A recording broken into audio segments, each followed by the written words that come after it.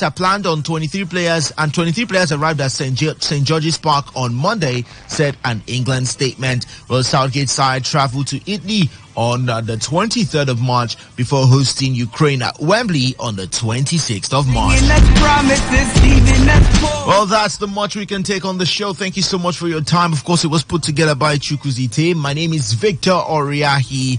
I'm your favorite Melanese sports presenter. The show's been Soccer Nation, the best 15 minutes of football you can find anywhere on radio. And it was brought to you by MTN. Cause we just move forward like buffalo soldiers. We struggling, fighting to eat, and we wondering when we'll be free. So we patiently wait for that fateful day. It's not far away, but for now we say, when I get older, I will be stronger. They'll call me freedom, just like a waving flag.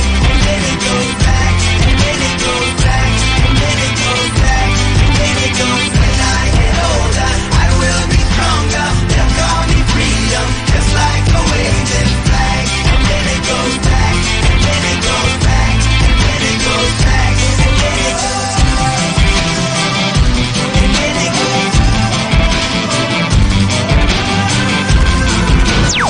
Okay, it's live on Today 95.1 FM. Where else can be better? Tuning on to Today 95.1 FM, and we will make your day. Good listeners make good men and women. Listen to Today 95.1 FM. I just got it.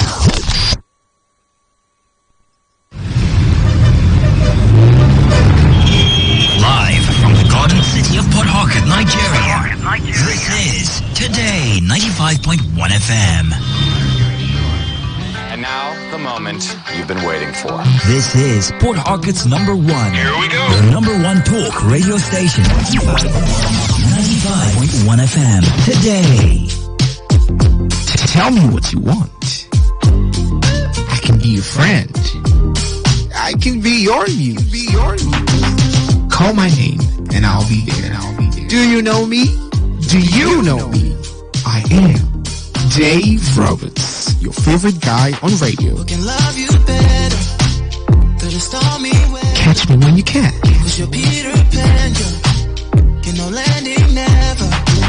Have you ever felt this? Love someone self. Okay, ready? Are we rolling? All right, we're rolling. Live from the Garden City of Port Harcourt, Nigeria. This is Today 95.1 FM Port Harcourt. Voice of the people. Stop me fastening my toe.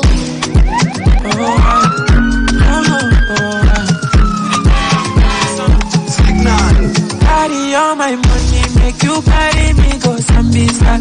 If I touch your body, make you under my short nigga. And girl, your love don't blind me, I can be like Papa Fayo. If I come in sachet, you go carry my embryo. Carry me go where I don't know. Trust my polo, your body cool my pressure. Body cool my pressure. Carry me go where I don't know. Touch my polo, your body cool my pressure. Body cool my pressure. When you reset my preset, yo, this your back in a asset. Don't make you spend on my house rent. Say this your body in a project. My nature, I won't cut that bitch, yo. Carry calamity, yo. But to me, I want you like I'm gonna be Maradona. See Maradona. She won't play me corner. She won't give me from my skinny. See Maradona. See Maradona. She won't play me corner. Give me from carry me go. Pass my polo, your body cool my pressure. Body cool my pressure. Carry me go where I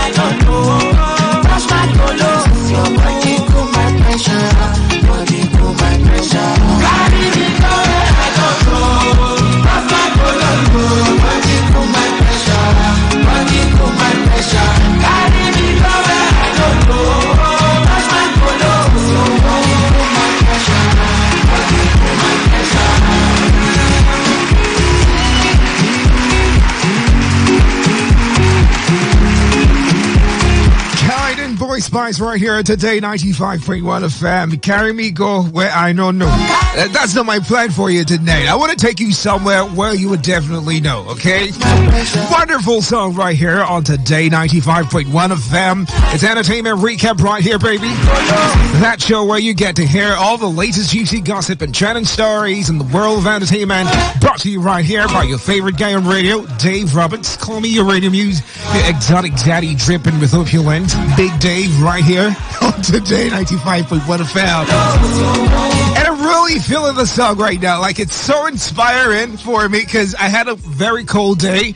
It's been a cold Monday. I don't know if it rained in your area, but right here it didn't rain, but it was just cold, okay? Just cold and cold. But I just listened to the song and I started dancing. So I think it's what you should be doing right now. If you're feeling really cold and blue, if the Monday blues is affecting you, you should dance to something, okay? And that's what I'm going to be here for you because I'm giving you the hottest updates from the entertainment space.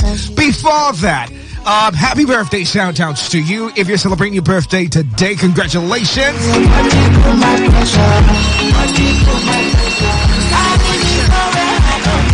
right, congratulations if you're celebrating your birthday today. And if it's something special in your life that you are celebrating, congratulations. We're really super excited for you. Yesterday was Mother's Day. And wow, man, I feel like women are the strongest, okay, when it comes to parenting. I don't know how to put this, but those women are just amazing. I mean, taking in someone, a human being, putting them in your body, keeping them for 9 months, and still keeping, taking care of them after 9. It's just a very hard job for a man, okay? I think women deserve it tonight, right? Come on. Women really deserve it tonight. If the men still argue and say, oh, Dave, what are you saying? I mean, we still do the job. Well, I'm not taking that away from you, but taking care of a human being.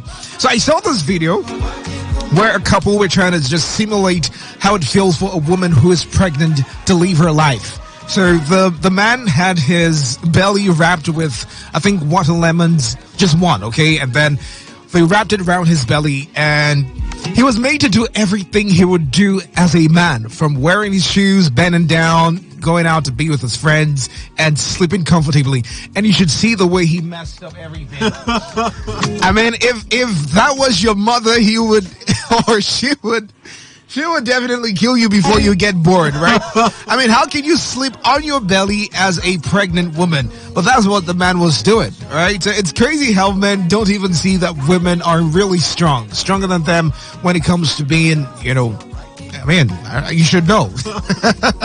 I don't want to bring up that argument, but shout out to all the mothers, okay? It's 6:42 p.m. It's a Monday, Money-Making Monday, Man Crush Monday.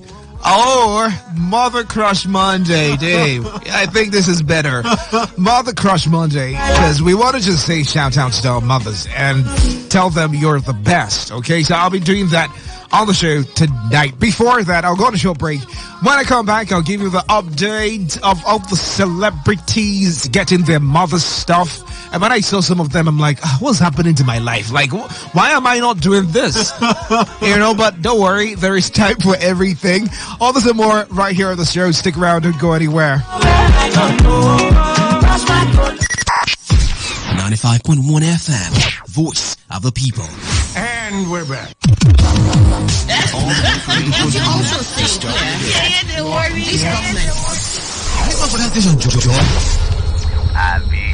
Don't you worry, you.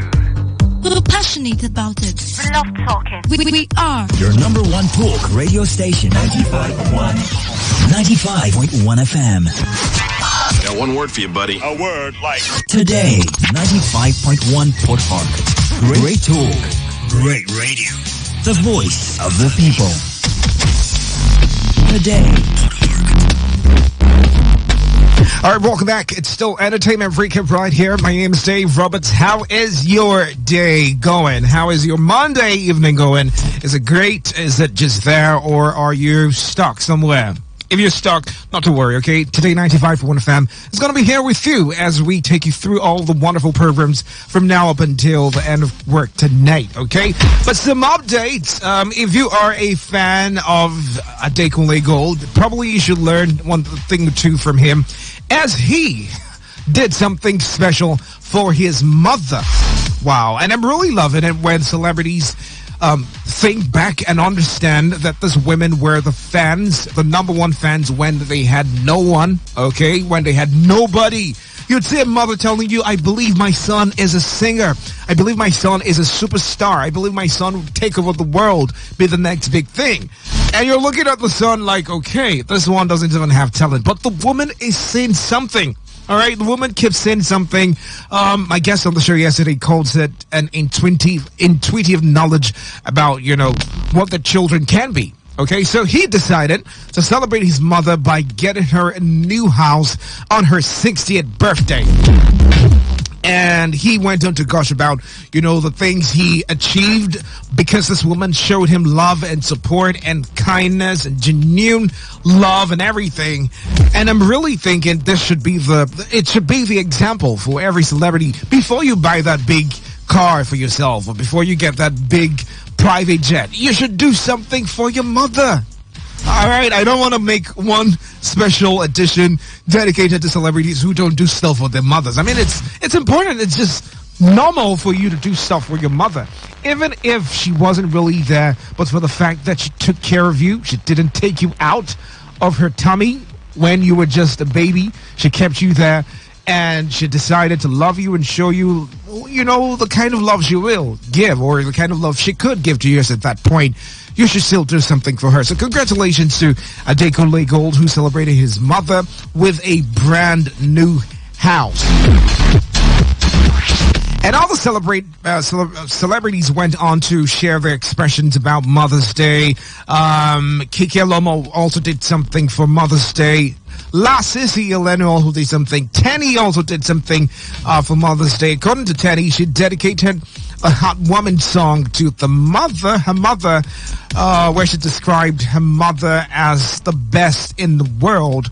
I mean, who would want to throw away the love of a mother for any other thing? I mean, you can't just replace it, right? You cannot replace it. According to Lasisi Elenu, his wife, who just gave birth to their child, is the super mom. And I mean, this is just to say, women, we are really proud of you. We support you. We're really happy that we have you in our lives. Think about it. Think about waking up one morning and discovering that there are no more women.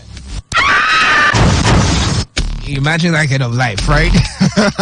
No one to cook for you, no one to clean the house for you, no one to do the chores, no one to help you when you are down, no one to encourage you, no one to give you the hugs and kisses, no one to disturb you. You don't have any woman. I mean, you're just moving around, seeing the faces of strong men everywhere.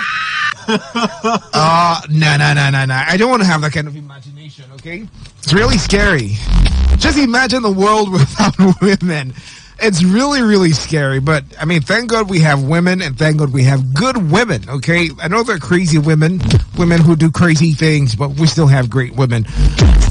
Moving on to some women who have been doing a lot of things lately, but, well, it's not really paid off for them, especially when it comes to politics. One of them is, okay, everyone knows her as... Okay, so everyone knows her as Jennifer, okay? You know the woman we call Jennifer, the one who had that series called Jennifer, Funke Kindley, who decided to take down every post related to politics in or on her Instagram account because of what happened during the gubernatorial elections. You know, she was contesting under the People's Democratic Party as the deputy governorship candidate for the state during the elections, and they came third. And actually, you know, she was not really too vocal about her political intentions at some point, and then when she became the deputy governorship aspirant for the People's Democratic Party, she started saying a lot of things like, okay, would do this for the state, would do that for the state. And here, after the elections, she just goes, you know what, we're not doing anything political anymore. Probably because of one of, the most pressing issues right now, during elections, violence. And I'm not really sure why she made that, why she decided to take out all her political related posts on her IG, but probably it might just be related to the issues that happened during the elections. According to some people, it wasn't free. According to some people, it was. So she's like, okay, you know what? I am going to just be there, okay? I'm just going to be there. I'm not going to be involved. Not saying she's not going to be involved in politics, but she's not going to have anything representing politics on her IG page, okay? Some other stories, the visuals for Roller Coaster just dropped. I saw it, a great one. I like the story behind it. Burna Boy and J Balvin, the Latin singer who just dropped the visuals. Burna Boy and J Balvin, of course, dropped the visuals for the song Roller Coaster. I really love it, okay? I think you should check it out. It's not trending yet, but I think it will, considering the kind of energy Burna is having right now. Remember, he's going to be performing for the UEFA Champions League final in Istanbul. Now, this man has just grown and grown and grown and is getting bigger than the whole industry right now. I mean, for fact, he is like the biggest in the industry right now. I'm not just saying because I'm a fan, of course I am, but I think he's just really big and the name African Giant fits him right now. Think about it. Who can step into that big shoes, okay? Look around. You don't see anyone. And he's doing it representing Nigeria, which some people also argue and say, Dave, he didn't say things concerning the elections. Allow him rest, okay? The elections don't have anything related to Burna. He can put out a tweet, but it wouldn't matter. Okay, the ones who would rig elections will still rig elections. The ones who would cause mayhem would still cause mayhem, regardless of the tweet or emancipation or activism by Burna or any other celebrity. So just allow them be. The brothers keep into the brand of raising the flag of Nigeria outside Nigeria. So he will be performing June 10th during the UEFA Champions League final in Istanbul. A lot of people have been saying we want to see Victor Osimhen and Burna and stuff like that. So yes, if you're a fan of football, keep your fingers crossed because the finals would be seeing our very own Burna from River State, from PH City, represented. All right, I'm on a short break. Going to come back and give you some more updates. Stick around. Got one word for you, buddy. A word like Today, 95.1 Port Harcourt. Great talk. Great radio. The voice of the people. Today. You're about to listen to Get ready. It's the world of broadcasting as Today 95.1 FM brings you entertainment, information, education as they unfold every day. Today 95.1 FM. Do you know that I'm necessarily mentioned? When I talk about market, you think I used to climb some tree alone in this business? So, you see, you've not benefited anything from Nigeria. What was your favorite Nigerian movie growing up? 1, 2, 3. Yeah. It took time. Conspiracy. Today 95.1 FM. Don't touch that dial. Make sure you are tuned to your numero uno. Tell me, where is your money now? Why, man? I will not get out.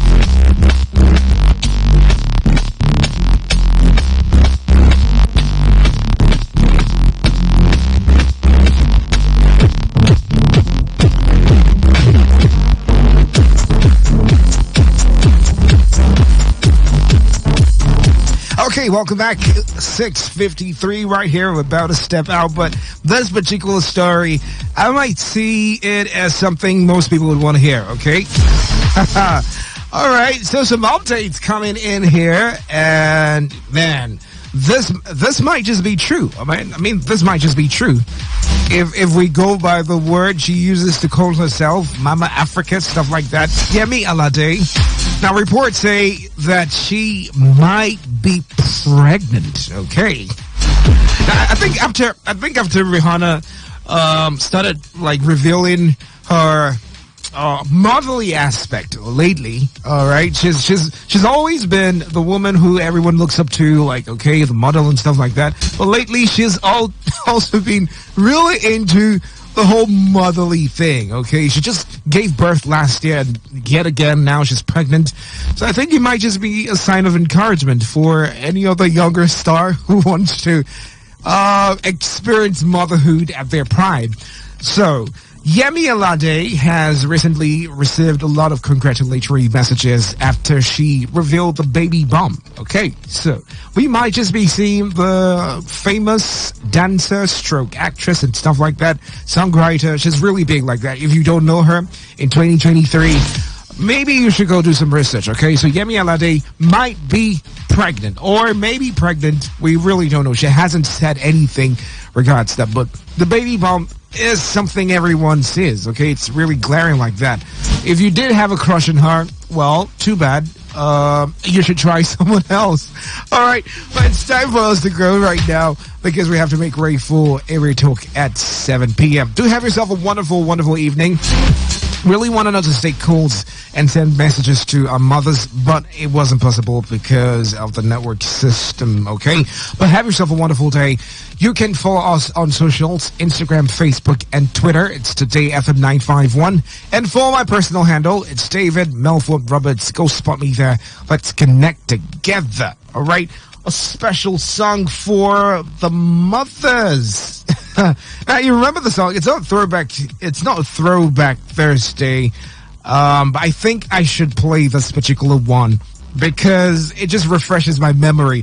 Growing up as a kid, having a wonderful mother. Meanwhile, shout outs to Victoria Roberts, my special mother. I just really love you and appreciate you like that. Now, the song itself reminds me of my childhood days with my mother. And yes, I think it might just remind any other person listening about, some wonderful experiences, okay? Now, I wouldn't tell you the name of the song. You just listen to it, and trust me, you'd get that legendary vibe again. Have yourself a wonderful evening.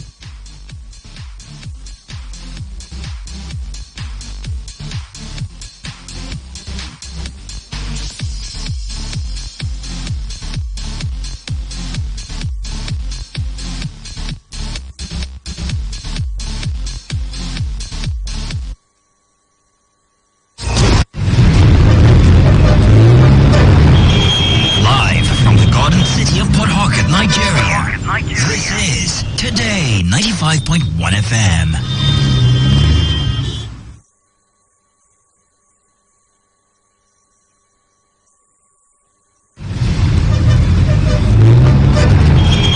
Live from the Garden City of Port Harcourt, Nigeria. This is Today 95.1 FM. You're about to listen to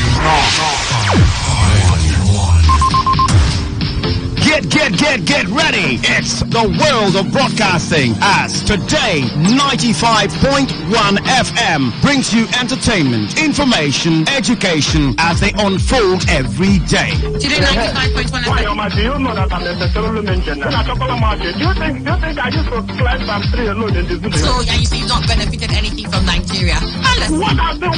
What was the favorite Nigerian movie growing up? 1, 2, 3. It took time. Conspiracy. Today 95.1 FM. Don't touch that dial. Make sure you are tuned to your numero uno. Tell me, where's your money now? Why, oh, woman, big allo.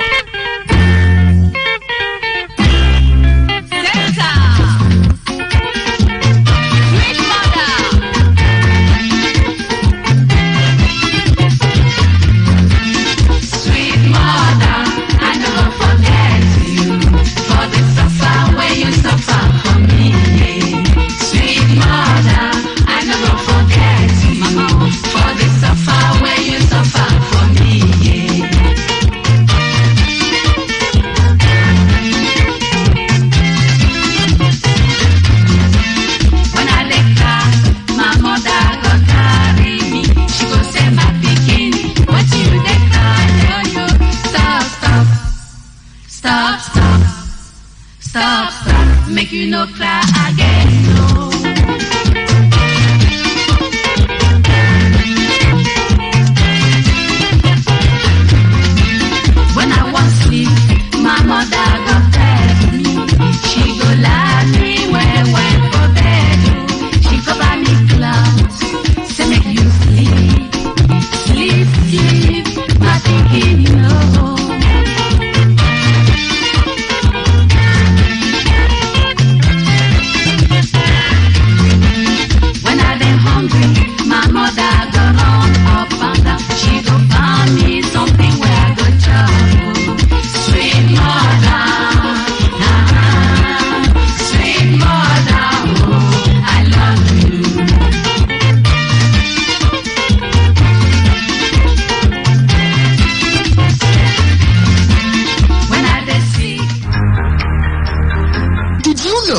There are over 8 million listeners connected to our frequency, covering 6 states across 2 geopolitical zones. Take advantage of our reach and advertise your products, services, events, and businesses on Today 95.1 FM. Get value for your money as millions of people get to know about your business. Give us a call now on 0818-389-2850. Again, 0818-389-2850.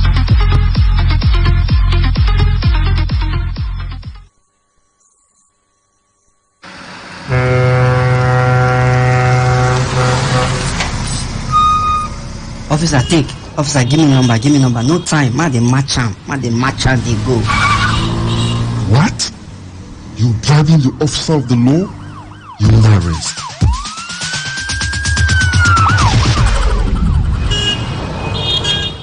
Let me see your papers. You can go. They're in order. Drive safe, okay? I don't understand though. No be the same country again. Officer reject bribe. They arrest me yesterday. That yesterday, I go do my papers. See as I pass now. I pass without fear. You too, make you do wetin dey right. For we country to better, it dey for we hand. If you like, do like say you no hear am. To give or to take bribe, na offense. No, I don't hear am, Abi. You hear am too, Abi. You hear am. You hear am well. They themselves, they hear am. Now the voice of the people. Now I'm bring this message give now. Today 95.1 FM. Now we be the voice of the people.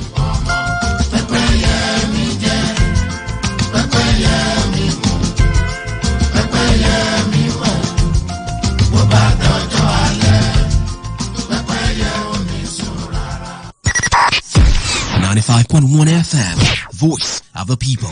And we're back.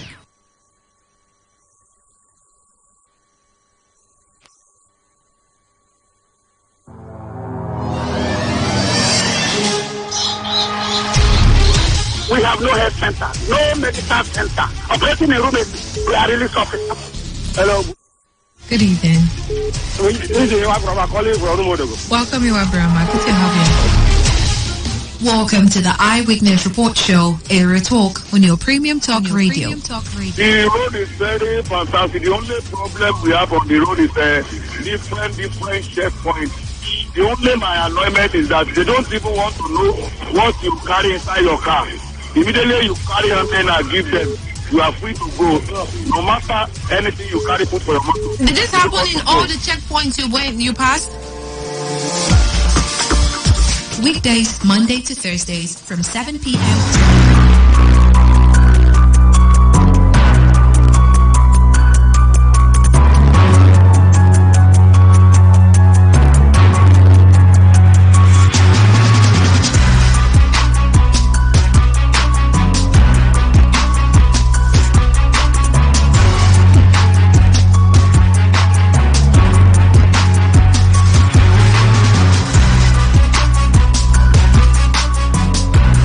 The 20th day in the month of March 2023. Election fever has come and gone, and we're expecting life to... Is it gone? Yeah, to some extent. Part of the fever is still... Part of the fever is still there? Yeah. That's a post-election... Post-election fever. Yeah. I mean, collation is still ongoing, I think. In some states. I think he's... okay, at the moment, I really do not know, but it was still ongoing some while back. So I don't know if they're still collating. But it wasn't like the presidential election when we waited and waited and waited and waited for the announcement. Now from we know some states. We know the governors. We know who is coming to the House of Assembly. We know. Okay, we now understand how these things work. Speaking with Faustina today, I can't understand how these things work in Nigeria. I swear. I will not be able to understand. In fact, I refuse to understand. I don't understand. You don't even know. I don't know how it works anymore. I mean, I was speaking with Faustina earlier today, And she said something. She's like, okay, Dave, this is how they want it. All right, fine. Let's just rest. We now know that you want to vote. Go there praying to God that you go safely and come back safely. We know that sometimes things just get out of hand, and what we expect is not what has been given to us.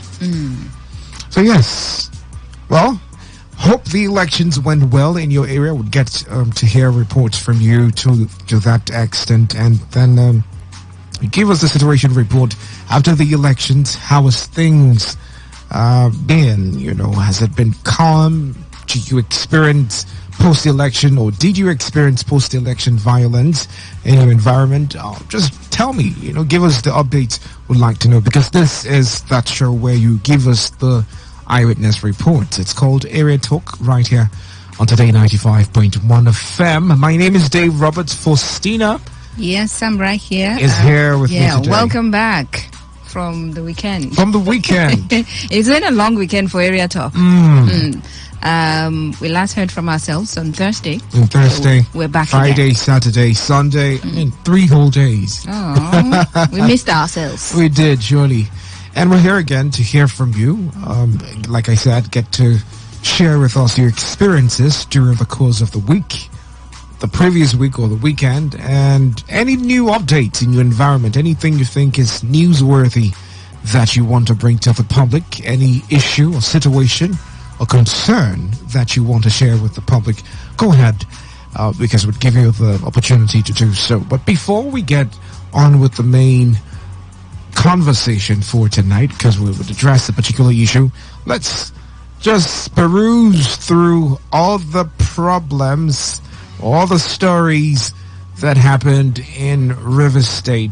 And I'll start off with the one that Faustina just revealed to me this evening. And it sounds like a funny story, but it's a very, very serious issue. Very serious. Very serious. Serious to the extent that some people decided to show themselves. Now, the electricity workers in Rumola, in Obiakpo local government area of River State, have been attacked and manhandled by men of the Nigerian Security and Civil Defense Corps over the disconnection of power cables. The South and Southeast Zonal Deputy General of the Senior Staff Association of Electricity and Allied Company, Innocent Lord Douglas, made the allegation in an interview with Today FM's Sandra Kenneth. This is what he said. He said, men of the NSCDC invaded the Rumola office of the PHED, destroyed the gate, flogged the workers present, and seized their phones. Explained that the NSCDC has owed electricity bills for over 21 years and has refused to pay, adding that the command has ignored all entreaties by the power company to pay its bills. Take a listen to what he said. We'll be right back. The civil defense pulled about 3 kilos filled with members of their staff and went to our office in Rumola, manhandled our members, got them beaten up, collected their phones, sat them on the floor, used cane and flogged them very mercilessly. The information I got was that the civil defense have not paid bill since 2001, and PHED is a private company. My members that work there are working on targets. You have to achieve your targets before your salary will be paid, and if you don't pay, they can't leave you. They will disconnect you. Being a paramilitary or military outfit doesn't mean that you don't pay electricity bills. They have a director civil defense that can easily put a call to the MD of PHED and resolve whatsoever. For the director to have sent his men to go and beat up our member is the least expected of any manager of a security outfit, and we are not going to take that. Okay. All right. So Innocent stressed that the invasion happened this morning after their workers had disconnected the power supply cable. He also threatened to picket the NSCDC's office in a peaceful protest tomorrow if medical bills of the workers who incurred injuries were not treated and their phones returned, while decrying the high level of disregard for the rule of law and impunity displayed by the command. Take a listen. I have informed our water body, the TUC. I have informed the police. I have informed DSS. If civil defense don't release our members within the reasonable time and come and discuss how they are going to take care of their bills, the injury they be treated on them, all of us are going to report in civil defense office tomorrow morning. And if they want to beat all of us, we are going to be ready for them. All PhD staff in Rivers State. So I hope this is not going to affect our own light, because by the time they go there to protest, I don't know who's going to be monitoring. True. I've been enjoying myself this period. Absolutely. You know, I've been having a standard. Absolutely. But then again, I don't know. 6 p.m. news, I was going through that news, and usually I smile, but then again, I felt like my smile was getting wider. I almost got to the point of laughing. Yes. Yeah, but I had to be professional about the news. But anyone who, you Faustina, will just know that Faustina is smiling with this news. Well, it's as funny as it sounds. We're talking about a security agency, NSCDC, right? Now, it is stated that they've been owing bills for 21 years. Yes, not 21 months. Not 21 days. Not 21 days. Or 21 weeks. Okay, no, not 21. Let's remove the days. Not 21 weeks, not 21 months. 21 years. 20 years. Let's check that again. A child? 21 years. Yes, sir. All right. So 21 years. He explained that the NSCDC has owed electricity bills for over 21 years. Huh? So the lady who got born at that time probably should be getting married. Probably she's even married. Yes. Has a kid has already. A child already. Over 21 years. Maybe 2. 1 or 2 kids already. But if we're talking about a security agency, right? Who is their responsibility is to protect the citizens, and PHED officials are citizens. I know some people would be like, oh yes, he good for them, maybe they flog them. But no, that's not how to go about it, right?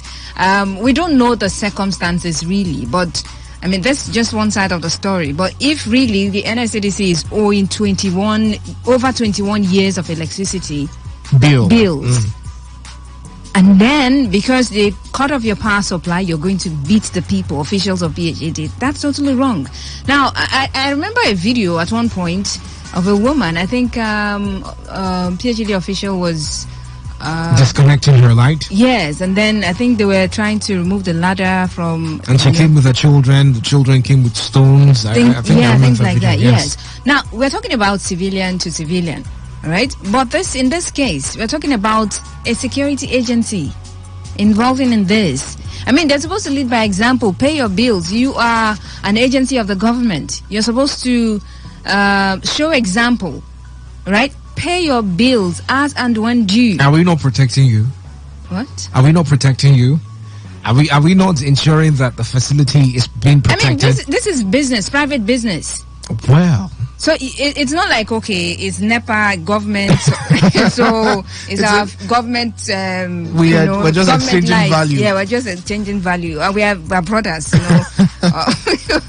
we're brothers and sisters. We are all government children. We're all working for the federal government. So yes, let's do better. I protect you. You supply me power and Simple. all of that. No, but this is business, private business. We're talking about electricity supply.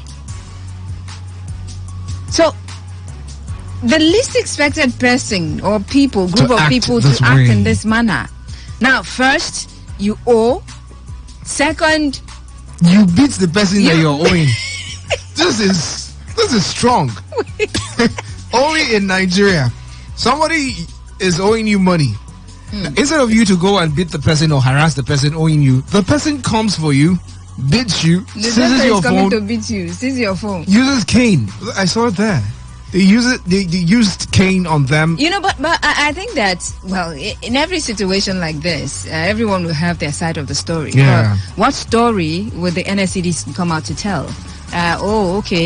We know we owe them, or they've been giving us they've been giving us an estimated bill, and we've told them we will not be able to pay that bill, or we don't want to pay. Give us prepaid meter, and they refuse to give us prepaid meter, and so we refuse to pay the estimated bill. Maybe that's even at that. This is me Even at that, I'm not sure. I'm not sure the PHED staff would wake up and come out with this kind of allegation if their human rights weren't infringed on. You know, why would you? Is it possible that we have this dialogue? Exactly, but that's not, the meeting is not how to go about it. Okay, if you are giving estimated bill, let's just say, but that's not the case. I'm just trying to play the devil's advocate here. But let's just say maybe they were giving estimated bills and they felt like the bills were outrageous, and so they would not pay. And then they waited until the PHED officials came, and then they disconnected their light, and they are going to beat them. Okay, let's leave that part of the owing, the bills that they've owed over time. How about going forward? What do you do? From us, and we want to, even if... Or they sent criminals or thugs, you know. To go and harass them. I don't know. In the first place. I wouldn't know. But I think it's the sheer narrative for most security agencies in the country, where before you even have your dialogue with them, they already present themselves as people who should superimpose on all your decisions. You know, you don't have any option, you don't have a say when we talk with you. You know, one thing about the uniform, that uniform, the security uniform, does something to the people wearing it. Some people wearing it. I mean, it gives you that authority. And so if you're not able to contain yourself, you just go haywire. You violate people's rights. Exactly, because you are in a position of authority. You've been given a uniform, and so, oh well, I'm the king. I'm the king. I'm the one who is going to protect you. So whatever I say you do it. I have the right. Like, I have the right to do whatever. And beat you if you complain. Yes. Because I have a uniform. Because I have a uniform. And this applies to not just the NSCDC. It applies to every other. I'm sure all of them are implicated in one of this issue or the other. Because when you look at it critically, when you have a problem, just take this as an example. When you have a problem, say you were driving and then you mistakenly hit the car of a soldier or a policeman. You see, either way, you're already reacted. Or you let's use that as an example. When I come down and run away. Now, juxtapose it with hitting the car of a civilian. What's going to be your first impression when you see the soldier, or you see the police officer, or you see the NSCDC man? What are you going to do? In fact, your mindset is already programmed to receive from God first. See stars. Yes. If they tell you to do frog jump, you're just programmed to receive whatever they met on you, as opposed to a civilian who would just come down, look at his car. Okay. Even if it's going to warrant a problem. I mean, there's a way the civilian will go about it. Yes, it's going to take a different approach. We're already conditioned to receive whatever they give to us, even if we don't break the law, even if we're not wrong. Do you understand? So it's a general narrative for security agencies that think we are the ones that call the shots. Whether you are wrong, whether you are right, we are right. Whether you like it, whether you don't like it, we like it. Whether it's good for you, whether it's not good for you, it's good for us. In your mind, you're just a bloody civilian. You're just a bloody... Reminding me of that guy. You're just a bloody civilian and they have no blood in them. You know, so they are unbloody civilians.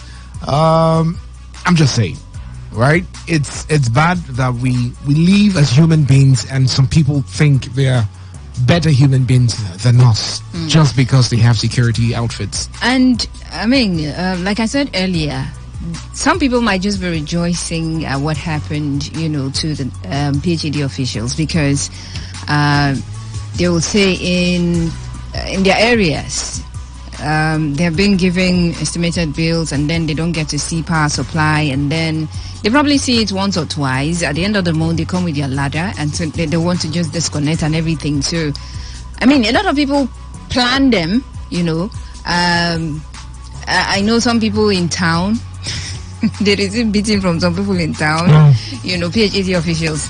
I think it was NEPA, but I don't know now, the situation now. But why do they beat them in the first place? The reasons I'm giving, these are the reasons they give. You give us estimated bills, right?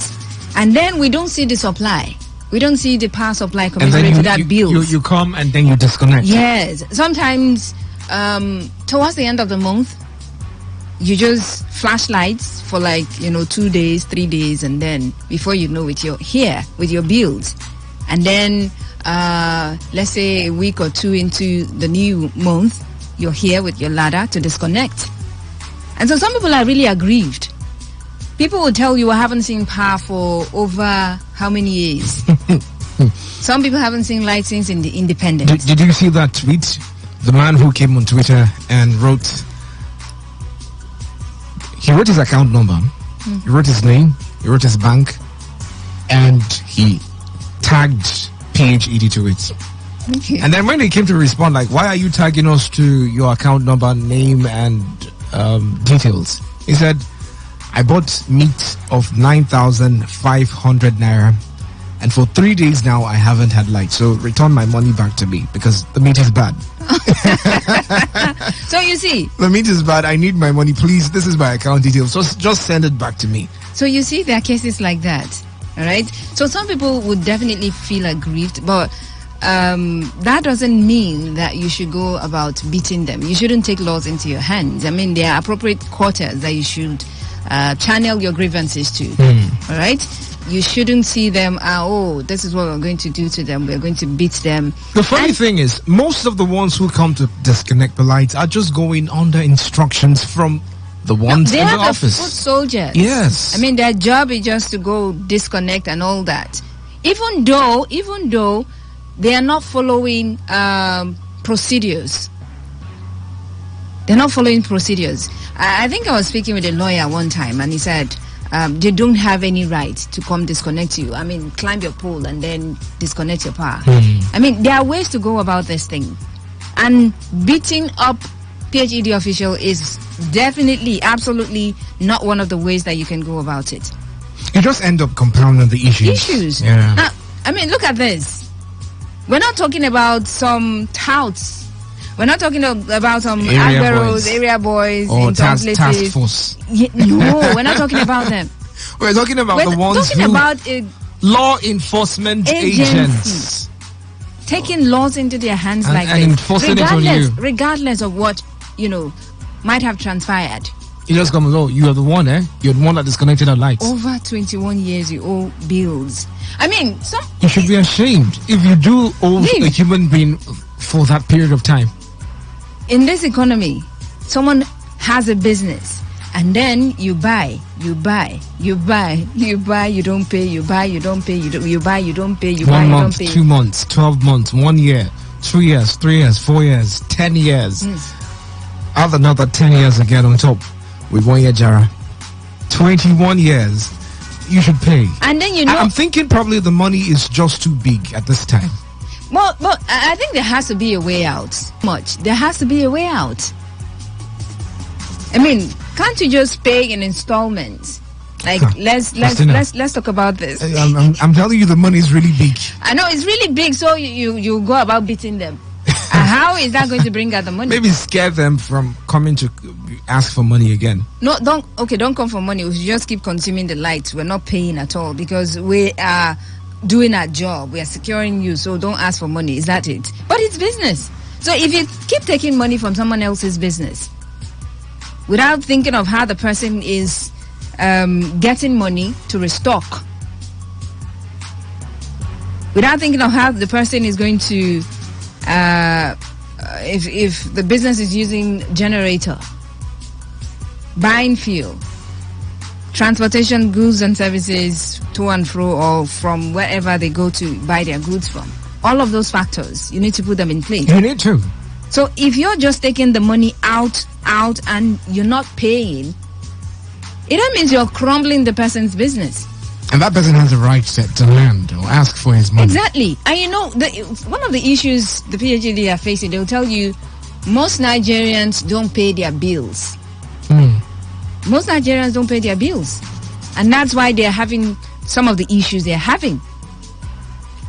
They complain. But even the Nigerians who still complain you know that most people don't even know that PHED is a private enterprise. They think it's still NEPA. Government NEPA. Yes. Two different things, please.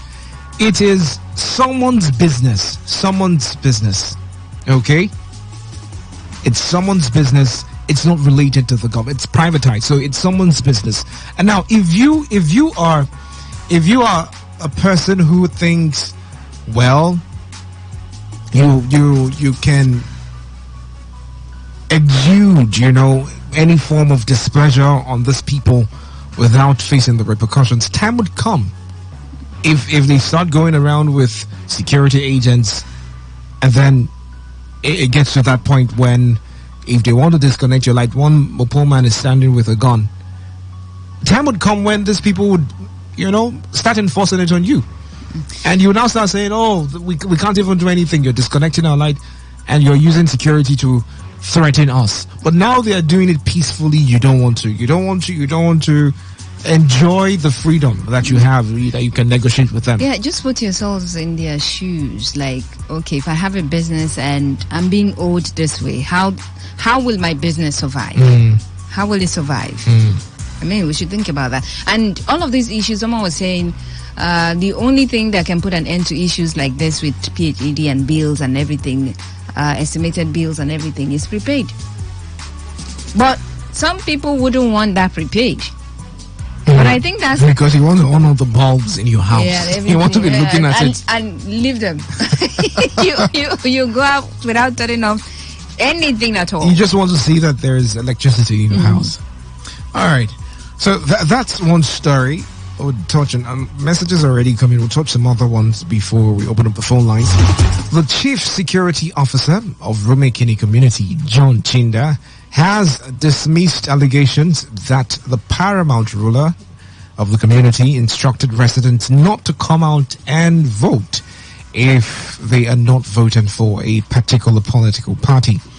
Chinda told Today FM that the traditional ruler only warned political thugs not to cause trouble during and after the elections.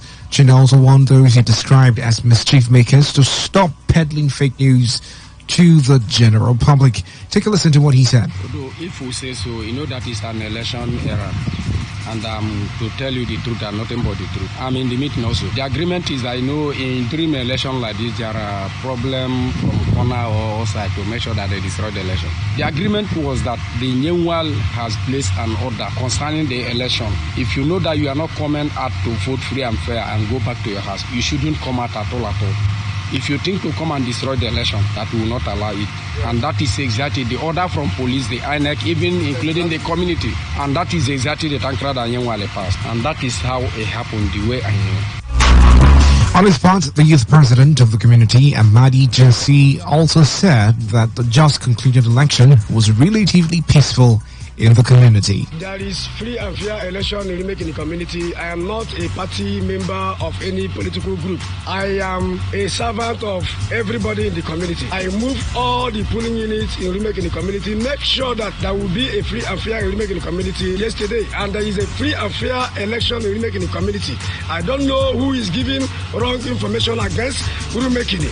There is no casualty recorded in Remake in the community yesterday. We have a free and fair election. We all just said, if you want to cause problem in Remake in the community, stay in your house. Don't come out and vote. If you want to vote, come out and cast your vote peacefully. And that is what took place in Remake in the community yesterday. Okay, so since it's our host community, let's talk about them. Voter apathy was a big deal on Saturday.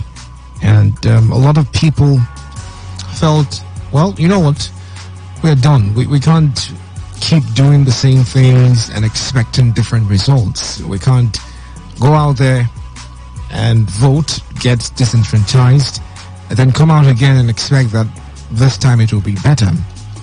But according to them, the communities moved with the security agencies to make sure that there wasn't election violence in that community. And I think it's something, worth commendation. Absolutely. During the elections, on Saturday, or even before Saturday, there have been, allegations flying here and there, saying different communities, town criers will go saying, if you know you wouldn't vote for a particular party, stay in your house and all of those. Now, apparently, they fell into the category of the community who some people alleged, that happened. So I think that's the reason they're coming out to, just say that's not exactly what happened. They were trying to look out for peace in their community. And they said, if you know that you're going to come out to cause trouble, elections, if your intention is to cause electoral violence, please be in your house. And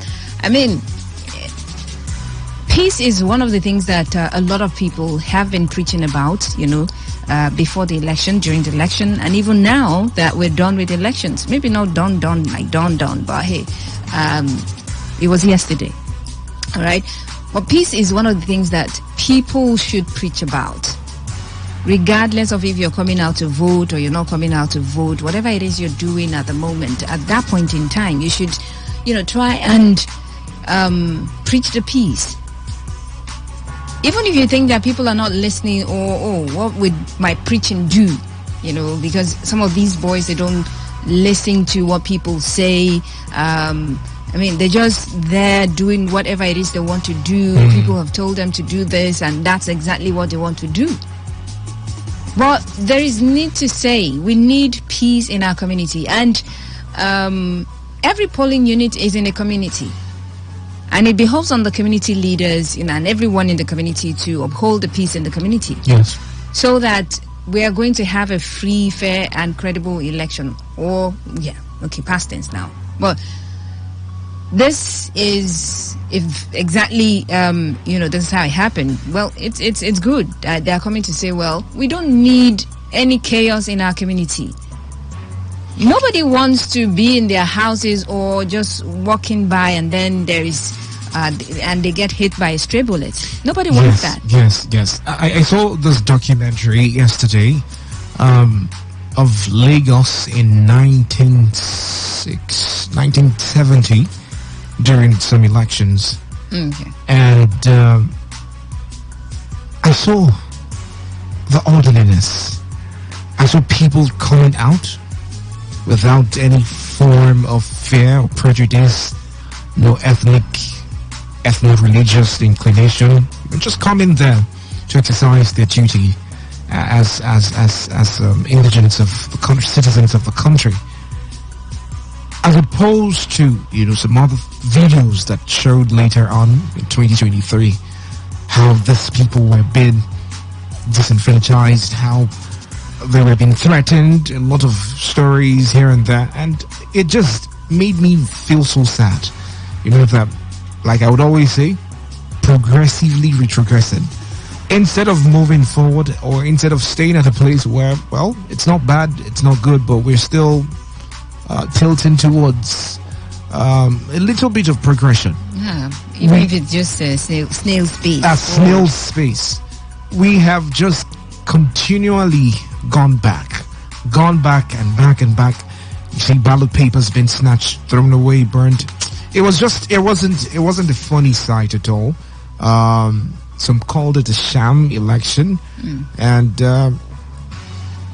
we in every way we kick against violence, even after the elections. Absolutely. Especially at this time where a lot of people are angry, agitated that they didn't get the opportunity to exercise their civic responsibilities. One of the people saying this is the king of Upata Kingdom in Ahoda East local government area, Felix Otuaripo, who has called for peace in the area.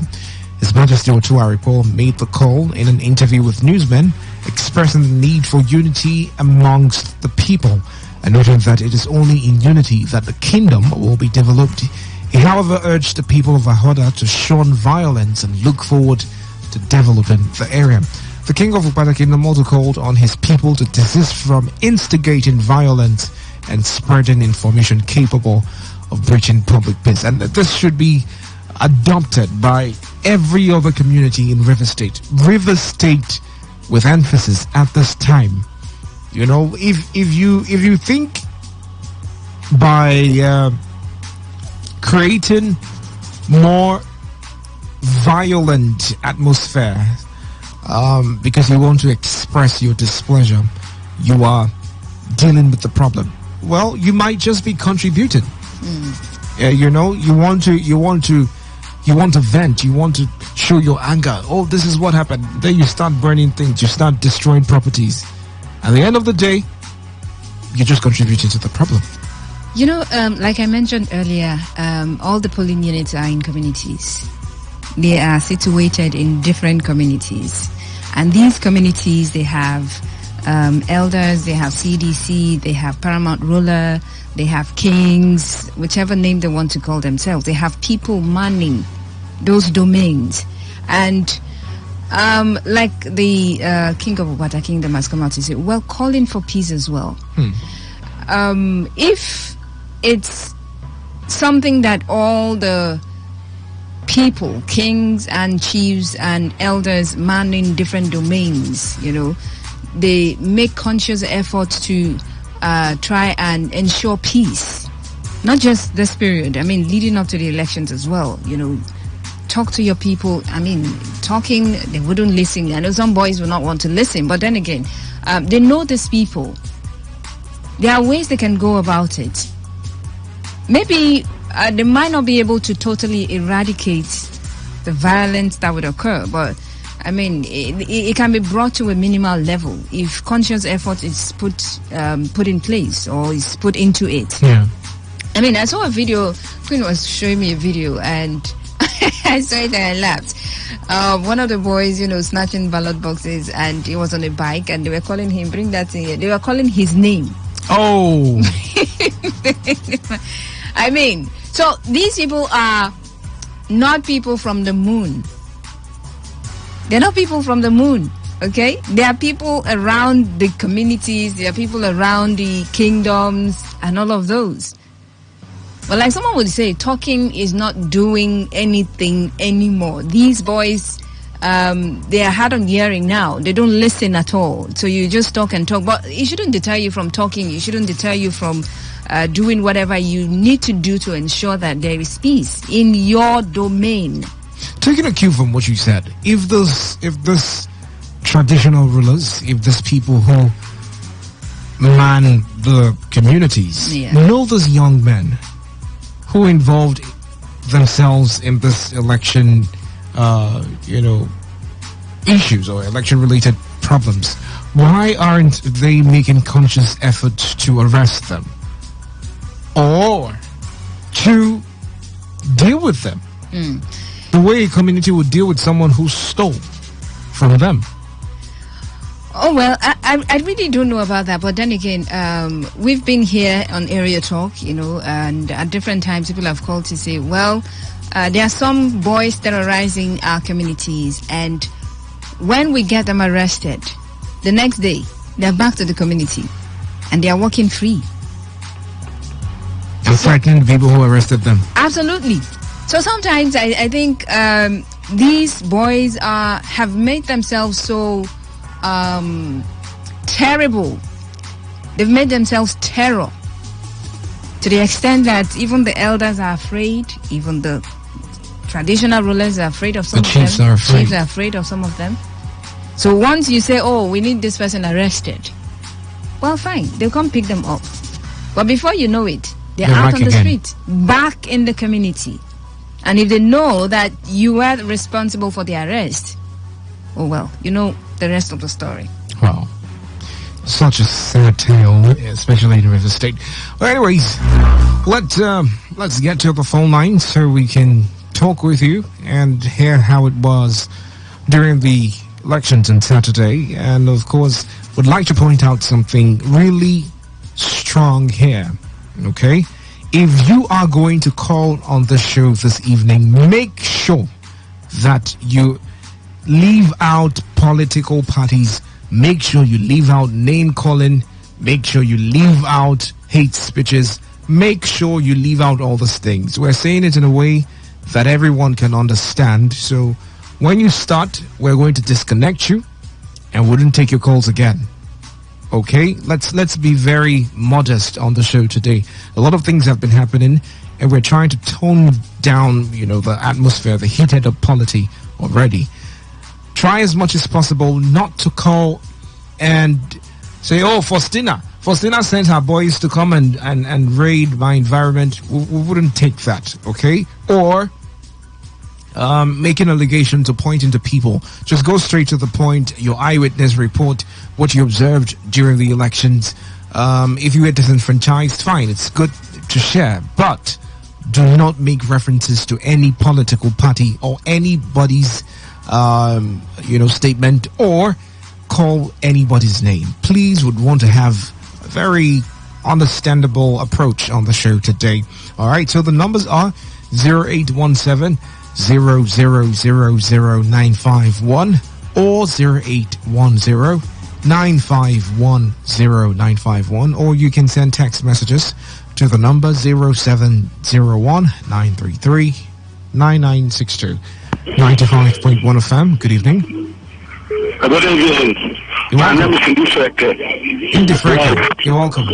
Yes, but I want to speak in a reference of the Paramount ruler, saying that and the CEO said that they do not, they never mark any tank crier, my brother.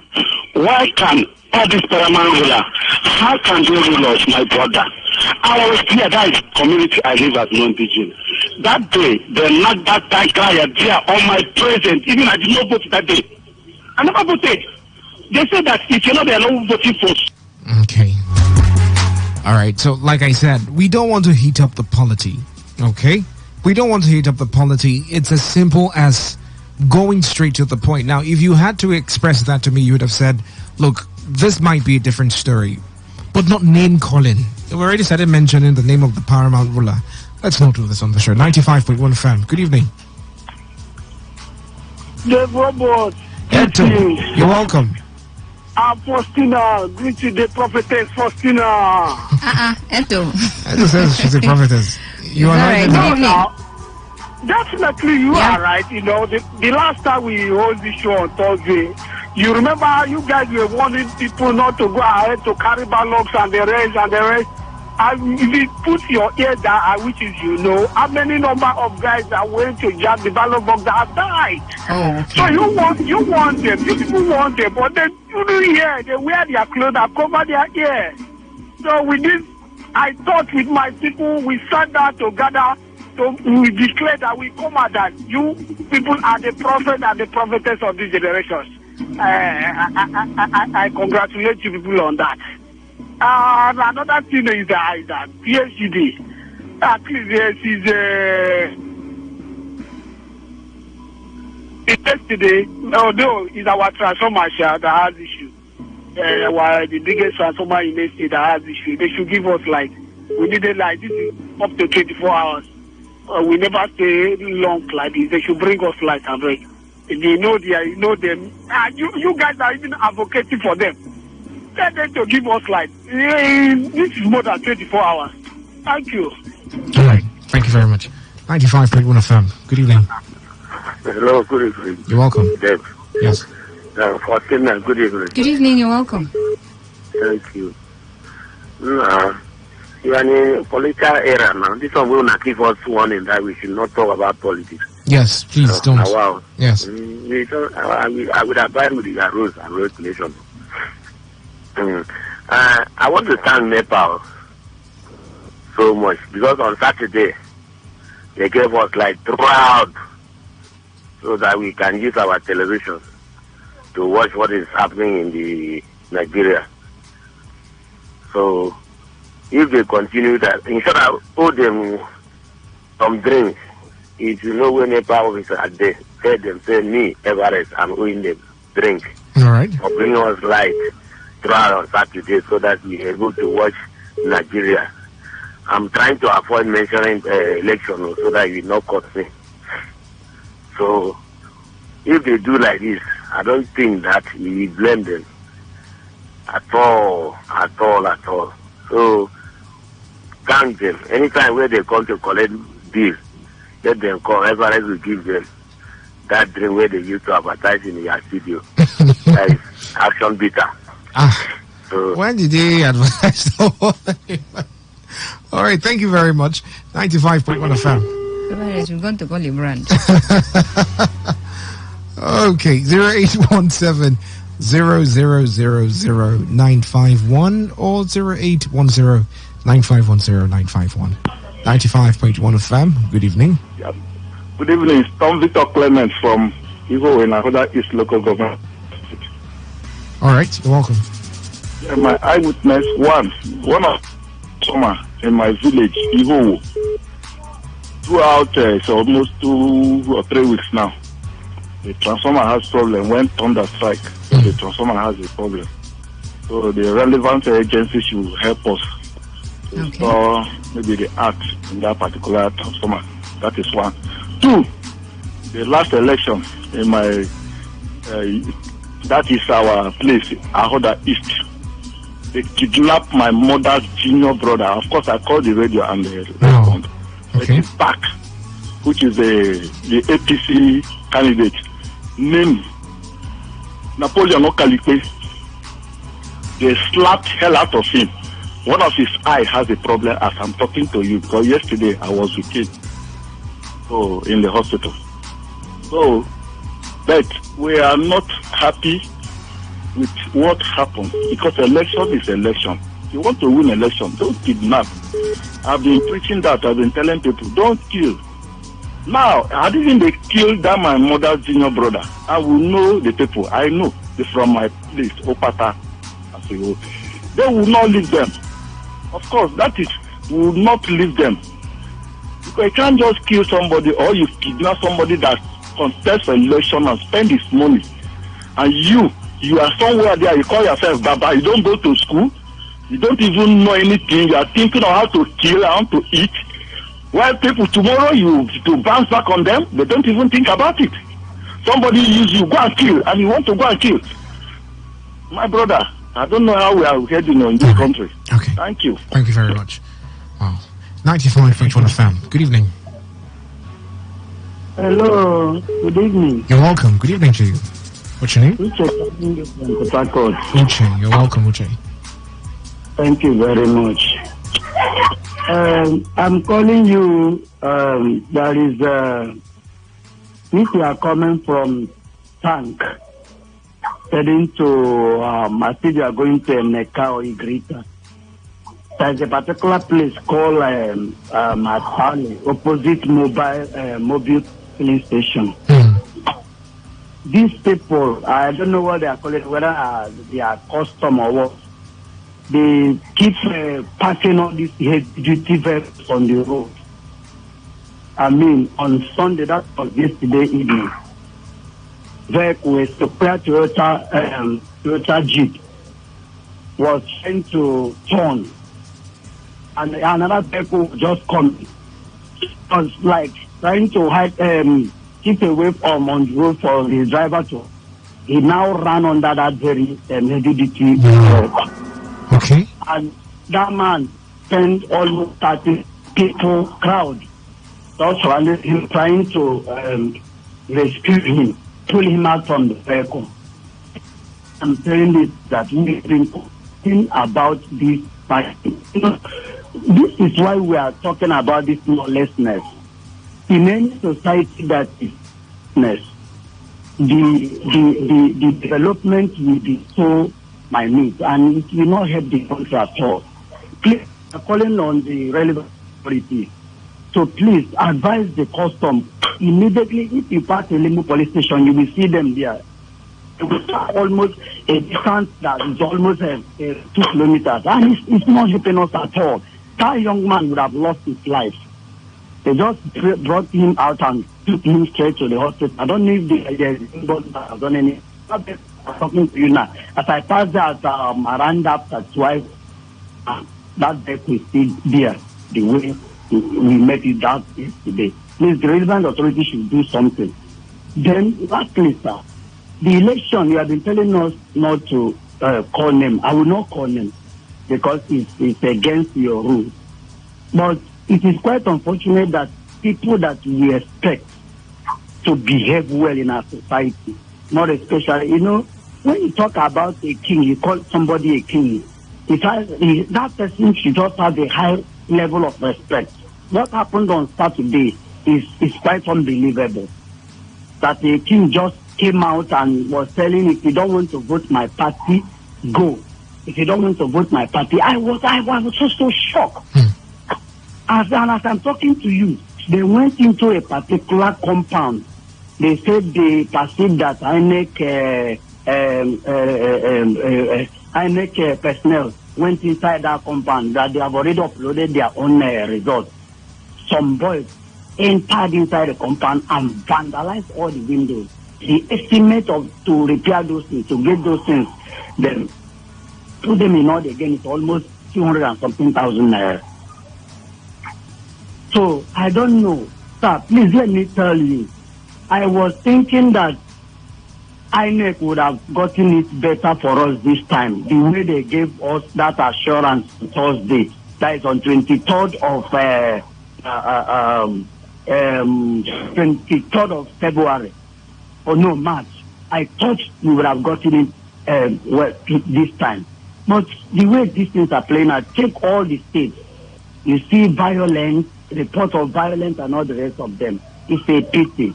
God, please help Nigeria. Right. More especially because of the illness. All right. And Okay. Thank you so much because of time. 95.1 FM. Good evening. Hello, this is Tijana. Tijana, you're welcome. Good evening. Good evening. I've been waiting for the election. Yeah, so you're welcome. Thank you. Dave. Yes. In fact, I am disappointed. In fact, I'm disappointed in Nigeria. So we have been scanning. We are scanned now. The INEC is scanning Nigeria. I was surprised. So can I, chairman, come again by next year to come and tell me, Ghana, that so this 1 man 1 vote? I don't think there's.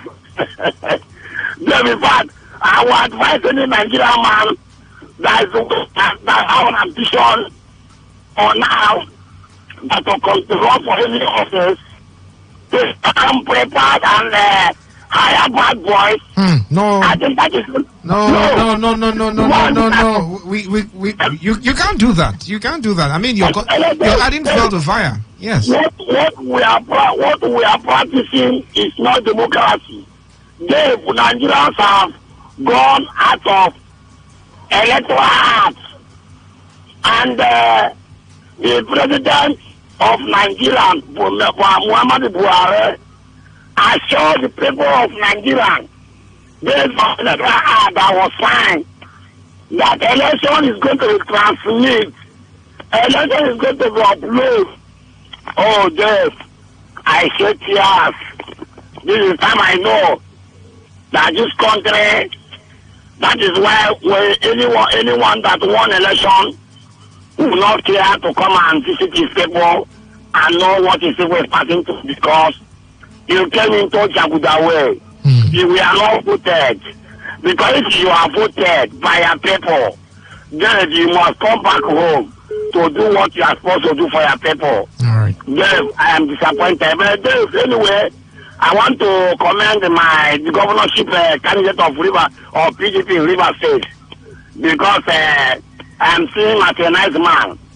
Let him remember Elibolo, Rubakunose, and the Lord, because the governor of Wiki have done his own part by developing Port Harcourt and part of the local government in the state. Let him also, like now, as he's coming on board now, I don't think we'll have any challenge of issue of road or flyover again. The governor of River State have done well in respect of this area. Let him switch over into canal. The flood issue in this state is one of the challenges we are passing through. The flood in this state, like and the roads, they want to pass, like last week when they say when there was a rain here, the whole compound was flooded. So I'm begging the incoming governor to please remember the people of Edibolo and Arupakolose and the laws concerning this flood issue. All right. Thank you, Dave. Thank you very much. Thank you very much. 95.1 FM. Good evening to you. Hello, Mr. Dave Robert. Hello, Mr. Sam. You're welcome.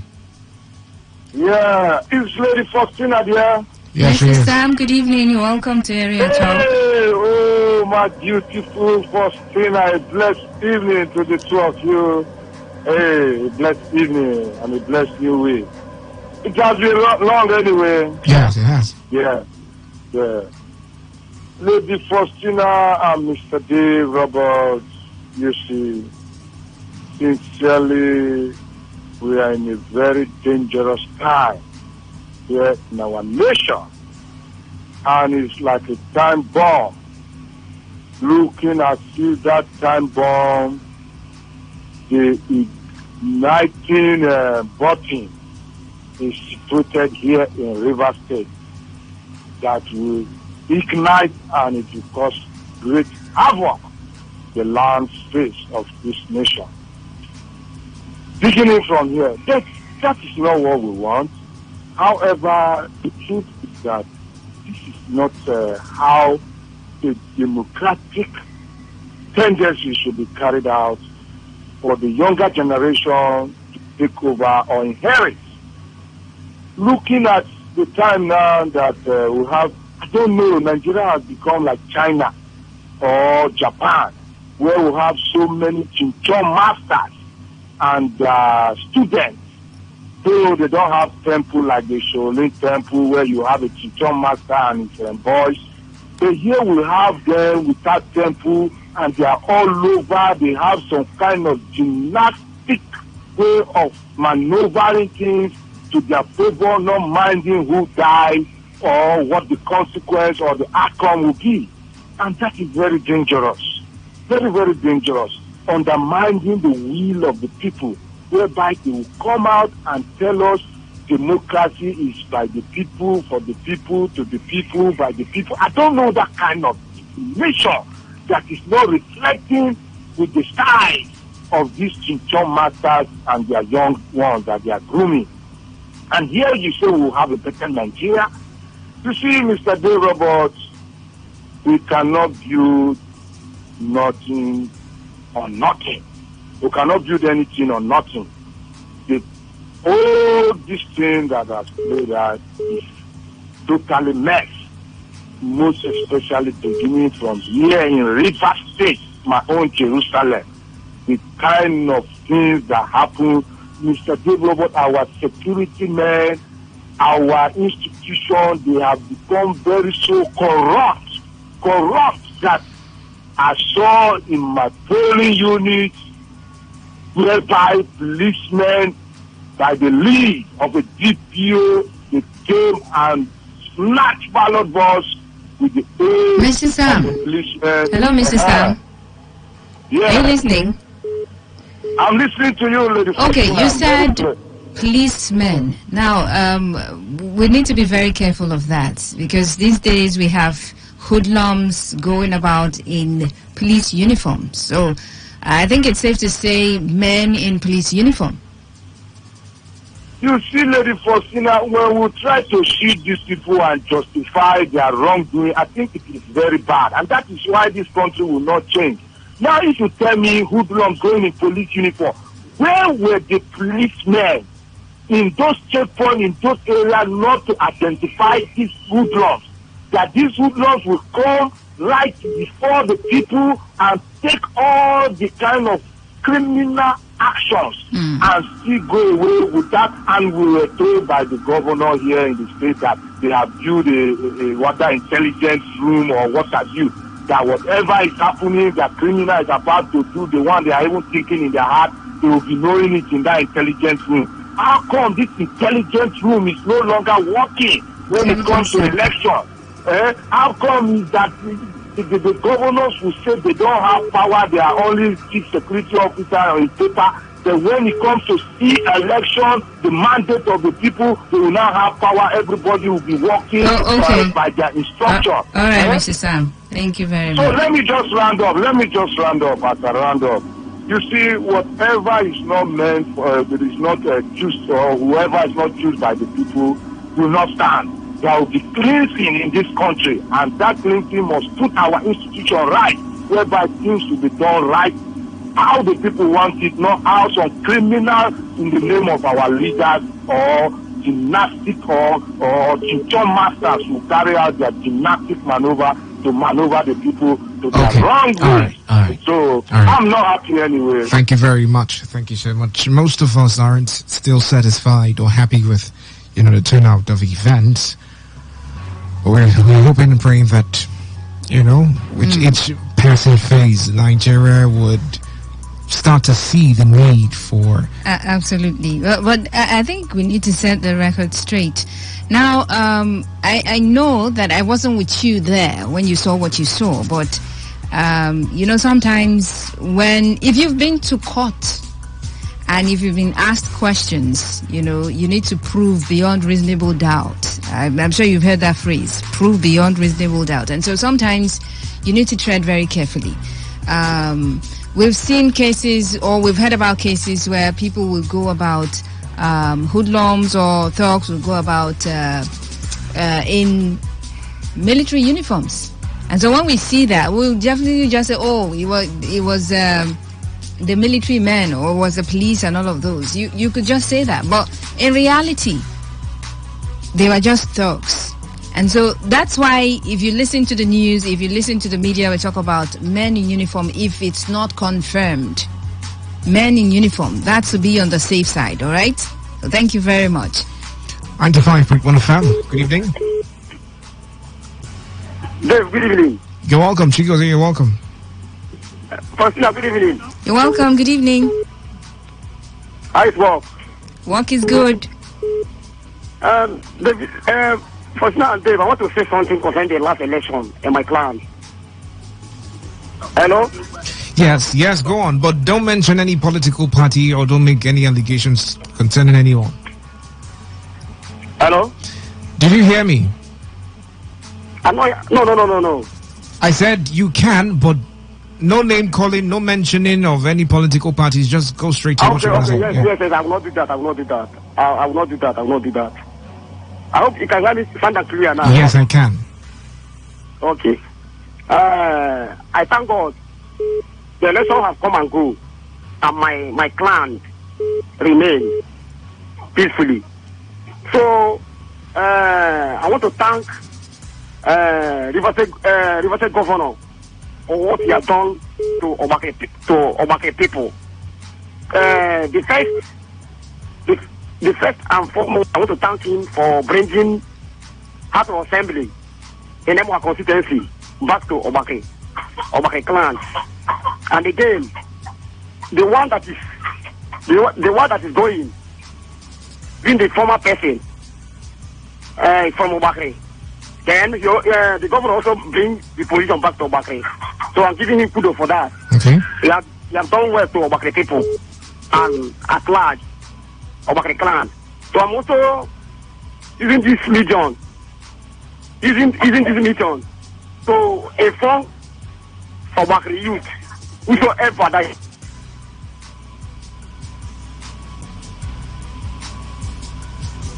Hello. All right.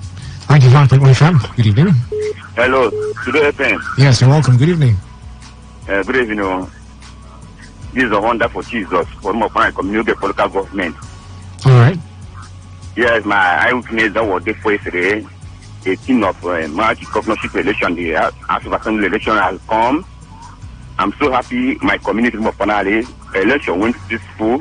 People came out to vote for my party PDP, my ward, my local government, Obiako. Nothing like a problem. Election went where my local government, in my ward, was 16. People came out to vote for PDP. My governor, we can have tried a lot in Akpo Kingdom, in fact, Obiako local government. The election went where?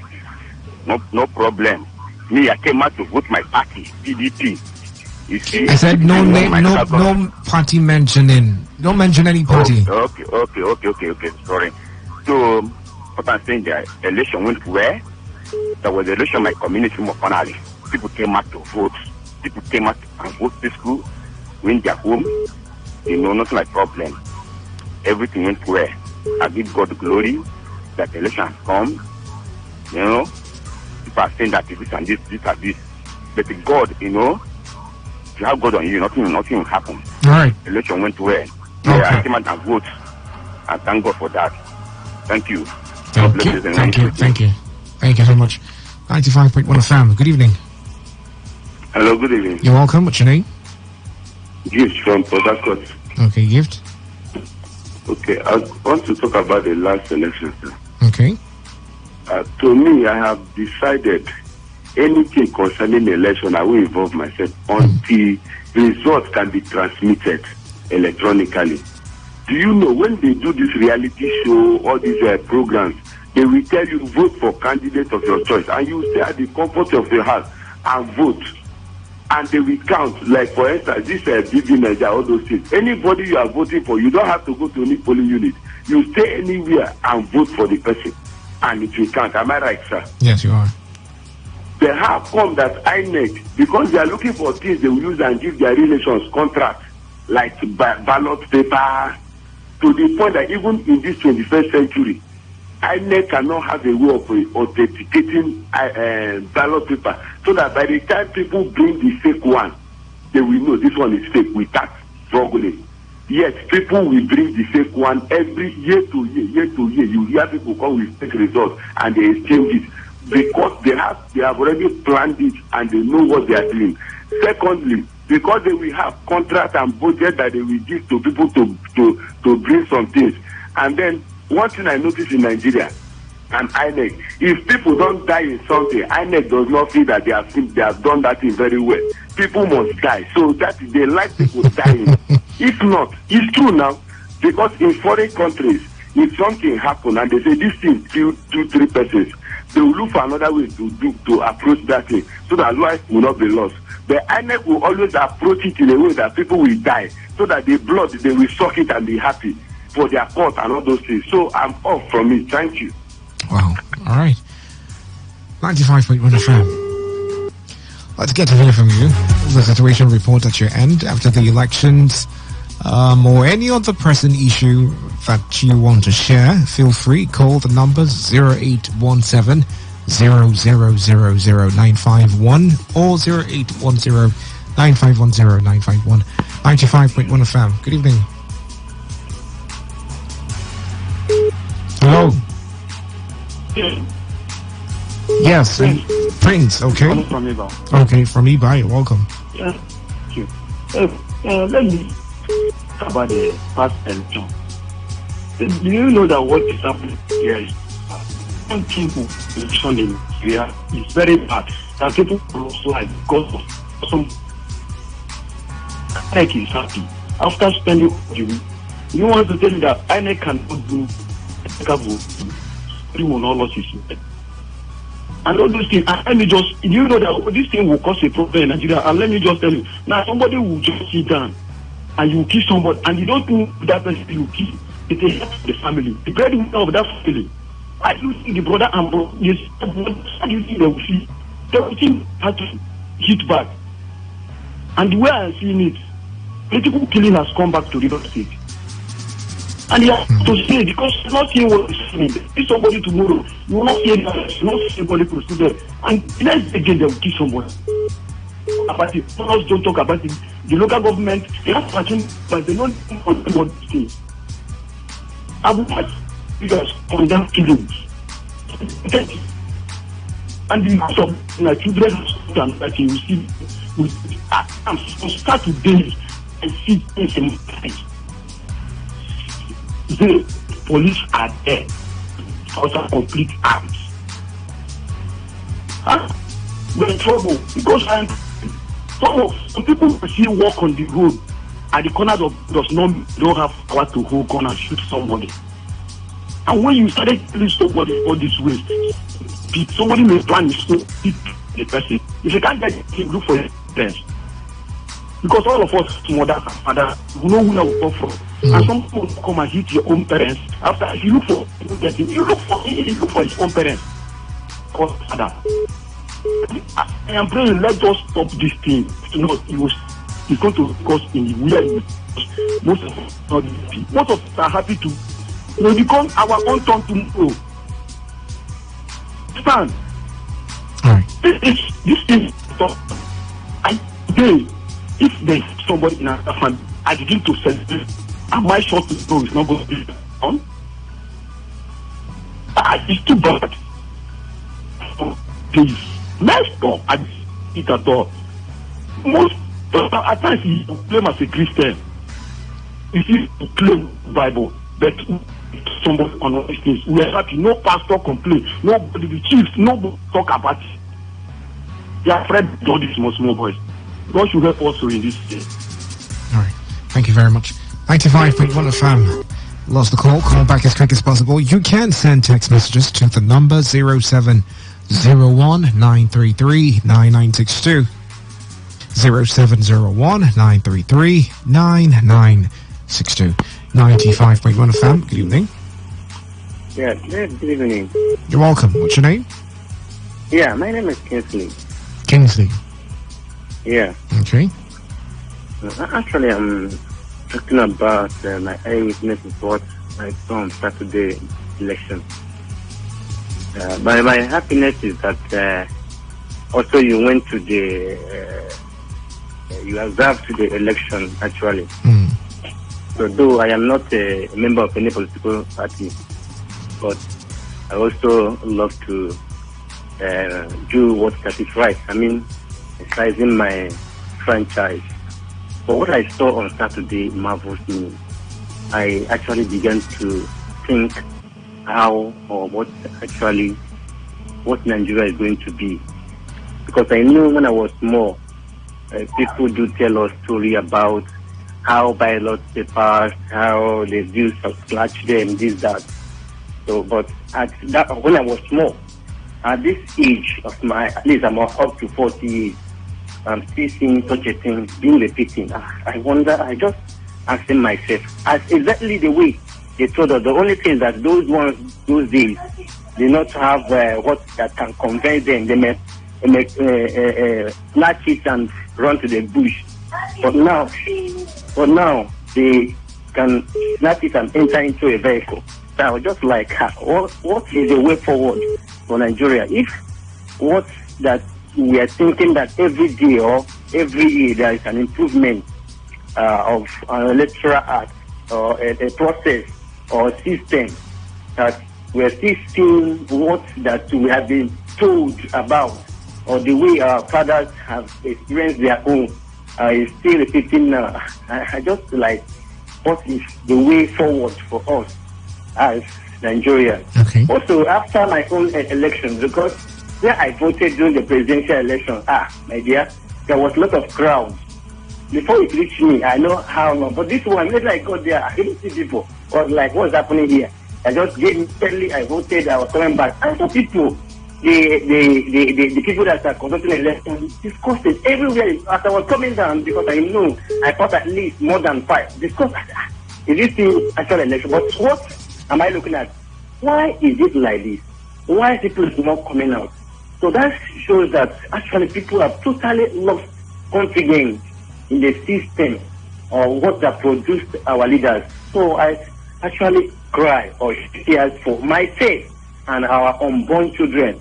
I believe that, I know that one day it will be well. But the way I'm looking at it, my dear, I am totally have lost confidence in the things of Nigeria. But I know it will be well. Thank you. All right, thank you very much. 95.1 FM. Good evening. Hello, good evening, Dave. Good evening, Faustina. Faustina just stepped on. Muriel, you're welcome. Good evening. Thank you, Dave. How are you, Dave? I'm wonderful. Wonderful. Thank God. You see, Dave, I've been so happy throughout today. I've been in a good mood. Why? In the morning, I heard on the news that a 26-year-old girl in Kwara won a seat in the assembly in her state. Now, it uplifted my spirit, absolutely.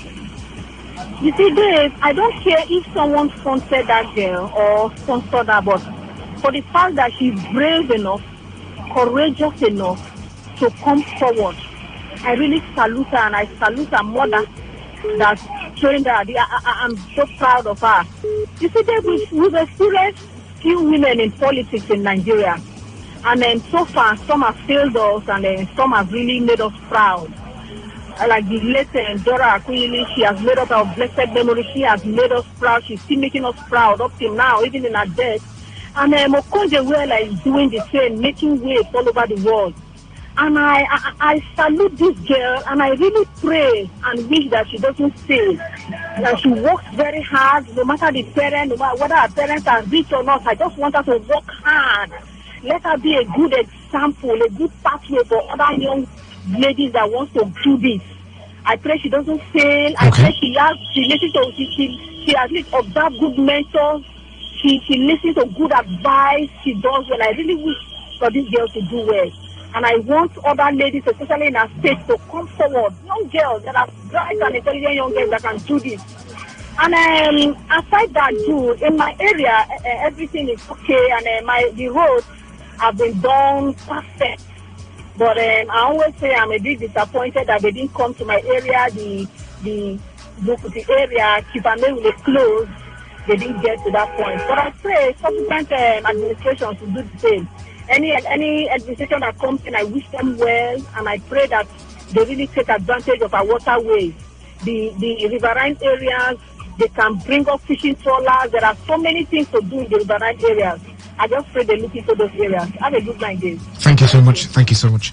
95.1 FM. We'll also call, send messages to the number 0701 933 9962. 0701 933 9962. It's still area talk. Time is 17 minutes gone past 8. Right here on Today 95.1 FM. My name is Dave Roberts. Faustino is still here with me, even if she stepped out to get some things. But you can call and send messages. I'd like to hear from you. What is the situation of things in your area? What's the eyewitness report that you think is newsworthy and you want to share with people in River State? 95.1 FM. Good evening. Yeah, Dave, good evening. You're welcome. Yes. Dave, I want to ask, do you still believe that we'll get something right in this country again? Well, it depends. It depends on our tenacity to keep pushing and keep striving to make it work. It's true that our expectation did not come to pass. And I think you people in the media have been trying, encouraging us, come out and vote, is your right. You will not leave Nigeria for anybody. But these people who called our leaders, I don't know if they have human sympathy in their heart. I don't know if they have any blood that flow in their veins. Because this election of February 25th and this one March, Dave, to be honest with you, I was thinking that maybe there is a hope for us. But what Mahmoud and INEC did to us, and the politicians and the cabal and the Nigerian police, Dave, I don't know how to describe it. Because people came out to vote. They denied them the opportunity. They intimidated us. They asked us to go back to our state if you're not voting for one particular party. But upon that, we still look at it and say, let us try this one that is for state. The same thing happens. So is there any sector you can talk that are working in this country? Is it Nigerian police? Is it army? Is it air force? Which one will you mention? Is it local government? Is it individual? Because I don't know how I got to this place. I don't know where our help will come from. Because it looks as if all hope is lost. But the only thing that cannot fail is God Almighty. Because sometimes when people talk, it says maybe they are saying what they saw and they're saying exactly what happened. I don't know whether it is the video that was trending last time about Nigerian police. that was carrying ballot paper. Even when the things fall out, they come out and carry. I don't know whether that was, they call it allegedly. But one thing I know in this world, whatever any man sow, he will reap. There is very content. And I believe that Nigerian politicians that believe they will never let us go, we will remain in Egypt. One day, I know that God will shock all of them. All right. Yes, thank you very much for the good work you are doing. Thank you and bless you more. Thank you so much also. Thank you. All right, let's take messages and see what we have there. Yes, we have lots of messages here, so let's begin from somewhere. Okay, let's begin with this one. Okay, this is personal. Good evening. It's very uncivilized, wrong to beat them, PhD, but it seems that is the only way to set or correct their brains. No, that's not the only way. It's not the only way to set or correct their brains. You said it. It's uncivilized. It's wrong. It's wrong. Okay, there are proper ways of doing the needful. So beating is not one of the proper ways you can go about that. Dave and Faustina, good evening. If you believe the denial of some communities that there was no threat to voters, you can believe anything. Oh, well, we were not there. If you saw it, you saw it. If you heard it, you heard it, okay? Dave and Faustina, Ubima is cut off from the rest of PH and the entire world. We have not seen electricity supply for more than 2 years.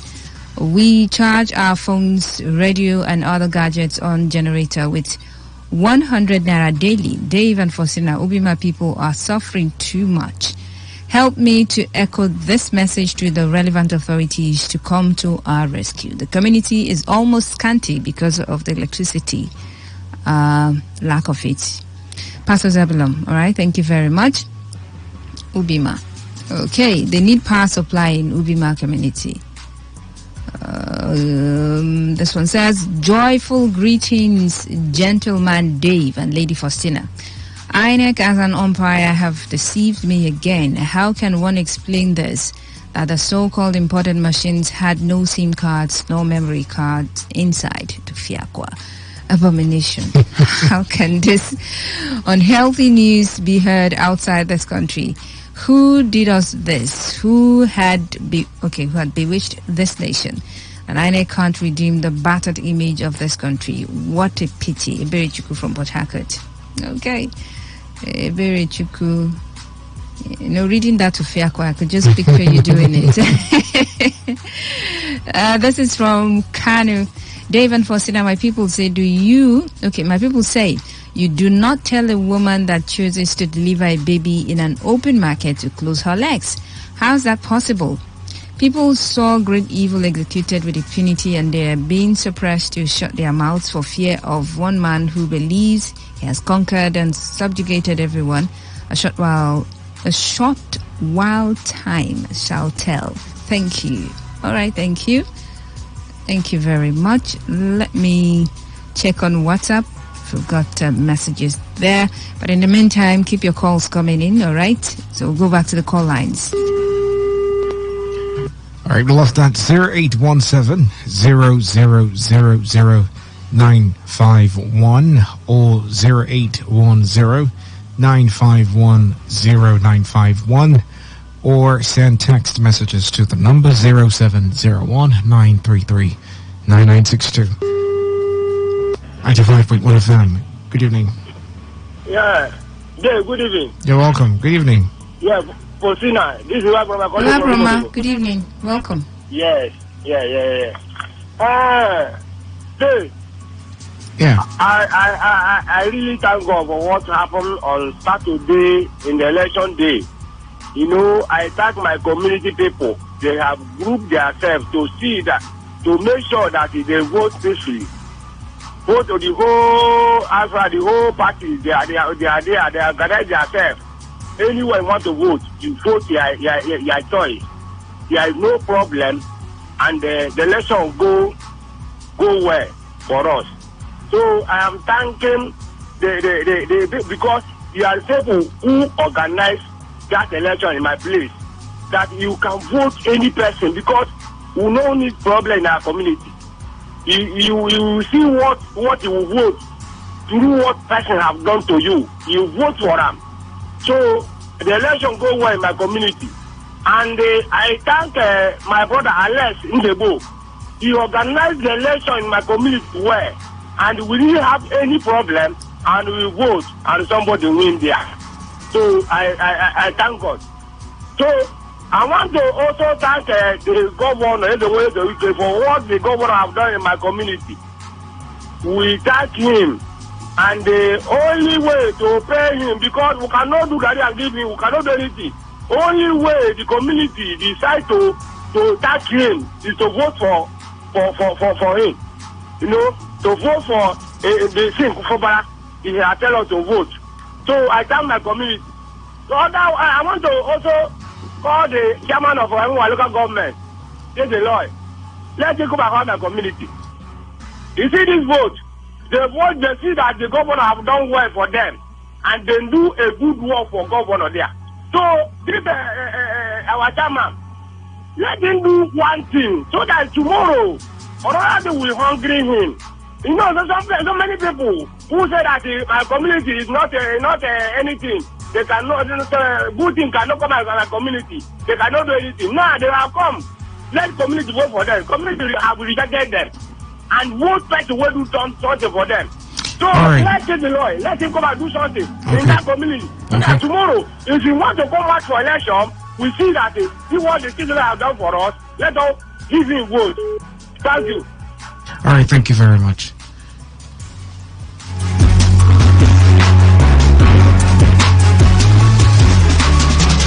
All right, let's get back to the text message portal and hear from you there. Okay, beginning with WhatsApp. Good evening, Dave and Faustina. I want to intimate you guys on what I said earlier on this platform. The roads that link Umuyako, Okorago, and Odagwa access is nothing to write home about. In fact, it's a death trap to all users. Faustina, you need to come for inspection now that the rain has started falling. I do not know what would actually be our fate. Please, you guys should help me sound a trumpet of a total road infrastructure decay on these areas mentioned above. God bless you, Reverend Sir Godwin Okon, aka Daddy Winning. Okay? You want them to declare a state of emergency on these roads that you've talked about, or the link road that you've talked about just now. Okay. I'm sure the authorities are listening and they will be able to do something about those roads. I mean, especially now that the rains are here, the roads, they need to be in good shape, otherwise. Good evening, Faustin and Dave. Election has come and gone. The strength the government used in the election they should use same to fix my community transformer and health center. Thanks, Sender. This is from Tom Victor Clement from Ihuo, outer East local government area. Yeah, okay, I agree with you on that one. I mean, the strength they used in campaigning and doing the election, they should use it in fixing whatever that is needed to be fixed in the state. Joyful greetings, bro Dave. Why are you tactically supporting this NEPA people? This organization don't have human face at all. Just look at this scenario. They won't give you light for that. Next month they bring it twice or thrice. Now justify this. Last month of darkness, they would hurriedly bring an outrageous and wicked bill of at times 40,000 naira because they are a private company and should pay for inefficiency. Bro Dave, what is meted out to them by the civil defense is quite condemnable, but I leave them to God to judge them. Birichiku from Port Harcourt. Okay, so you see. So I thought you were going to, support the NSCDC officials, but in the end, you're leaving them for God. You're leaving them for God or to God.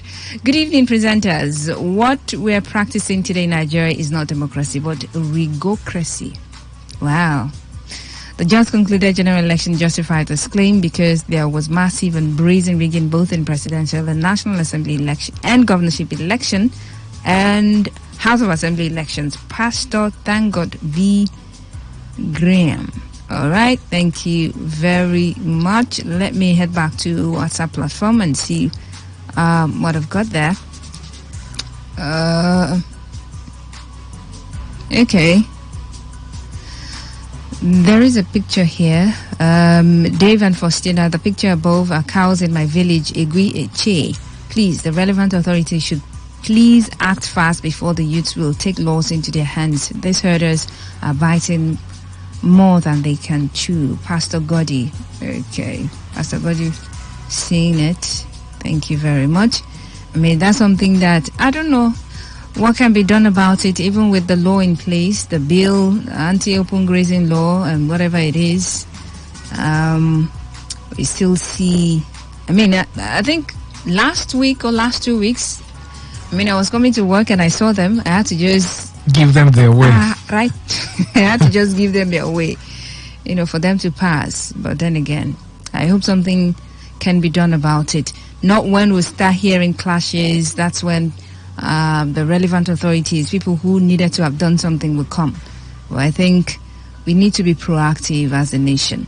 Dave and Faustina, please come to Ubima to see things for yourself about the electricity. Thank you for doing a good job on radio. Please give volume to my plea, Pastor Zebulon. Okay, we've heard you. The light situation, power situation in Ubima community is terrible and they need power supply. I know how power supply can be. It's capable of turning everything around for good. Just have power supply. Even if you don't have a phone, I mean an Android phone, or just having a bulb in your house and you're seeing that the bulb is lit. I mean, it gives you this joy, like, okay, there's life somewhere. So power supply is very, very essential. It's very vital, okay? Yes. Businesses will boom if there is, maybe not constant, but a reasonable number of hours power supply would make everything different in different communities. Some people wouldn't want to, I mean, if there is power supply in these rural communities, some people wouldn't want to come to Port Harcourt to live. At all, yes. I mean, they probably just come in for something important and then they go back to their communities. If something, if it's someone who has a car, I mean, you can be in your community and you come to work in Port Harcourt. If your office is in Port Harcourt City Local Government area, you can do that. So every community, especially the rural communities, they need power supply. I mean, we want development, right? Let's start from there. Let's begin, you know, from that area. All right. Back to the phone calls. 0817 0000951 or 0810 9510951, or you can send text messages to the number 0701 933 9962. Let's get to hear from you. What is your area report at your end? Hello and good evening. What's your name? Where are you calling from?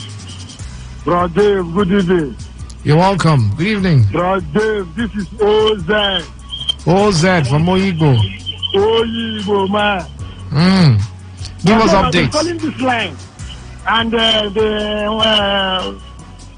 your colleague there is not picking. And nobody is picking my thought. So who picked this one? It's Bro Dave that picked it. It's not you. Oh, really?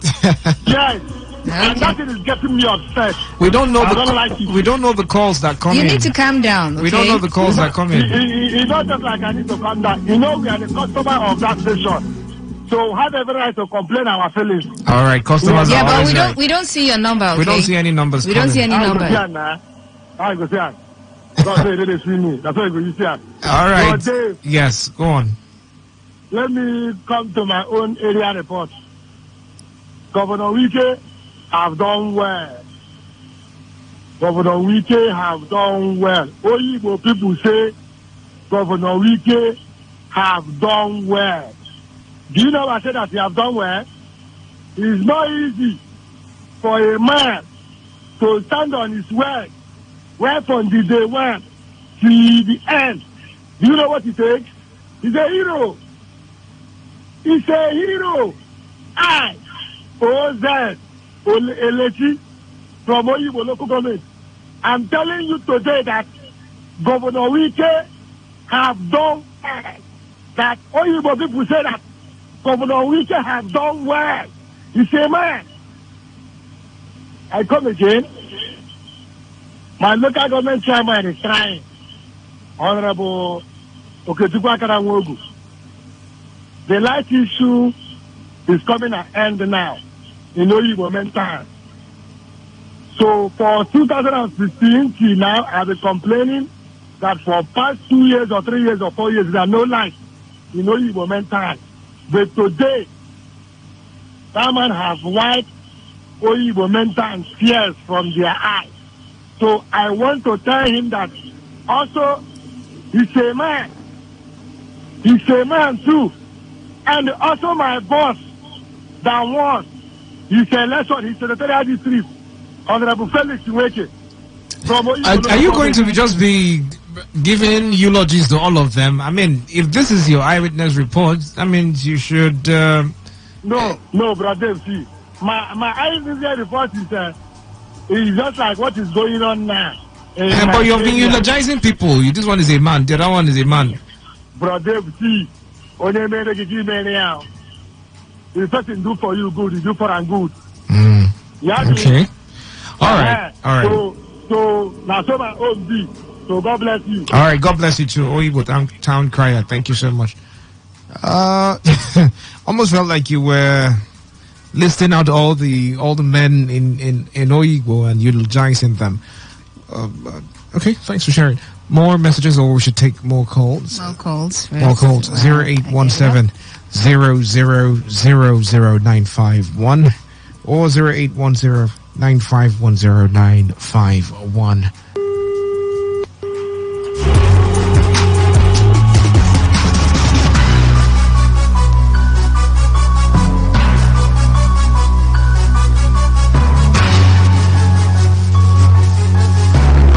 0817-0000951 or 0810-951-0951. 95.1 FM. Good evening. Good evening. Dave and Faustina, good evening. You're welcome. You need to be more audible. Can you be? Yes, okay. Are you hearing me now? Yes. Okay. What I'm trying to say in a nutshell is that the election last time was very big shot. But however, the problem is our people need more. See myself, when we used to, I used to be a SARO, that is Senior Assistant Registration Officer. And I never collected buy in those days when there was period of NPN and APL, this type of things. I was a teacher. We couldn't collect, even I've not taken any money from any of them. And because what we believe is that as a teacher, we must train people. But today, it's no more like that. What happened that day was that people were going and trying, calling people to. So let us be mindful. Think about the betterment of this country. Wherever you are, you are recognized. So that for the children unborn, I don't know what people, those of the politicians, those what they'll be thinking about today. Like all the other people who built some of these industries, there are nothing like industries again. I don't know. In fact, I'm taciturn and morose. I cannot even know what to say. Since the other day, when I call on this station, they couldn't pick my phone. So I'm stuck. Well, what happened? Please let our people let them know, because how many years are we going to live on this earth? Are you hearing me? Yes, I am. Yes. How many years are we going to? We don't think of tomorrow. What we are thinking, what can I get? No. And it is the problem we are having. If you give your mind, son, you live only for 10 years, maybe 20 years, and you die. What is the next thing to be done? Where are you going to spend eternity? That's the problem. Okay. Please let our people know. And the next election, whether we have it or not, please, we should try not to strategize and know what to do. For me, I would have loved individual candidates wherever you are. You and bring the good things to the people. I'm not, trying to be selfish. People are eulogizing. Who are you eulogizing?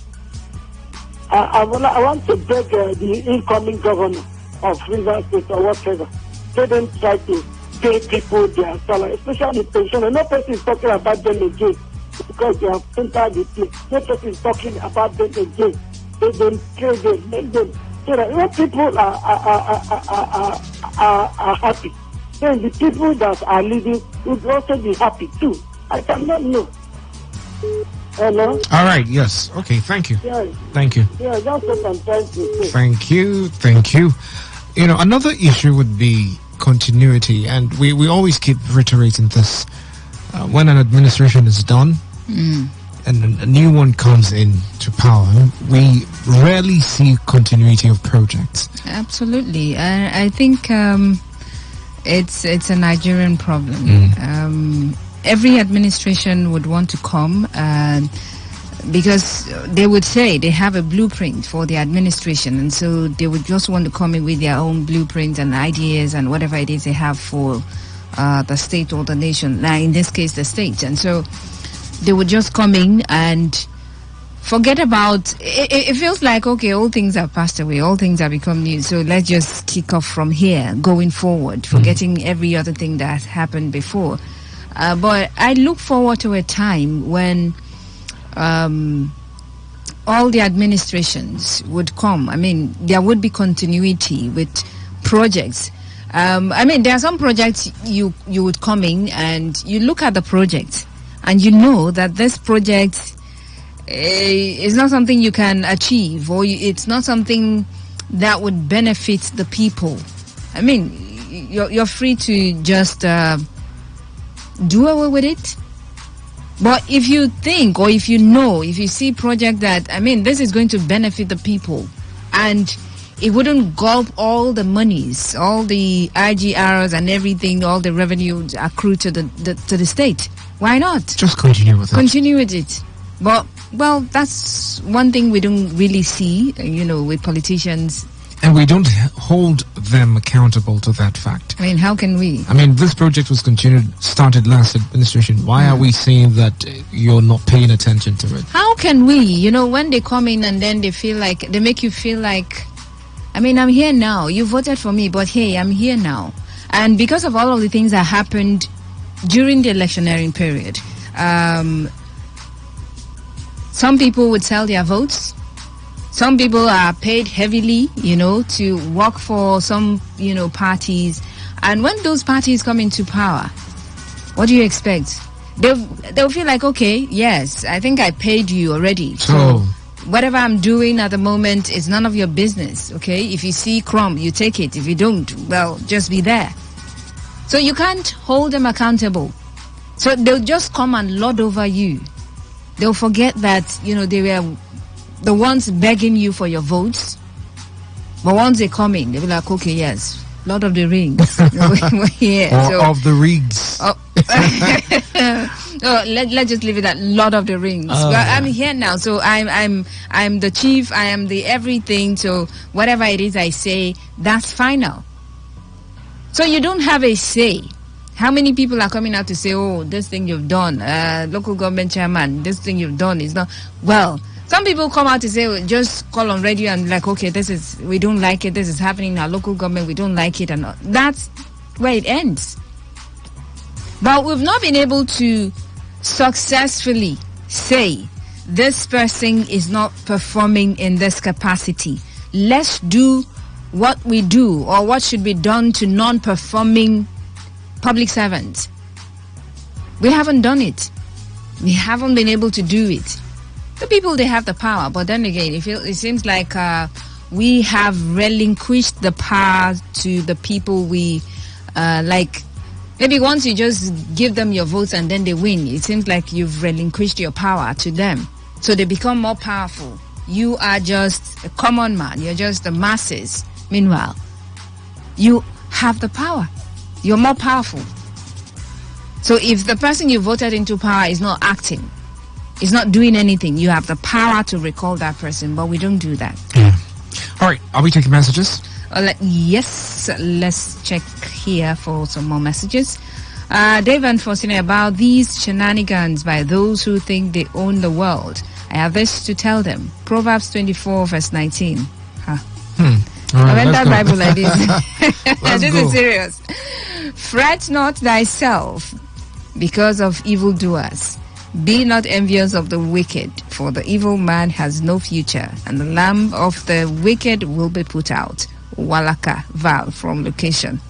You just went spiritual and gospel. Spiritual mode activated. Yes. Right. This one says, Dave and Faustina, I'm an addict to Today FM since 2017. When Buchi Rafua was the anchor, then I was pastoring Noibo. I will not forget both of you for your good works. Thank you, Pastor Zeb. All right, thank you very much. We appreciate you and we love you. Thank you. Okay, let me get over to the WhatsApp platform and see what's there. Okay, while that is loading, let's take a few more calls. 0817-0000951 or 0810-951-0951, or you send text messages to the number 0701-933-9962.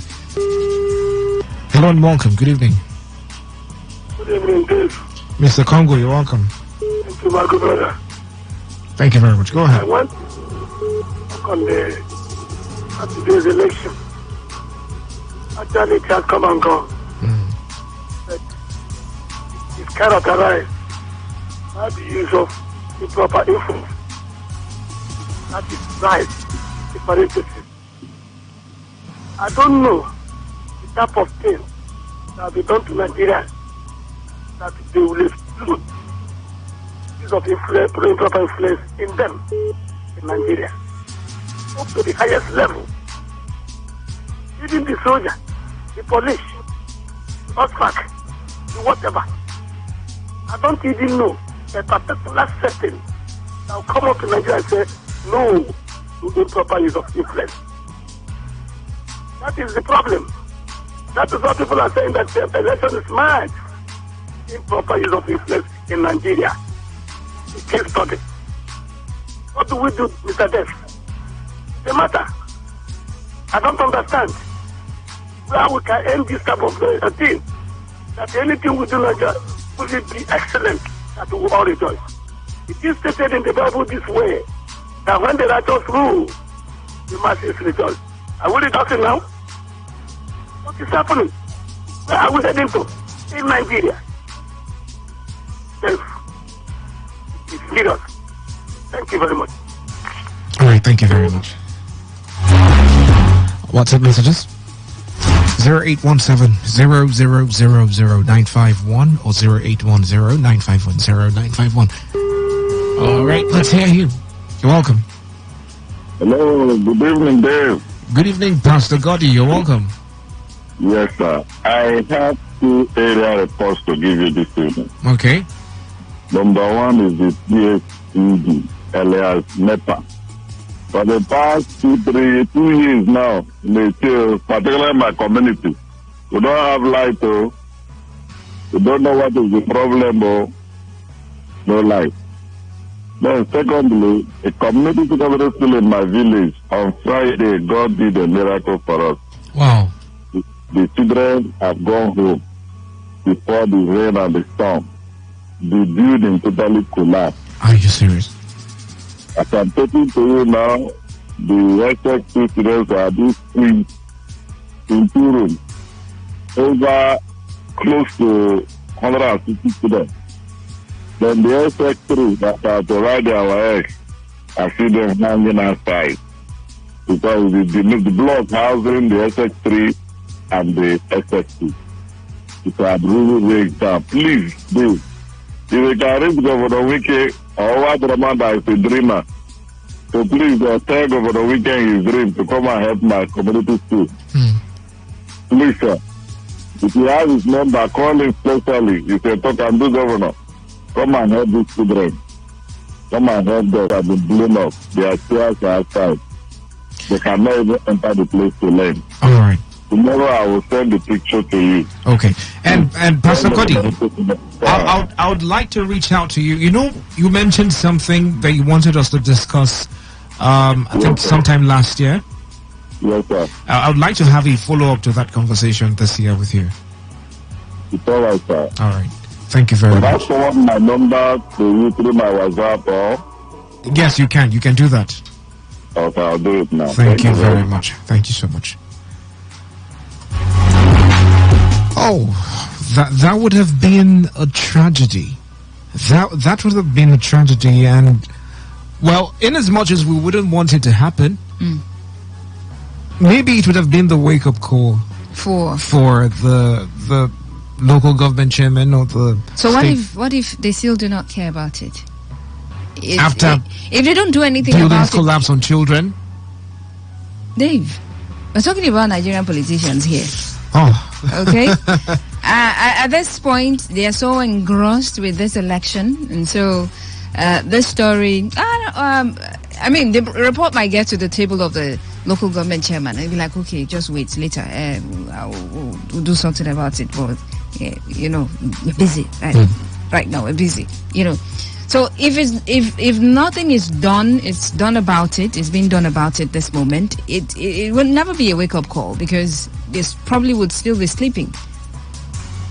But the point is, should we be waiting till it got to this point or it gets to this point?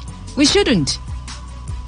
Now, this is not the first time people are calling to talk about dilapidated school buildings. It's not the first time. And one of the duties, one of the reasons we have government at the local level is because they are closer to the people.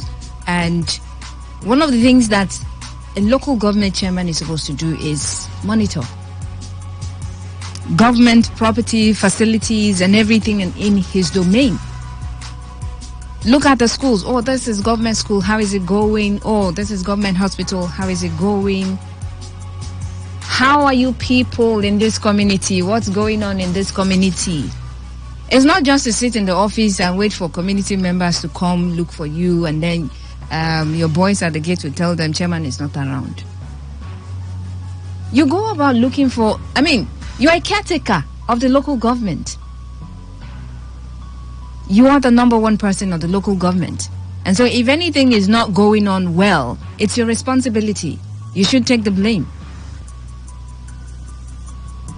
How can we have schools dilapidated, hospitals dilapidated, and people would call from time to time, from months, years, nothing is being done about it?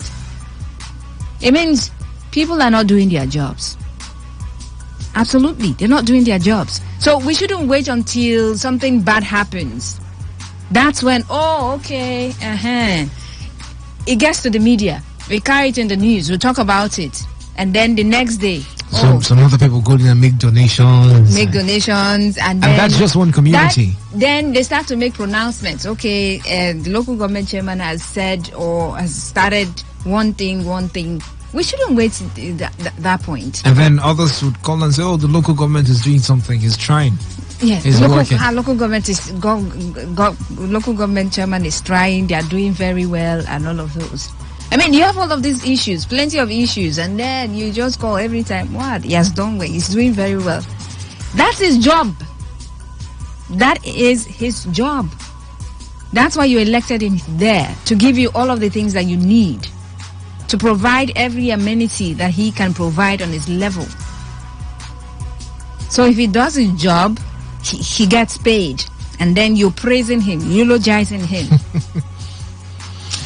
Okay, I think we have some messages. And yes, then, we do have call it a wrap on the show tonight. Messages. Okay, this one says, my area talk is the 2 bills signed into law last week by President Buhari. Wow, your area talk is far away from Rivers State. Anyway, a state governor is free to build their own electricity power and distribute without any interference by the federal government. Oh, yes. So, yeah. You're on the right track. And another law, governors can build their own railway lines in their own state. 2. Woma, Port Harcourt. Okay, yes. Yeah.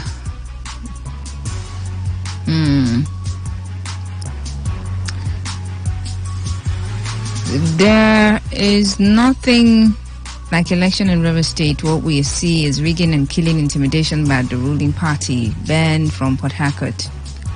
Okay, Ben from Port Harcourt. That's your opinion, totally. Okay. WhatsApp is slowing down, refusing to open at the moment. So we'll take a few calls, 1 or 2 calls, and we wrap up the conversation for today. All right, just in case you are just tuning in, we're about joining the curtains on the show, Area Talk, right here on Today 95.1 FM. But we will still sneak in few calls, say 2 calls, and we'll wrap things up here. 0817-0000-951 or 0810-9510951, or send text messages to the number 0701-933-9962. The reports from your area, yes. And then it's almost been a while we haven't taken traffic reports. Everyone has just been, I wouldn't say distracted by the elections, but more focused on election-related issues. You know, some, when something happens and you feel like, okay, this is heavier. So you push the other side. This one, I know this is trouble. This is a problem, but I think this is a bigger problem. So let's just focus on this one. I think that's how it's been. When the fuel situation was here, and then the cash issue came, and it seems like like transportation. Nobody's asking. No one is asking. Nobody's asking how much is fuel now. Why are you still charging? I did ask someone today.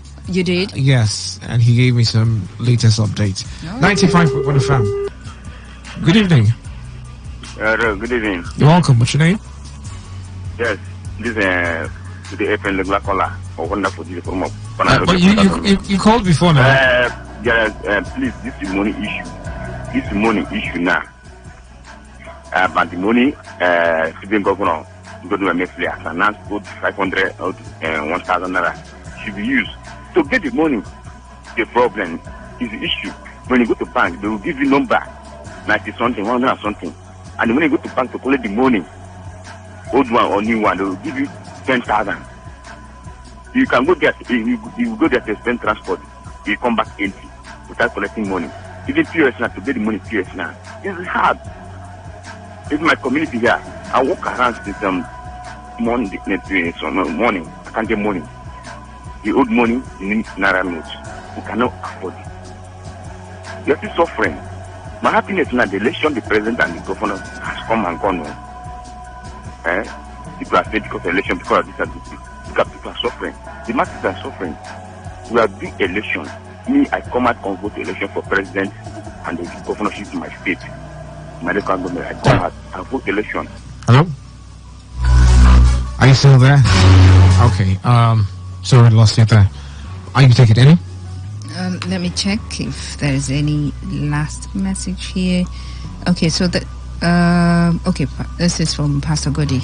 Okay, so this is where we draw the curtains on the show today. We have to go and make way for Gloria Carty, who's going to be here and continue the rest of the programs right here on Today 95.1 FM from now up until 11 p.m. where Amaka Phillips would continue and then drive you through the Love Lounge up until when you're ready to retire for the day. Okay, so we have something there. I'm just seeing names that looks like mine and yours. Good day. See, this government is like PS2 game. Oh, that was cold. Oh, God. Okay, so the names are Faustina and Dave. I can't recognize my name here. All right. I just know the F is there and the D is there. Okay, we can deal if that's the case. Yeah. All right, so this is where we draw the curtains. My name is Dave Roberts. Dave Roberts. Follow me on socials. David Melford Roberts on Facebook, on Instagram, on Twitter. It's David_Melford. And for Faustina, It's Faustina Blondival Putu on Facebook, and on Twitter is @Faustination. yes, and for Today FM, it's Today FM 951 on Facebook, on Instagram, and Twitter. Do enjoy the rest of the shows right here on Today 95.1 FM. Good evening.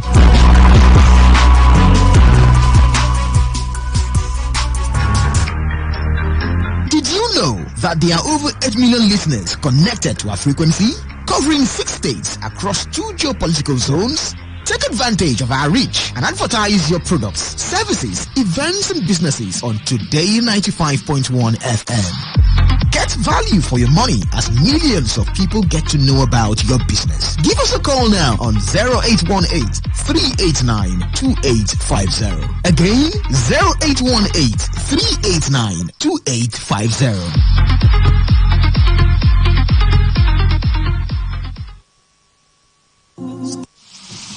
When the weather becomes strict and everything becomes unsteady, the only way to go is tune to Today 95.1 FM. And the world of information, entertainment, and education will be served as breakfast, lunch, and dinner. Welcome to the show. You're listening to today's Quest. A newspaper review segment is what we've Now got. who says I can't bring the party to your house right now? Because, even if it's raining, I still bring the heat right here. I am here for you, and I know you are here for me. It is surely the best 15 minutes of football you can find anywhere on radio. Back here in the Garden City of Port Harcourt. Today, 95.1 FM. Nothing but the best. Nothing but the best.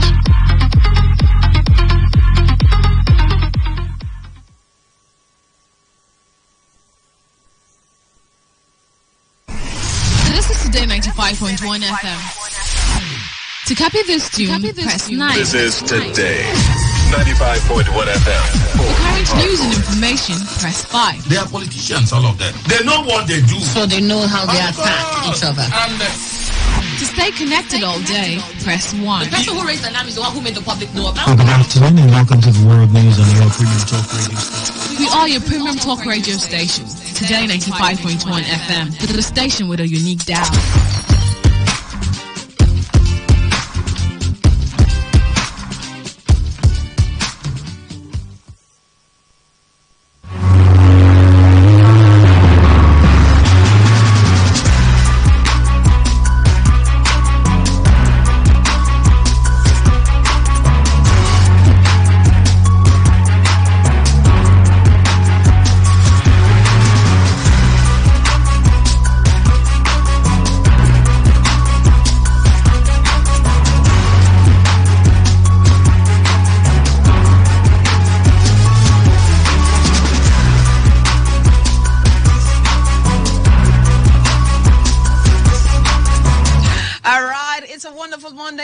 The 20th day in March 2023. How are you tonight? How was your weekend?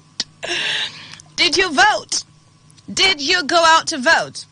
Or are you one of the voter apathy Nigerians who would rather stay in their homes? Some persons went swimming on that Saturday. How sad. My beloved country throwing us apart, putting us in a very disadvantaged position and having us wallow in doldrums. It's really sad. Well, whatever be the case, I trust my fellow Nigerians. We always have a way of adapting to things and, making life easy for ourselves. And as much as things can be really hard and difficult in this side of the world, we always find a way out a very difficult situation. And I hope that you are doing fine out there. I seriously hope so. If you're not, well, there's really a limit to how much I can do. But all I can say is stay strong. All right, look around. Look at where you're coming from. Look at the things you've been able to do. You know, sometimes the reason why we get into depression is because we get so hard on ourselves and we make unhealthy comparisons, you know. But just give yourself some accolades sometimes. You're doing great. You're doing fine. In due time, the results will begin to, come forth. You want to take yourself out sometimes. Give yourself a treat. Don't wait for someone to do that. Go to an environment where you're going to feel valued, feel honored, feel important. You know, we all need validation one point or the other in our lives. And the best person to give you that validation is yourself. Don't expect it from somebody else. All right? I know I'm talking to somebody out there, and you're welcome. So welcome to the program tonight. My name is Gloria Kati, your true friend on radio. Come on, let's talk again. I will be here till 10 p.m. before the world news comes up. So all I need from you is your attention and contribution on the program tonight. Yesterday was Mother's Day, the first for the year. We'll see like 20 more before the year runs out, I mean, can we actually celebrate this species enough? Can we actually celebrate anybody enough to start with? For their impeccable role in society, family, nation building. Yesterday I remembered the story of a woman who suffered with her 6 children. Not like she wasn't married, not like she gave birth out of wedlock, not at all. But the husband was just irresponsible. And so he left her with the 6 children with nothing, absolutely nothing. So she would start from selling fries, transitioned into frying corns, roasting corns, transitioned into roasting bole. And that's how she just hustled and hustled from one hustle to the other, from one job. She did Ogwaja work. See this woman, timber and caliber, strong, koroko, hustling, trying to give a life to her children, trying to help her children not feel so much the effect of not having a father around. So she was a mother, she was a father, she was everything to them. And the irresponsible father, when it was time for the children to get married, came from nowhere to come and collect bride price. Or to go buy bride price. It's just crazy. It's crazy. And I happen to know this woman, so up to now she's still, you can tell that this is indeed an industrious woman. An industrious one. And sometimes I wonder whether people don't deserve good people. Like, why do good people always meet the most horrible people in life as partners or in certain dealings? Very, very, fragile and intimate, very, very crucial dealings. Both on the male gender and the female. It's not amazing. It's crazy. It's sad. So women, mothers, I will always thank God for my mother. I will always thank God for my mother. Do you have a good relationship with your mother? It's sad how that in my time, I don't know about other generations, but in my generation, a lot of young people, a lot of people are not in good terms with their mothers. They don't have this mother-child relationship. And it burdens my heart because I know what it means. I know what it means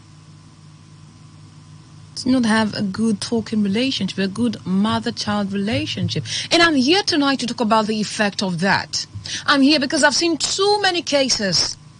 I've seen too many impact of that. Your child is scared of you. Your child cannot talk to you. Your child cannot confide in you. It's more or less like you're the problem of your child. Why is that so? It's as though you are born in the throat of your child. Well, is that what it is? No, it's not. Sometimes you're actually trying to get the best for the children, but you're just on the extreme, and you don't even try to know these people, understand them. And like I said before, both parties just try to they're just on their own lane, hoping that and expecting the other party to understand them. Child would say, she doesn't even understand me, she doesn't even know me, she doesn't even allow, she doesn't... It's crazy. And so someone would ask, how do we foster mother and child relationship? How do we help them bond? Yesterday was Mother's Day. A lot of persons did not know yesterday was Mother's Day. A lot of persons didn't celebrate their mothers. Why? And a lot just did it out of, I may not be like saying, I mean, no celebrate mama, or what have you. I see these anomalies in society, and I weep. I weep because it has its ripple effect. It's an anomaly. And anything that is an anomaly should not be allowed to stay. It should not. It's a well-known fact that mothers are closer to the male children and then fathers to the female children. True or false? And they say it is biological and psychological. So biologically, the opposite sex are made to attract, as well as psychologically. So it's not just about their doing. It's not just about how they relate to their children. It's a biological and psychological thing. The female child is just easily drawn to her father and vice versa. Well, that being said, let's come down to this. Welcome to the program tonight.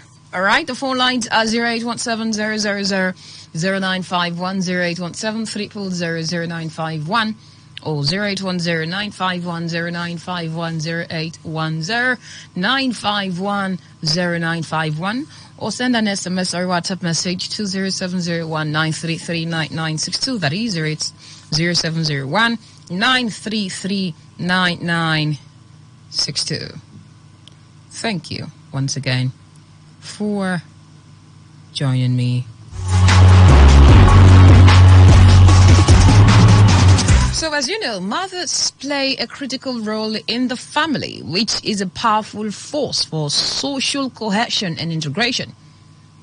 I can say for free that one of the reasons for social disintegration, one of the reasons for social decadence, moral decadence, social disarray is a malfunction in the family, a dysfunction of the family. I can tell you for free, and I will say that again and again. The family is a powerful force for social cohesion and integration.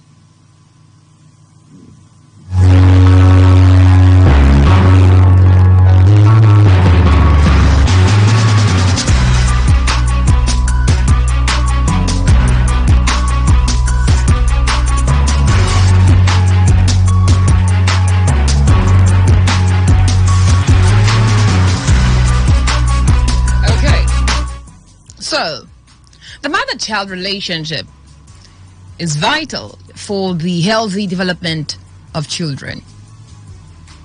Why is it vital? How about the father-child relationship? What connection and impact does the mother-child relationship have that separates or distinguishes it from the father-child relationship? Why? You know, we used to hear that mothers are closer to the children, mothers are closer to the children, mothers are closer to the children. But in recent times, we don't even know which parent is closer to the children right now. In fact, we don't even know if parents are that close to their children. Maybe you're close to yours. Out of 10, 6 are not close to their parents. My dad is there. I don't know. I don't want to see my mom. No, I don't talk to my dad. No, I will never forgive my dad. But it's crazy. So,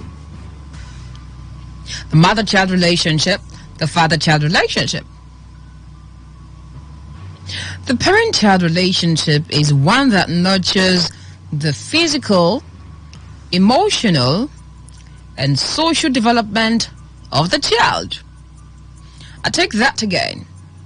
The parent-child relationship is one that nurtures the physical, emotional, and social development of the child. We talk about parenting, we talk about society, we talk about family, we talk about marriage, but we don't talk about these things. These little and very crucial things. Parent-child relationship. Can you nurture a child well enough? Can you have an emotional dealing with a child without having a relationship with that person, with anybody to start with? Can you influence anybody on a close or intimate level without having a relationship with them? It is a unique bond that every child and parent enjoy and nurture. Every child and parent will enjoy, should enjoy, and nurture. And this relationship lays the foundation for the child's personality. According to psychologists, this relationship lays the foundation for the child's personality. Oh yeah. In other words, how a child grows can be traced to their relationship with their parents. Are you finding the missing link? Are we linking up anything already? Can you relate? Do you think that maybe over time you've been able to work on it? You know, you're not a product of your background, as it were. But at some point, you could see the fruit, the product, the result of your life owing to your background. Being influenced by your childhood experience, parent-child relationship, how you were raised, you know. So the personality of a child, oh dear Lord, help us. How you relate with your child has an impact on how the child will grow, has an impact on the child's personality. Have you thought about this? Did you know this? Is this important to you? You know, it will be my joy tonight that after this conversation, many parents take a U-turn on certain things having to do with their children and how they relate with them, and decide tonight that I will intentionally work on my relationship with my children. But you know what? You know, sometimes we feel, when I say we, I mean parents, We fail to do these things at the early stage, and so when the children are grown, we just expect it to happen, in split seconds. It just, you want to see the relationship that's never been there. It's never been there. You can never make it. It's never been there. But right now, you want your children to be all around you. You want a daughter to come by. You want your son, you want to see that parent-child relationship. You want to see that communion, that intimacy, that bond that you never created. Never. You want a child to bond with you at mature age. When, at the time when they needed that the most from you, you chased it away. It's either you were too strict, too hard on them, failed to give them a chance, failed to understand their individuality, their personality, their strengths and weaknesses, failed to actually pay attention to them, failed to actually get to know them, failed to actually have a relationship with them. I've said this before, many parents need schooling. Marriage is beyond going to bear children and providing for the children. No, you're building a union. You're reproducing yourself. You are, oh Lord, releasing something for society. You are building society. You are building a generation. What kind of generation are you building? What kind? So, the parent-child relationship is a unique bond that every child and parent will enjoy and nurture. Sadly, it is missing. And so, like I said, the relationship lays the foundation of the child's personality, the child's life choices, and overall behavior. Check the way parents relate to their children. Whether or not it influences how they behave. Look at a child. You can tell a child's... Just bring two children, the one that have good parent-child relationship and the one that doesn't, and tell me what the difference is. Tell me whether, I'm not talking about a wealthy home and a low-level home. I'm talking about whether they are, let's use two wealthy homes, two wealthy children from two wealthy homes. But one has, it's evident. There is always a vacuum. There is this vacuum that the children are longing for. And when they don't get it, they find a means to find somewhere to get it. Especially in this generation. There are curiosities everywhere. And children are smarter than themselves. You don't know. They have left you. You wouldn't know. It can also affect the strength of their social, physical, mental, and emotional health. Do you see how powerful the parent-child relationship is? So I'm asking you tonight, in society today,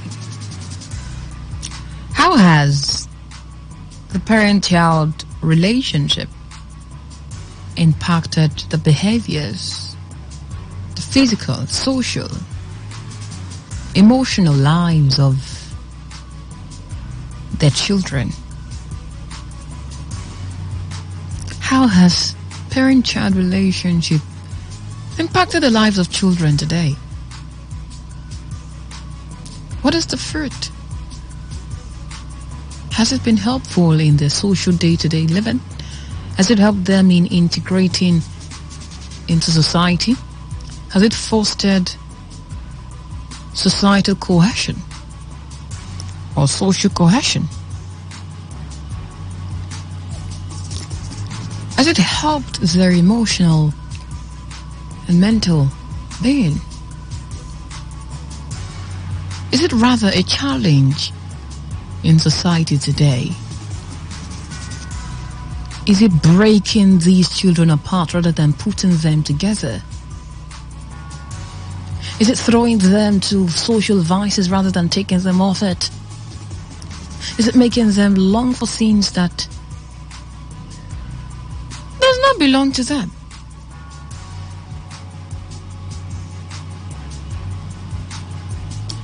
And then again I ask, who should be closer to the children?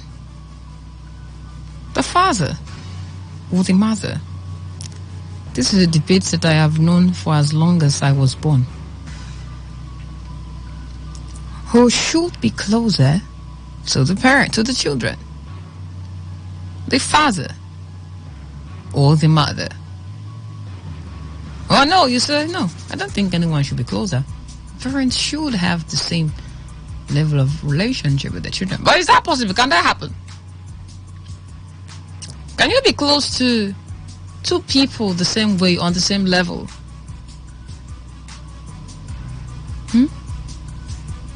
Let's hear from you tonight. The impact of parent-child relationship on children in society today. And who should be closer to these children, father or mother? Let's hear from you. 0817-000-0951, 0817-340-0951, or 0810-951-0951, 0810-951-0951. Hello, good morning, good evening. Hello, Gloria, good evening. Muriel. Thank you, Gloria. You're welcome. How's your day been? My day was great. Thank God. You see, Gloria, when I was just listening to you in all, in fact, all the points you raised, they are so powerful. How has parent-children relationship, how has it fostered the norms in the society? Maybe let me just put it down. You see, Gloria, when you look at, let me just mention one experience I had. I went to a lady's house, my neighbor's house, and she was selling bags. She brought new bags. They brought new bags for her to sell. So she said I should come. So I went, and then her son was there. She has two sons, and she wanted to explain some things to me. She just wanted to discuss some things to me as I was trying to check the bags. And she told this boy that, go into your room. You know what he said? He said, I will never go. I looked at him and said, what? He said, I will never go. And he did not go. She just laughed and she was thinking that her son was smart. You know, she was just sitting because he was talking anyhow, carelessly. A visitor was in the house. He said, I was going to leave the parlor. I listened to an elderly man that said that when visitors come to the room, children are not really supposed to be there. You move out immediately. And that is how it should be. Parents should know that they are their children's first mentors. You should know that your son, as a father, is looking at you. Most of some boys want to imitate the way their fathers walk. So don't you know that when you have this teenage boy, and as a father you are following little girls, you don't think that will affect this boy. He's looking at you, you're his first mentor before his teacher. And you, the mother, you don't know that your daughter is your first mentor? Your daughter's first mentor? You as a mother, you sit with your daughter and you start discussing her father with her. You start insulting her husband. She's seeing you these things. Maybe her father, her father doesn't have in the meantime, and you're withholding. She will see you hide money. She will see you. What are you teaching your children? You're teaching your daughter to be stingy or to be wicked or to her own children. There are many things parents don't know. You don't know that you teach your children to be humble. Your child cannot be humble. You think your child is smart and smart. You think that's smartness. Your child is supposed to be humble. Your child is supposed to be compassionate.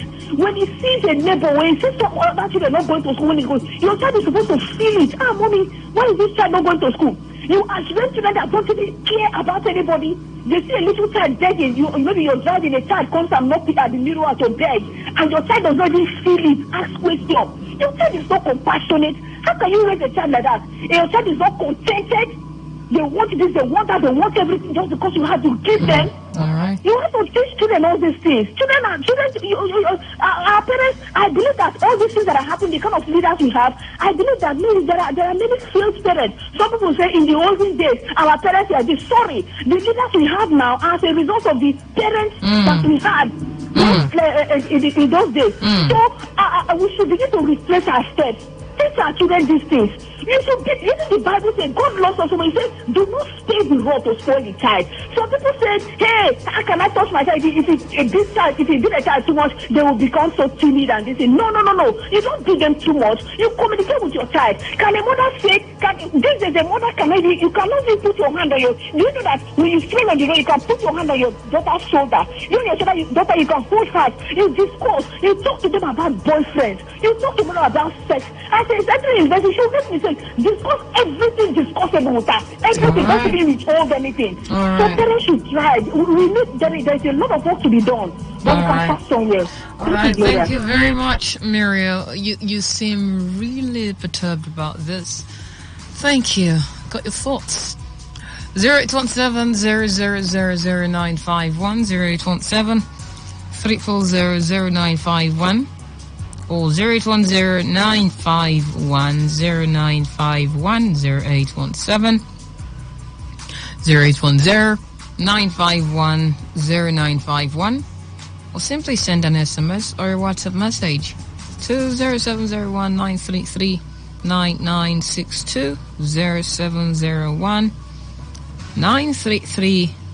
0701-933-9962. Let's get your thoughts on the program tonight. Parent-child relationship. Your relationship with your children. Parents' relationship with the children. Mother's relationship with her child. Father's relationship with his child. How has it affected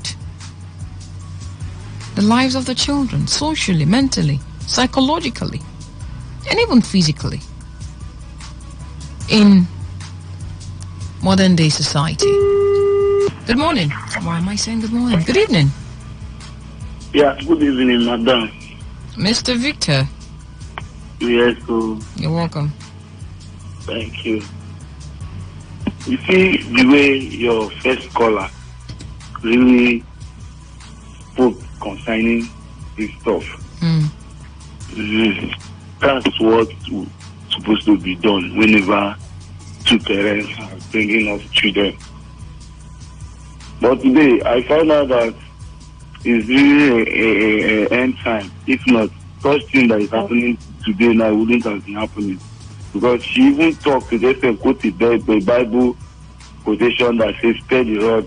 And, now, no parents beat their children again. Most especially all these so-called parents that is living in so-called Port Harcourt. And anywhere they find themselves, they think they are in Port Harcourt. Maybe they even find themselves living in Alo community, and then they left their village to Alo community or Rumosi community. They will say we are in Port Harcourt. Like then, Port Harcourt has a different kind of life to live altogether. Maybe if you see other girls on the street dressing half naked, you say, because I'm in Port Harcourt, let my daughter join them, let it not be like, those kind of things. Let my son join boys that is trying to do one or two nonsense, evil to use and whatever. So this is what a lot of them always think, that because they're in Port Harcourt, they have to behave like people that is in Port Harcourt. For that reason, your children will be going astray. You will not do anything. You will not. I don't understand. So, but it's not just about what you do when your children are going astray or how to lead them right, but it's how you do it, and it's your relationship with these children. That's what we are talking about, because many parents, in a bid to put their children on the right track, end up pushing them away. It's not that, yeah, of course, you're actually saying something there, but then you trying to, as in first and foremost, as parents, you have to be very closer to your children. Ask them questions whenever they go and come back from school. Ask them things. Always advise them. You are the first mentor.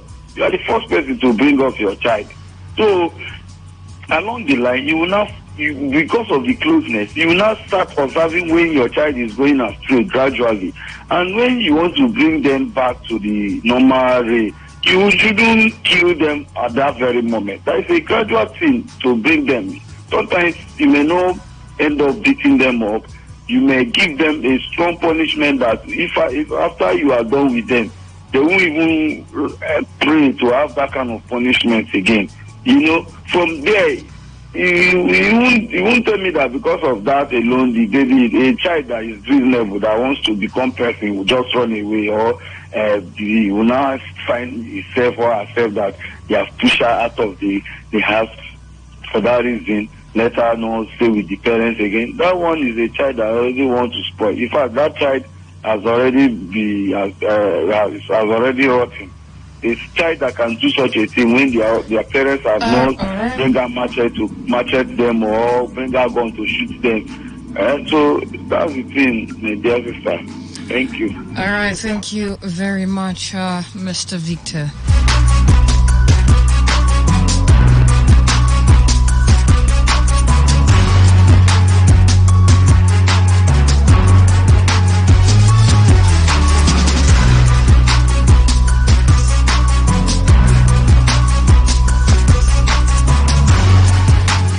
It's 08170000951 or 08109510951. Hello, good evening. Yeah, good evening. Honorable Chris, you're welcome. Good evening.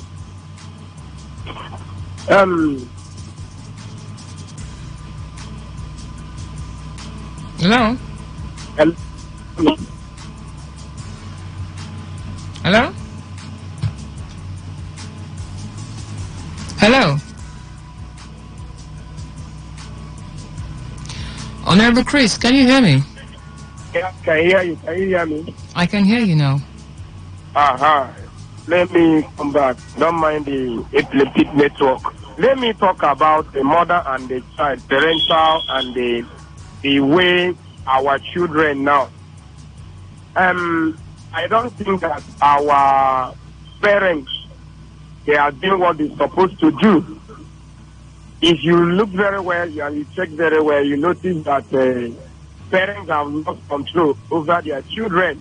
Most parents, if I say all the parents, maybe it looks as if, but most parents have lost control over their children. How can you be doing some certain things in presence of your child? Maybe girl child, you are doing things that is not nice in front of your girl child. Look at times now in Nigeria or in the some of the years, you don't get some of the 10 years, 15 years, they will be looking at you as if you are their mate. They don't greet. Even to greet their parents is a problem. And most of the parents, they can't even caution their children. If you try to caution them, they will leave them.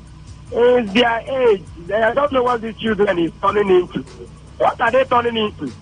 How can you be training children like this and you expect them to be of good in future?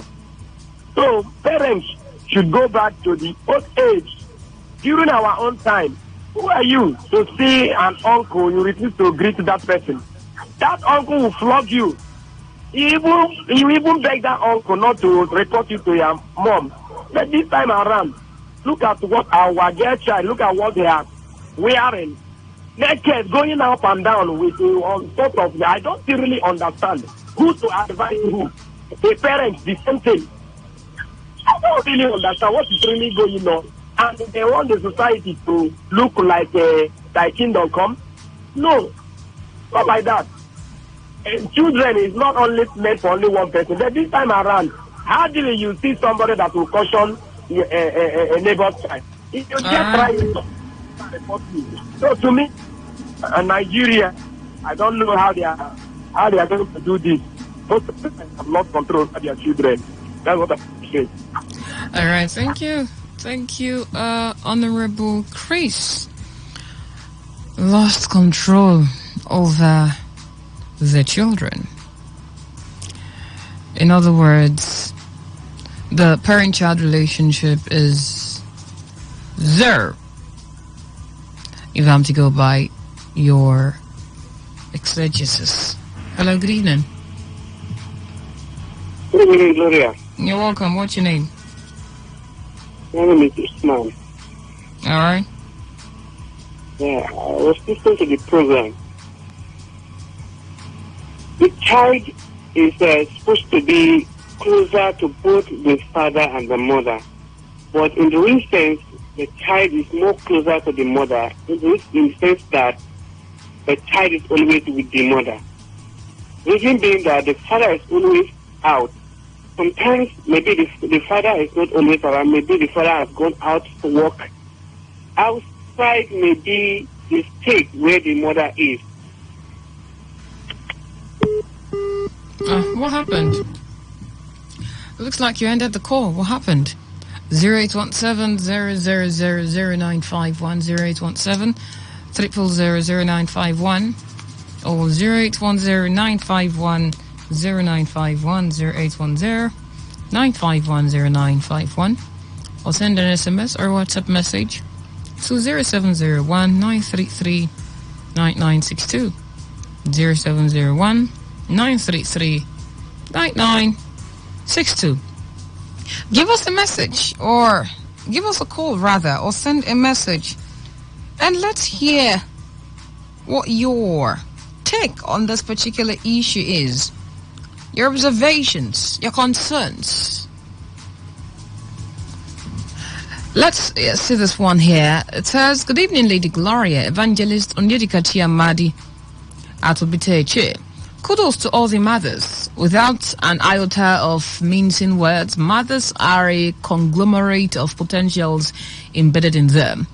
But the most unique parents are those parents who have an outstanding fear of God in them, because it takes a parent who has the fear of God in them to, without fear of favor, inculcate good morals in the life of the children, because the Word of God is the only ruler that leads a child to the best destination in life. Training a child is a dual task, without preference to the mother or father. All right, from Kanu, Gloria, your discourse tonight very apt, and I'm deeply touched. How I wish the orientation agency would redirect the program on topics as this than praise-singing politicians. All right. Thank you very much. 0817-000-0951. That is 0817-300-0951 or 0810-951-0951, 0810-951-0951. I am amazed that you're not calling.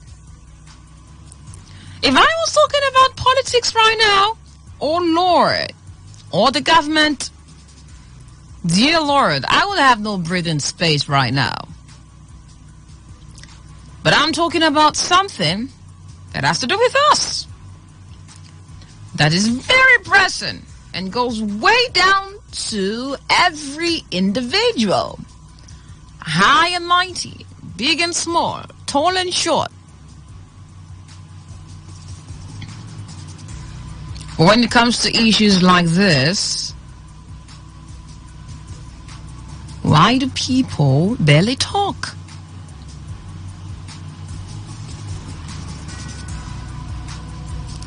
A few days ago, a lady was asked a question. How do you honor your father? Do you know what she said? Do you want to know? It took her like 5 minutes to answer that question,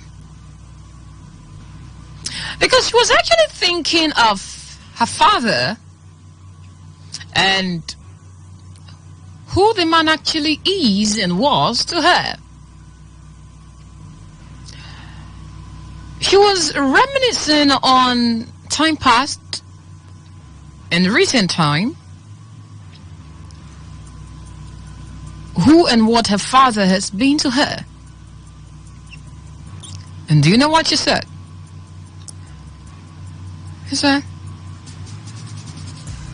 I don't have a good relationship with my father, so I don't have any cause to honor him. I don't even know how. What does it mean to honor your father? Because I don't even know where my father is. Ooh, how sad. And so we deprive our children of the fatherly blessings. What does the Bible say? The good book says, honor thy father and thy mother. Honor your father and your mother so that your days may be long. What you see, parents? We have made honoring them. We have made honoring, what am I even saying? Parents have made honoring them a difficult thing to do. Why? Because of the missing link in their relationship with the children. 95.1 FM. Good evening. Good evening, Gloria Kati. Yeah. My name is Onu Samuel, calling from Port Harcourt. You're very welcome, Onu Samuel. Yes. Politics or no politics, we talk for development of the country. That is it. Now, let me say this. Many parents have lost or lost their responsibility that God has given to them upon their shoulders. You will see a mother that has given birth. Please turn off your listening device. It's not on. Can you hear me?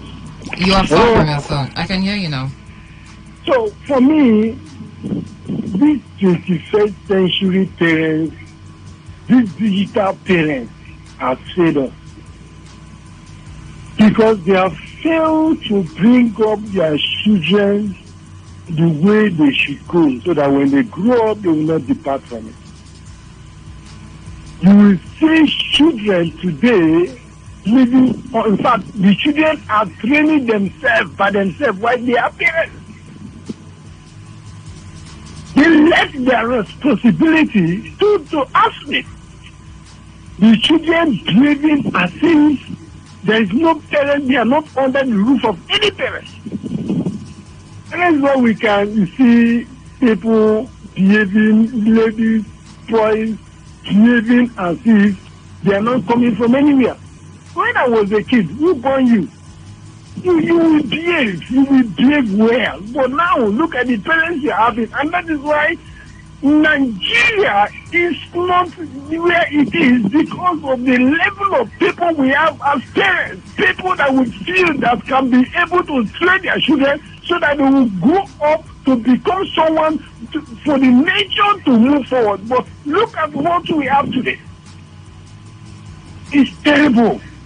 If we don't look inward, if we don't call ourselves to a meeting, I don't think we are going to have a better society in this our nation, because the more we talk, the more things are going bad.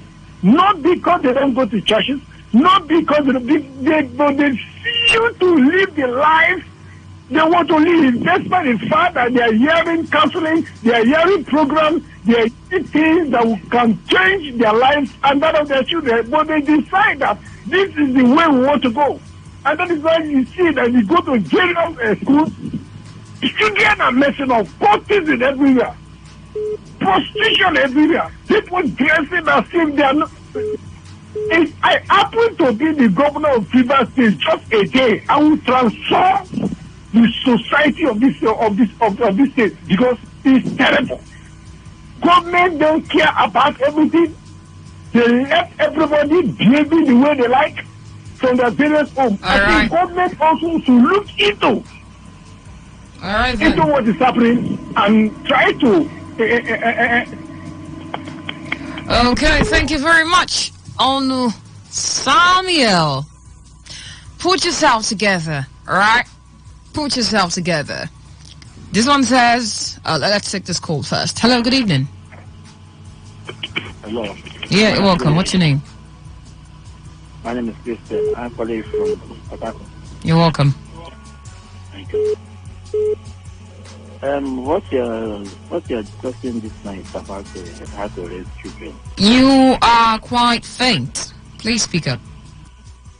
So what you're discussing this night about how to raise our children in a good way. It's not easy. Parents-child relationship. Go ahead. Thank you. The work is mothers. Mothers this time around don't know their responsibility, and the kind of fashion they are putting on this. Now, we have a focus tonight, all right? Not just how to raise children, but your relationship with your children and how it affects the children. The relationship with our children, is on maybe mothers. You know, mothers is more closer than children than fathers. Mothers is more closer to their children than fathers. So the relationship, if the mother can get it right. Why do you say mothers are closer to the children than the fathers? Why so? What I'm telling you this is, my father can walk out in the morning to look for what the children will eat. Father is maybe head of family. How about now father goes to work, mother goes to work, so. Yes. Father comes late, mother comes late. Not in every home. Not in every home. More especially. No, I'm saying we're in modern day now where everybody's hustling, right? We have working class, we have career women, right? So when you say mothers are closer to the children, I'm asking why you say so, because that's not the case for every. It's not exactly the standard, because it's not a general thing. It's exclusive to some homes, and right now you barely find any woman who don't want to do anything. I mean, there are, but a serious woman wants to work. What I am trying to say, even if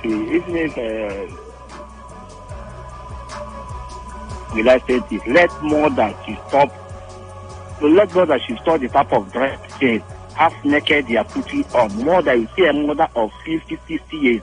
Will wear trousers and will open one side of his bum and everything will show up like what. Alright, thank you very much. 0817 0000951, 0817 00951, or 0810-951-0951. Kindly understand the conversation before you phone in, alright? If you do not understand, you can simply ask, okay? Hello, good evening. Hello, Gloria. Good evening. You're welcome. This is Innocent from Rumomoy. Honestly, I so much cherish your topic this night, and it's unfortunate that most parents are not getting what you are really saying. They are missing it up. The responsibility of parents and all the rest. Why the issue should be the relationship with your children. How are you doing it? You know? So honestly, the relationship should be balanced. Both mother and father, they should interwoven. It's not something you say more should come from the mother or from the father. For the child to have a holistic life must have the two sides. And God has made it so that you have to work together to raise a complete human being for the people. So the parents should have good relationship.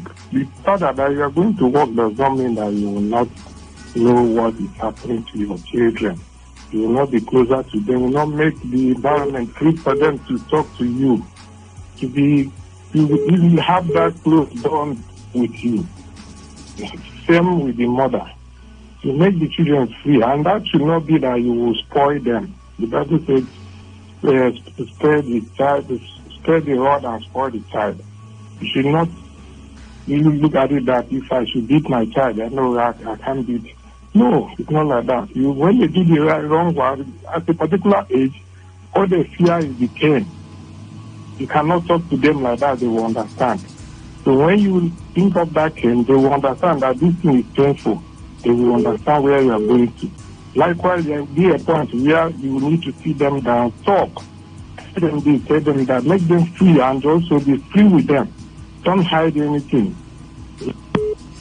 Oh, sorry, lost you there. Thank you very much for calling.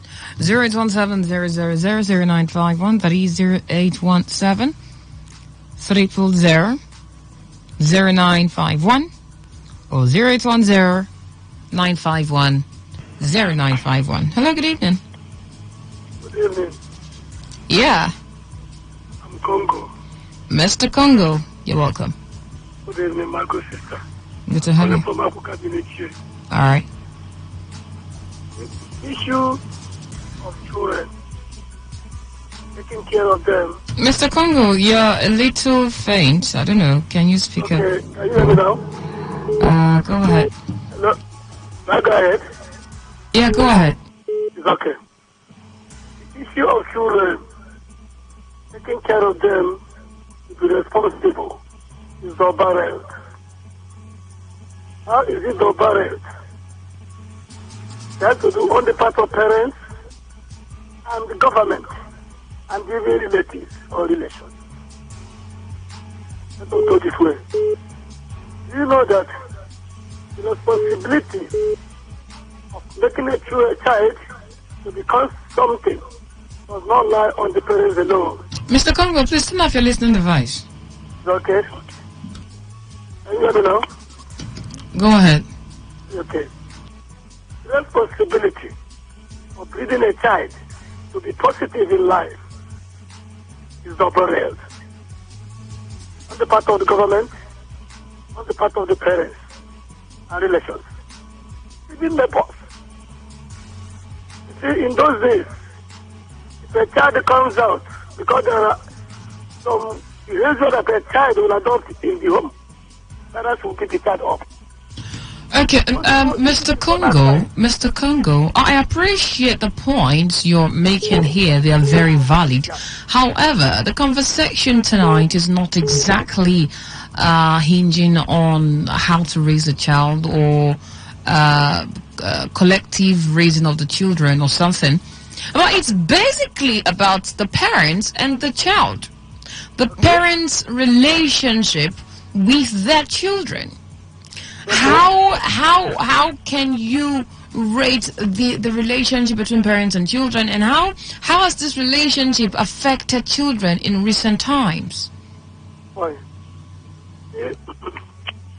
us look at it in this perspective. You know, there are some parents that will be coming to the house, children will get scared. And there are parents that will be coming, children will feel comfortable.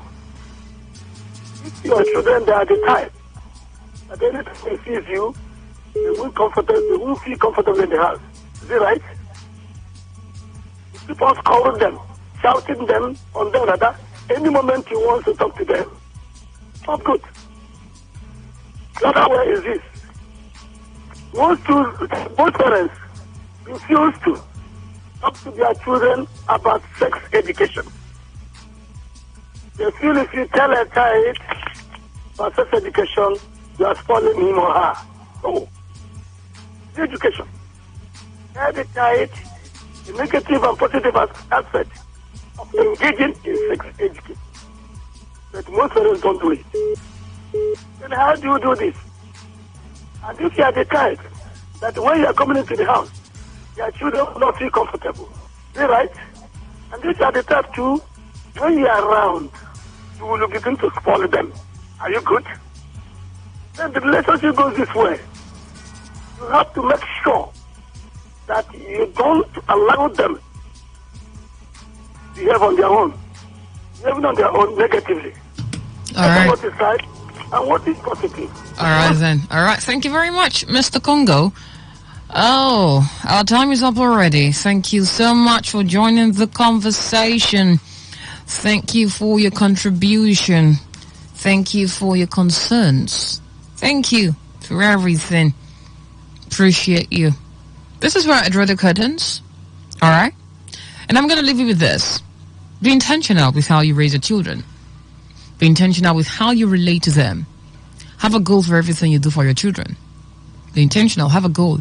Have something that you want to see. You are doing this because you want to see this, because you want your children to be this way. Be intentional. Don't just raise, don't just give birth and then they're just raising children. You don't even know why you're raising them, or you don't know what you're raising them for. How do I say this even? Just be intentional. Have a goal, have a purpose. When it has to do with your children, how you relate with them, how you deal with them, how you talk to them. When, why, how, where are you preparing them for? What are you preparing them for? With perspective, have your future at hand. And I pray that will produce valuable assets in society and not the opposite. Gloria Kati is my name. Do not go anywhere. The word is up next. Keep listening to this very dial.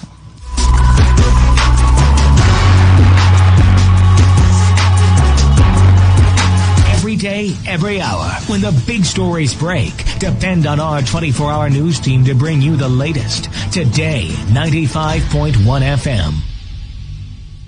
Whether it's happening in Port Harcourt, South South, Nigeria, or around the world, we've got you covered. On air, online, delivering balanced news and unbiased analysis. Today, 95.1 FM.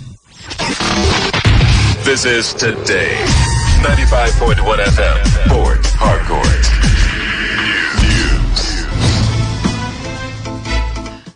A very good evening to you. This is the World News on your Premium Talk Radio, Today 95.1 FM Port Harcourt. I am Gloria Karibi-Tonbury. We start with the headlines. PDP wins governorship election in Delta and Plateau states, while APC wins in Ebonyi and Niger states. River State Governor Yinton Wike congratulates Governors Sheyi Makinde, Bala Mohammed, and Babajide Sanwo-Olu on their re-election. PDP presidential candidate Atiku Abubakar condemns delay in declaration of Adamawa State governorship election results. On the foreign scene, Donald Trump's ally set to appear before grand jury in criminal case against the former U.S. president. Now the details.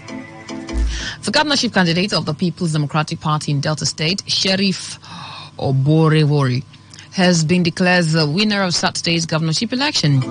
Oborewori polled out 360,000 votes to beat his closest rival of the APC, Senator Ovie Omoagige, who scored just about 240,000 votes, with the Labour Party candidate Ken Pella polling some 48,000 votes.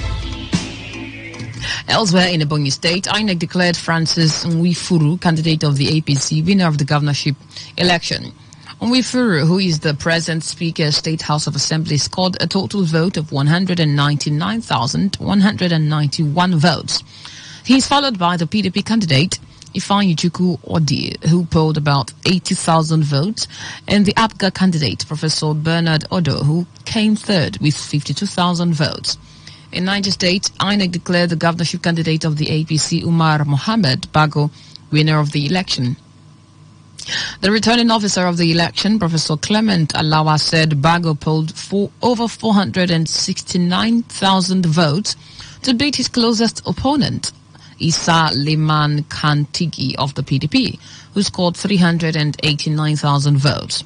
In Plateau State, the governorship candidate of the People's Democratic Party, Caleb Mutfwang, was declared the winner of the Saturday election. The Independent National Electoral Commission presiding officer, Musa Yusuf, made the declaration after collating the votes scored by parties in the elections. He said Mutfwang had the highest vote to beat the All Progressives Congress candidate, Nentawi Yilwada. River State Governor Nyesom Wike has congratulated Governors Seyi Makinde of Oyo State, Bala Mohammed of Bauchi State, and Babajide Sanwo-Olu of Lagos on their re-election. Governor Wike, in a statement by his special assistant on media, Kelvin Ebiri, said he is excited by their victories in the just concluded governorship election in their respective states. He noted that the re-election of the governors through free, fair and credible elections in their respective states is indeed a triumph for Nigeria's democracy. Governor Wike said he looks forward to the consolidation of the bonds of brotherhood and friendship between the state and rivers. He urged the governors to use the election for their second tenure in office to continue to create a better life and prosperity for their people. The governorship candidate of the Labour Party in Lagos State, Gbadebo Rhodes Viva, has vowed not to congratulate Babajide Sanwo-Olu, who got re-elected as governor of Lagos State in the just concluded elections. Rhodes Viva, who described the exercise as a sham, alleged that it was a deliberate attempt by the Independent National Electoral Commission to manipulate the results in favor of the ruling party. The LP governorship candidate, while also condemning the activities of some hoodlums who chased away party agents and voters from polling units, said the violence had set a precedent for war in subsequent elections. He further urged those with autonomy to speak up in condemnation of the vices. I completely condemn the entirety of this election in every clear term. This was a sham of an election. It was a compromise. It was an illegality that has not been perpetrated in Lagos since I've been born. This was an election where entire agents of a party were chased away from their polling units. This was an election where people were standing, and if you came to vote and you were in the Labour Party, they were beating you. So I condemn this. I will never call Babajide Sanwo-Olu to congratulate him for this shambolic, this sham of an election, this violence that's literally setting a precedent for war in the next election, because nobody is going to come into elections believing that they will discuss ideas and issues anymore. Because what is it about? It's about who is the most violent.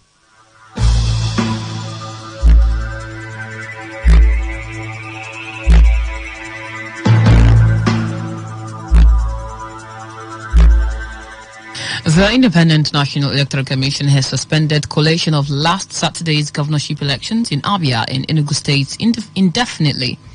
In a statement by its national commissioner, former and voter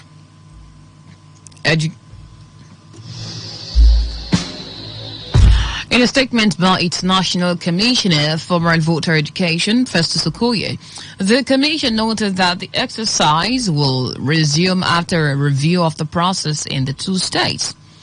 Okoye said, apart from INEC officials being held hostage in Obingwa local government area of Abia State, reports from Enugu calls for a review of the exercise. This followed complaints from political parties that the process was compromised in the two states. The Independent National Electoral Commission has foreclosed supplementary elections in areas where thugs disrupted the process and destroyed electoral materials. According to the electoral umpire, the accreditation data had been stored in the Commission's back end before the BVAS machines were configured for last Saturday's governorship election. Chairman of the agency's Information and Voter Education, Festus Okoye, told newsmen in Abuja that one of its staff was killed during the governorship elections. Okoye, who however did not give details, said a number of other INEC personnel were either abducted, harassed, or intimidated. The Labour Party National Chairman Julius Abure has warned that the party will resist every attempt by the People's Democratic Party in Abia and Enugu State to overturn the result declared in the two states. In a statement, the LP National Chairman claimed governors of the two states of Enugu and Abia were defeated by the Labour Party in the last presidential and National Assembly elections, where they made effort to get the Senate ticket. Abure alleged that governors Ifeanyi Iguayi and Okezi Ekpeazu, Enugu and Abia respectively, are trying to rig the elections by manipulating the results, and called on the Inspector General of Police to intervene. The governor of Abia State is trying to change his local government result, Obingwa, in order to upturn the entire outcome of the election. INEC officials and all other officers are held hostage by the governor in his local government. Same scenario is playing out in Enugu. The governor of Enugu State is working hard and they are trying to change the results in Enugu State. The provocation has become so much, and it is imperative to put on record that if this scenario is allowed to continue in Abia and Enugu State, it may become difficult for us to control our supporters who are ready to continue to sit and occupy the streets of Nigeria till justice is done.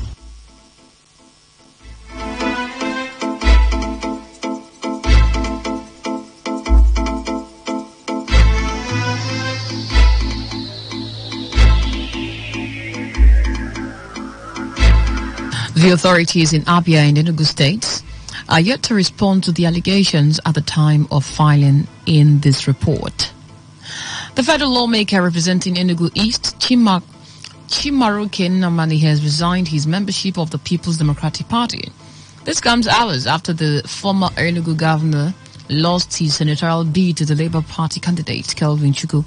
According to the Independent National Electoral Commission, the LP candidate clinched the seat after polling 69,136 votes to defeat Nnamani, who scored 48,701 votes. In reaction to the outcome of the election, Nnamani, in a statement he personally signed, said after consultations with his associate and constituencies alike, he decided to leave the party on account of irreconcilable differences with the national leadership of the PDP.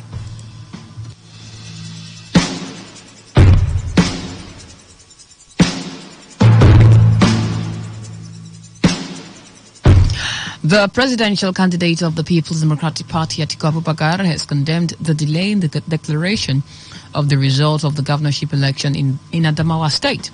Atiku warned that the delay threatens the peace of the state as the uncertainty it is causing has continued to raise undue tension among the people. Atiku, who addressed newsmen in his Yola home, said there was no need for the delay in concluding announcements on the results. Atiku alleged that even if the results of Fufore local government area is added to the already collated number, it would make no difference as the PDP is already winning. On behalf of the people of Adamawa State, and let me say also in Nigeria, I want to draw the attention of Nigeria and the international community to what is currently happening in Adamawa State. We have concluded our elections very peacefully, and the results are there, even on the portal for everybody to see. We are appealing to INEC to announce the results as expressed by the people of Adamawa State.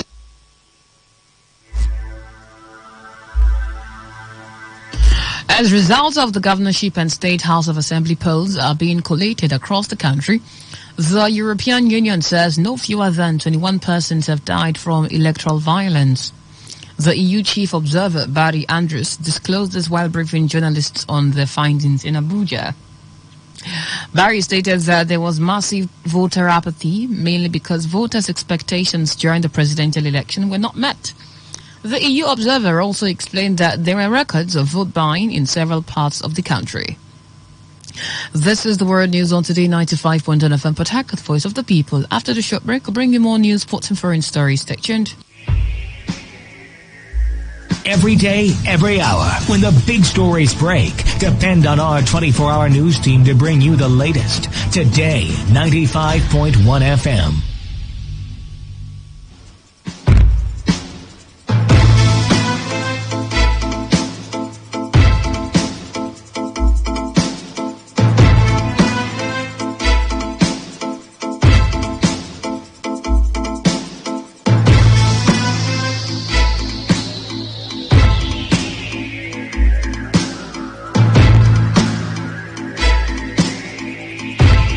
Many thanks for staying tuned. The news continues. Some party coalition agents in River State have called for total cancellation of the Saturday 18th March governorship and State House of Assembly elections in the state.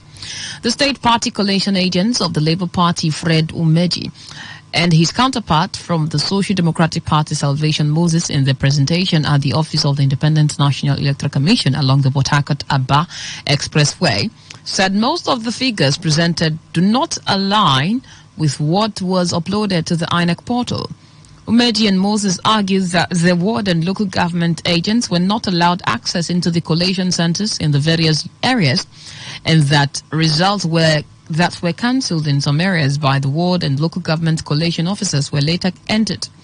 The aggrieved party agents accused the state returning officer of compromise, questioning why the REC and returning officer are rushing to announce results that are full of discrepancies. There was no collation. You know that. How can you be writing a result when there is just one party agent? Which power did the LGA returning officer have to have cancelled the number of words that have been presented so far? Because from the report we've had here since yesterday, we heard that, we cancelled word 8 because of violence. But we are telling you that the same thing happened at the local government headquarters. And then you are telling us that you don't have power. The power they have is derived from which law? And the one you don't have is hanging in which of the books? The total number of votes allocated to PDP candidates is not in agreement with the total number of accredited voters in INEC portal, because the number of votes was allocated to a preferred candidate. Please, Mr. Returning Officer, we have presented enough evidence to you to cancel this election and let us go home and prepare for next month. What we are collecting here is not a result, but a fabricated figure. On his part, the All Progressives Congress state coalition agent, Michael West, bemoaned Nigeria's electoral system, insisting that the results being announced do not reflect the results from the wards that were transmitted to the INEC portal. This is not democracy. Obiako results have been presented. My coalition agent at the LGA level in Obiako was arrested and taken away. He wasn't allowed to enter the coalition area. Results were weeks away, precisely at the Wadaya, Romolimeni, and I had the results being collated and presented here. It is quite and very unfortunate that we are putting in multi-billion naira in democracy, and yet we are still at this level. We have not presented our sanitary results. We are collecting results yesterday, and all of a sudden, at about 12 minutes to 1, the results were carted away. ABC was in clear list in all the 13 wards and brought to INEC. For now, as I speak, I don't know the whereabouts of the material. So please, I want the resident electoral commissioner, I want the service chiefs to know this. Something has to be done in Nigeria. Today, Uchendu Ejuo reports that the state coalition agents also questioned the rationale behind announcement of Port Harcourt City local government result when it is yet to be announced at the local government level. In his response, the state returning office, Professor Akpofure Rinruke, insisted that the announcement of results must continue. In your local government area, and you walk into the venue of collation, and all you say is a verbal presentation of what happened in your LGA. And you think on the strength of that if somebody just stood up and said this was what happened, and on that strength, the return of that to cancel the election, it is not done by law. Please, there's a review process.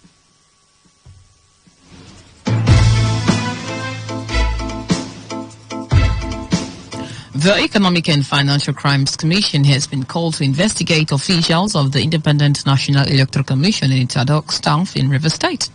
The All Progressives Congress returning agent Michael West, in what appears to be protest at the INEC Collation Center on Aba Road, claims that those officials and ad hoc staff were bribed with hard currency to rig the elections. West specifically rejected the governorship result from Asarito local government area, which he said was not collated completely, as the process was obstructed and materials taken away by the EO, with a promise to call all the agents to continue collation.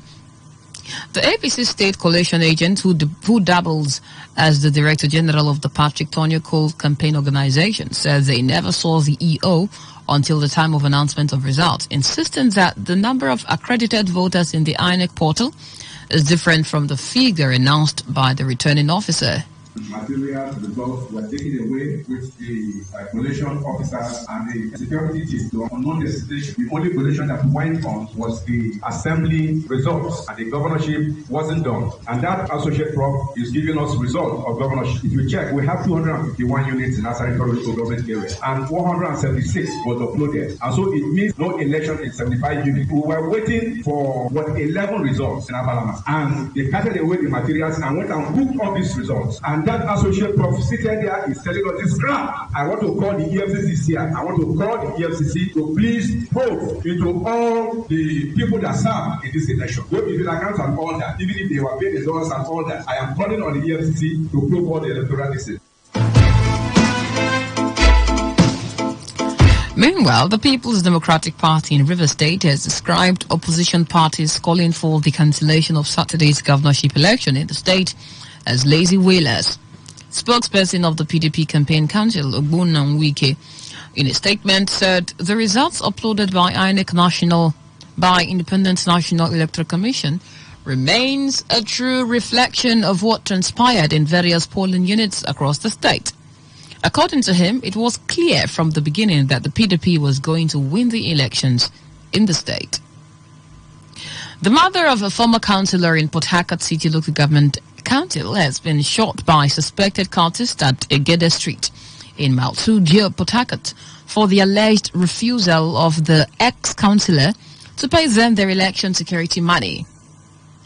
A resident of the area who claimed to have witnessed the attack said the suspected cultists stormed the area and first approached the ex-councillor, who was sitting in front of his compound at Egede Street, to demand for their money, which they claimed they worked for during the elections. Our source said trouble started when the former councillor insisted that he had no money to give the suspected cultist.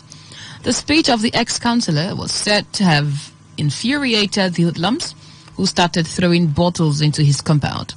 He further disclosed that the former councillor, simply identified as Endurance, ran into his house and the suspected cultists opened fire on him, hitting his unsuspecting mother.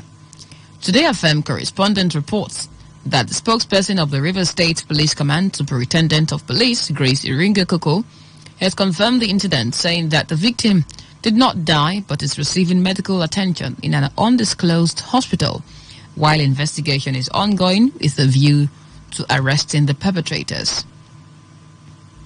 In other stories, electricity workers in Rumuola in Obiakwa local government area of River State have been attacked and manhandled by men of the Nigeria Security and Civil Defense Corps over the disconnection of power cable. The South-South and South-East Zonal Deputy General Secretary of the Senior Staff Association of Electricity and the Light Company, Innocent Lord Douglas, made the allegation in an interview with Today FM Sandra Kenneth. He said men of the NSCDC invaded the Rumuola office of the PHED, destroyed the gate, flogged the workers present, and seized their phones. He explained that the NSCDC has owed electricity bills for over 21 years and has refused to pay, adding that the command has ignored all entreaties by the power company to pay its bills. Innocent stressed that the invasion happened this morning after the workers had disconnected the power supply cable. He also threatened to picket the NSCDC's office in a peaceful protest tomorrow if medical bills of the workers who incurred injuries were not treated and their phones returned, while decrying the high level of disregard for the rule of law and impunity displayed by the command.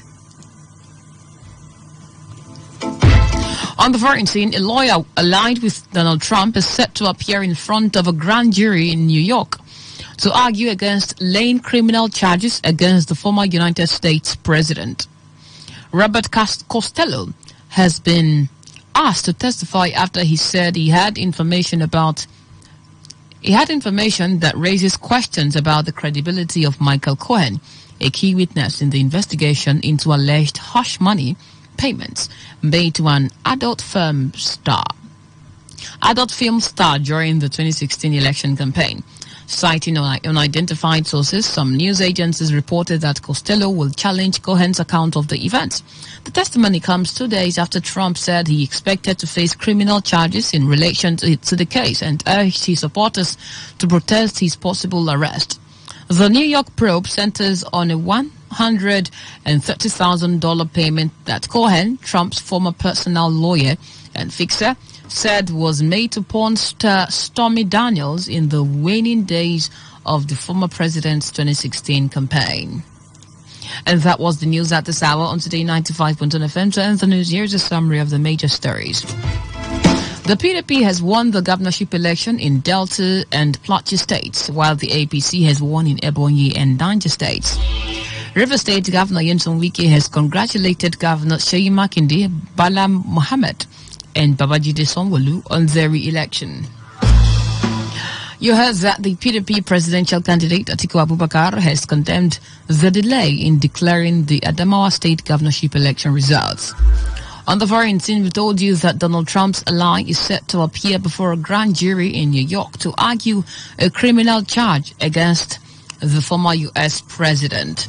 That was the news as edited by Prince Ajubo. For comments and inquiries, please call 0818-389-2850 or send your emails to news@todayfmlive.com. You can also read our stories on www.todayfmlive.com. I am Gloria Caribbean Tombury. Good evening, and thanks for listening.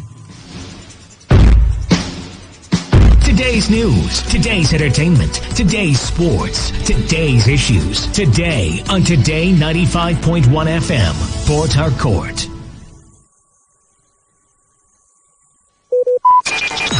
Talk radio. I listen to a lot of talk radio. 95.1 FM.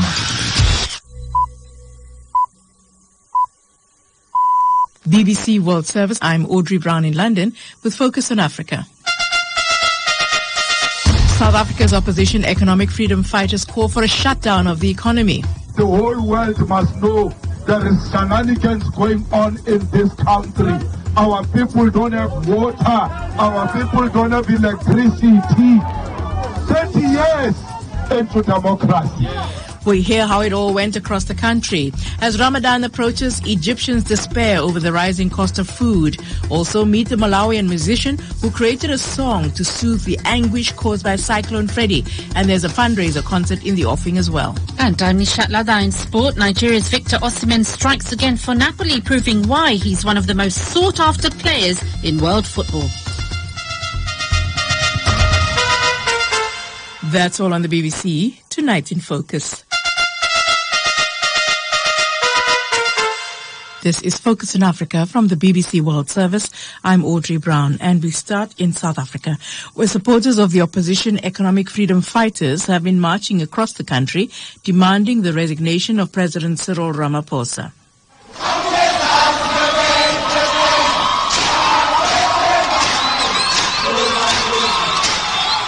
They want President Ramaphosa out, saying he has failed to bring down youth unemployment and to stop the power outages that is crippling businesses. Dressed in the organization's red T-shirts and berets and led by Julius Malema, their so-called commander-in-chief, EFF supporters have been massing outside President Ramaphosa's official residence in Pretoria. Phumza Fihlani has been telling me more. We are outside Mahlamba Ndlovu guest house. This is the presidential guest house in the capital, Pretoria. Thousands of EFF members have gathered, and they have told us that they will sit here outside the president's residence until they get a report back that their demands have been met. One of them is that they want him to resign. The other is for a commitment for an immediate end to load shedding, which is what is called power outages in South Africa. And is the president of that organization, the EFF, the youngest political party in South Africa, is he there? He is here. In fact, he spent the day walking through the capital with his supporters. He's taken some time throughout the course of the day to address them on why they've come out and encouraging them to continue coming in their numbers. They've committed to staying here until midnight. He says one of the things that they want to see happen as the EFF is they want a commitment from government, one, a solid plan on how they're going to fight corruption, but also they say that President Cyril Ramaphosa has failed in his duty as president and they want him out. We are tired of this nonsense. Close all of this because the whole world must know there is shenanigans going on in this country. Our people stay in the shacks. Our people don't have water. Our people don't have electricity. 30 years into democracy. So that's Julius Malema speaking there. So, Pumza, one of the things, people were nervous about was police action, firstly, and secondly, violence on the part of the protesters. Tell us what's been happening in that regard. Well, on the most part, nationwide, the protests have largely been peaceful, but there is a massive police presence around the country, from here in Pretoria, where we are, and Johannesburg, the economic hub where we were earlier in the day. We saw soldiers on the ground, we saw police vans, armed police on the ground, also just monitoring the situation. And what about the people of South Africa? I know, for instance, my mother lives in a township near Soweto. They're very scared. From very early this morning already, people from the community were standing at the entrances to major roads and so on to stop protesters from coming into the community and destroying their infrastructure. That seemed to be the thing that they were afraid of. I mean, that sentiment is there too, Audrey, and with good reason. You'll remember that in 2021, there were protests in various parts of the country where more than 300 people died. So there was great anxiety for people who aren't supporters of this movement, who were worried about what it could mean for them. They were worried about stores being looted like we saw in 2021. They were also worried about just rampant crime as a result, like people being opportunistic and trying to use this time to commit crime. So most South Africans that you speak to will tell you that the power cuts are causing problems for them, that they are having a direct impact on their lives. But you will then find people with mixed views on what the best way to tackle that is. This group here believe that it's coming to the presidential guest house and sitting here for hours until they get some sort of indication from the government that their commands and their demands have been heard. And that's Pumza Fihlani. She is in Pretoria. Now, there are opposition-led protests in Kenya today as well. These went ahead in spite of a government warning that they will be met with a strong police response. People appear to be undeterred by that warning, and they've come out in their numbers to join the failed presidential contender Raila Odinga, who has still not accepted the outcome of the last election. Its rapid intervention units, Kanine and the municipal police, has again shown. Now, the ostensible reason for the protest in Kenya is the high inflation or cost of living. Ferdinand Monde has been out all day, and he joins us now on the line from, I take it you're in Nairobi, Ferdinand? Yes, I'm in Nairobi, back in the safety of our office after more than 8 hours of running up and down with protesters. So relatively safe, but slightly worn out. Right. So tell us what's been happening. Why were you running about? Was it to escape a police tear gas, which I saw on television, and water cannons? Frankly, it was to escape both, and I was nearly got by both because the whole day police have been trying to restrain Raila Odinga's supporters first from escaping from their main residence, that's in the slums of Kibera, where he maintains the most hardcore of his support base, and police had come there since early in the morning, placed water cannons there just to make sure that those people could not get out, and so they got frustrated and started pelting the police with stones, and police responded by hurling tear gas and firing the water guns at them. But then in the afternoon, Raila Odinga popped up in the middle of Kenya Central Business District at a hotel where he wanted to address the public, and there also he was repulsed again with tear gas. They got into a convoy, and then they now started driving around the city. They went to the other side of Nairobi from where I have come out, and up to now, literally 20 minutes ago, police were still engaging with the residents in running battles. A few people have been injured, and I saw one person who had been shot, although I understand that he has since recovered and is out of danger. So have these protests been happening only in Nairobi, or has it been happening in other parts of the country as well? There have been protests in other parts of the country, particularly in Kisumu, where now that's where the Luo community, Raila Odinga is a Luo, and that's where the majority of his support base outside of Nairobi are. And there are also similar demonstrations on the other side, and all of them were just saying that they're going to continue with these demonstrations for as long as Raila Odinga asks them, and later on this evening, Raila Odinga said he will continue with these demonstrations until he gets his demands acceded to by the government. And what are those demands? So the first one is against the high cost of living, and he says that the government needs to reintroduce the subsidies which President William Ruto had scrapped out when he was sworn in. Mr. Ruto had said that those subsidies were favoring a few pockets, not really trickling down to the people, and now the cost of flour, the cost of wheat, and the cost of essential commodities like fuel have gone through the roof. Secondly, he says he wants to be part, or political parties to be enjoined in the formation of a new electoral commission. The last one since left under different circumstances, and a new team has been now put forward to select the new team, but Raila Odinga says that it is skewed, or he claims it is skewed in favor of William Ruto. The last one, and perhaps the most controversial, he still insists that the last elections which he lost was stolen from him without giving evidence, and he says he will not relent until President William Ruto leaves office. Legally he cannot, because a Supreme Court decision through a petition which Raila Odinga presented validated his election, and this is where there's real contention, because his opponents or detractors say Raila Odinga is trying to overthrow the government, but Raila says is exercising his right to picket as provided for by the Constitution. Right. Now tell me, given that there's a combination of his own political position in this and the cost of living crisis, which affects a broader range of people, how well supported was his call for people to come out and protest? I would say that the level of disruption that is caused today was perhaps unexpected, at least from the perspective where we saw there was a lot of chest thumping on the government side, saying that Raila is finished and that most of the disruption would happen maybe in his area where he's most supported, and that is what happened. But somehow the tension created by the risk of demonstrations and the damages thereof really made a lot of people stay away from office. Today, the deputy president himself now called on Raila Odinga and his supporters to not demonstrate so that he could let business go on in Nairobi in the afternoon. According to the deputy president, the period during which the protest went on, Kenya lost about $20 million worth of business. So this is the extent to which he has caused disruption, if not the extent to which he has support for these demonstrations.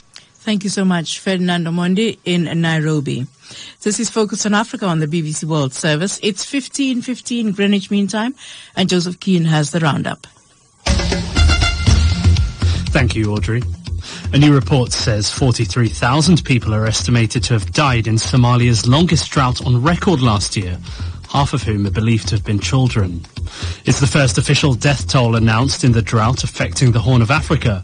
Somalia, Ethiopia and Kenya are facing a sixth consecutive failed rainy season as rising global food prices complicate the hunger crisis. More than a dozen people have been arrested and many injured in the Mozambican capital on Sunday after police stormed a peaceful march in honor of the popular rapper and government critic Azagaya, who died of epilepsy earlier this month. Jose Tembe reports from Maputo. The Mozambican police, through its rapid intervention units, Canine and municipal police, has again shown its muscles, preventing marches in tribute to the rapper Azagaya, who died on the 9th of March. The same police units had already made it unfeasible last Tuesday, the funeral procession of the author of the song Povo no Poder, or People in Power. Tear gas, rubber and real bullets and beatings are some of the ways used by the Mozambican police to disperse thousands of Mozambicans. China's President Xi Jinping says those who killed 9 Chinese gold mine workers in the Central African Republic must be severely punished. 2 additional Chinese workers were wounded when gunmen stormed a mining site near the town of Bambari on Sunday. The local mayor blames the coalition of Patriots for Change for the killings, but the rebel group said Russian mercenaries from the Wagner Group were behind the attack. And Sudan's political factions have agreed to establish a new civilian-led transitional government on the 11th of April, following protracted UN-sponsored talks involving several Western and Gulf nations. Thank you, Joe. And now with the sports headlines, Nishat Lada. Hi, Audrey. Nigeria's striker Victor Osimhen will go into the international break full of confidence. He scored 2 more goals for Napoli on Sunday as they beat Torino 4-0 to go 19 points clear at the top of Italy's Serie A. That's now 25 goals in all competitions for Osimhen. And Nigeria fans will hope his great league form continues with the Super Eagles when they play Guinea-Bissau in Nations Cup qualifying on Friday. Barcelona fans have Ivorian midfielder Franck Kessié to thank for their last-gasp 2-1 win over Real Madrid in El Clásico in Spain last night. He came off the bench to score the winner, which puts Barca 12 points clear of Real at the top of La Liga. And in athletics, Jacob Kiplimo won the battle of the Ugandan runners in the United States. He beat his compatriot Joshua Cheptegei by more than 30 seconds to win the New York City half marathon title. Kenya's Helen Obiri won the women's event. Audrey. Thanks so much, Nishatlada.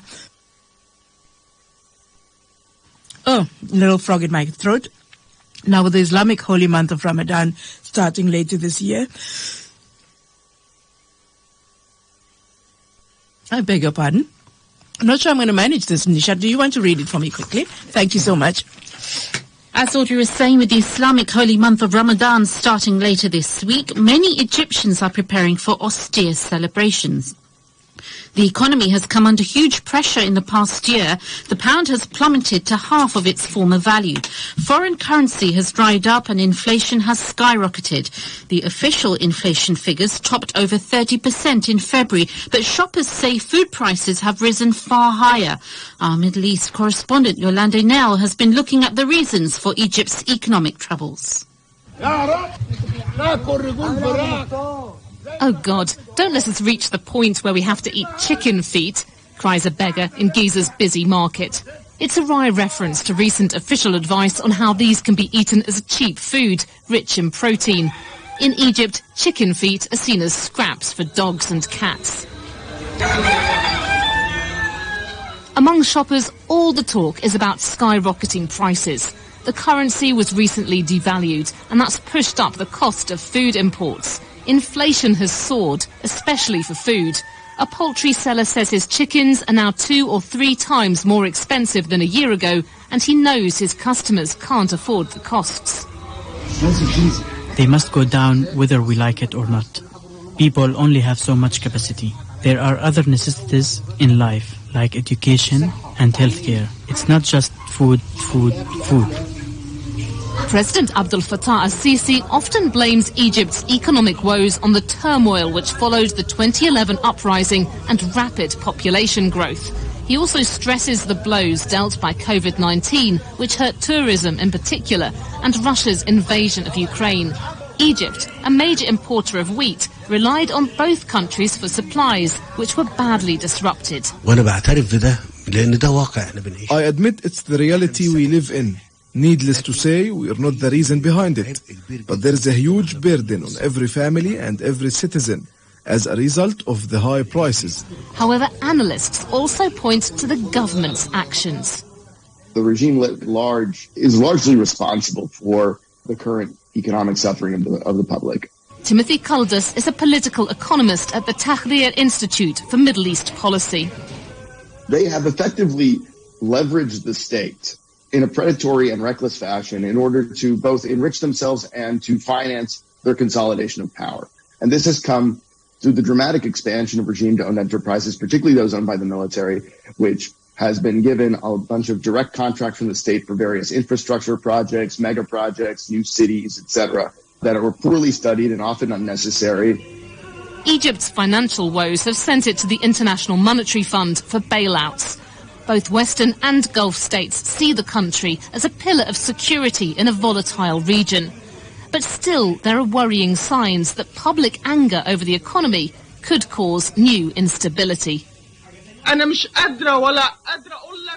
can't describe how we women regret the black day that we went to vote for you, an Egyptian housewife tells the president in a recent video widely shared on social media. You made our life hell. In her kitchen in Giza, the dad is cooking green beans in a tomato sauce for her grandchildren. She can't afford to serve the traditional dish with meat. She says that even basic staples like fool and tamia, made of imported fava beans, are now luxury items. She wonders how she'll cope during Ramadan, when dawn to dusk fasting usually ends with a family feast. I'll cook lentil soup. What can I do? Even lentils are expensive. Fool is expensive. One fried patty of tamia is now as small as a £1 coin, yet it will cost you £1. And you ask what we are doing in Ramadan? But then Wadad too tries to lift the mood with humour. Whatever happens, she says, God willing, there'll be no chicken feet. And that was Yolande Nell reporting there, and I must thank Nishad Lada for helping me through that little patch of scratchy throat and coughing. Let's go to Malawi now, where the cleanup continues as people count the cost of lives lost and the destruction caused by Cyclone Freddy. Hundreds of people are still missing, swept away in massive floods. The rain has stopped now, but vast parts of the country are cut off as roads have been washed away. President Lazarus Chakwera appealed for help last week, and help is indeed needed from within the country, the sub-region, and further afield. Everyone is involved, and one of them is the musician Mabuchi Emmanuel Muale.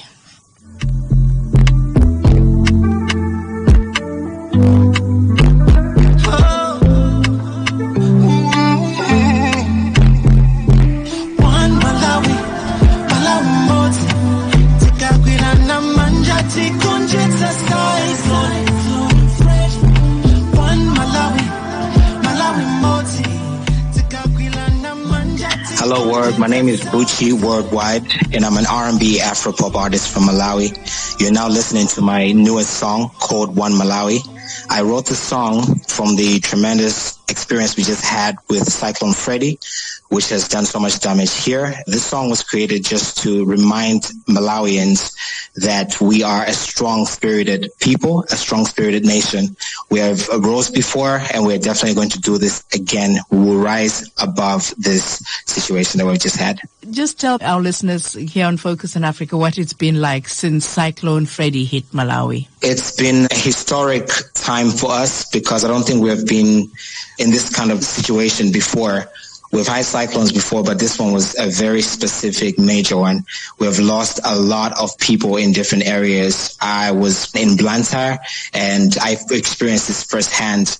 In other areas within Blantyre, people have lost so many loved ones. Some have been displaced from their homes. There are people that are injured. Even in the outskirts areas also, we're getting more information every day about the numbers that are going up. Numbers are rising even up until now that the rains have stopped. We're literally facing the damage that's been done even though it stopped raining. It's really bad. You visited several centers where people have been housed, waiting for the rains to subside, waiting for the floods to subside. What did you see there, and what have people been telling you? I remember walking there with my team. We were able to bring in some donations that we collected from some well-wishers. Walking around the place, seeing kids running around, tents being put up, and I asked the question, how many blocks we have here? And to my surprise, they told me that they have about 15 school blocks, which are accommodating thousands of people. It's completely filled with so many families that have been displaced from their homes. And just knowing that even as much as we have that number of blocks, we are still setting out tents outside the blocks just to accommodate the rest of the victims that could not fit in those blocks.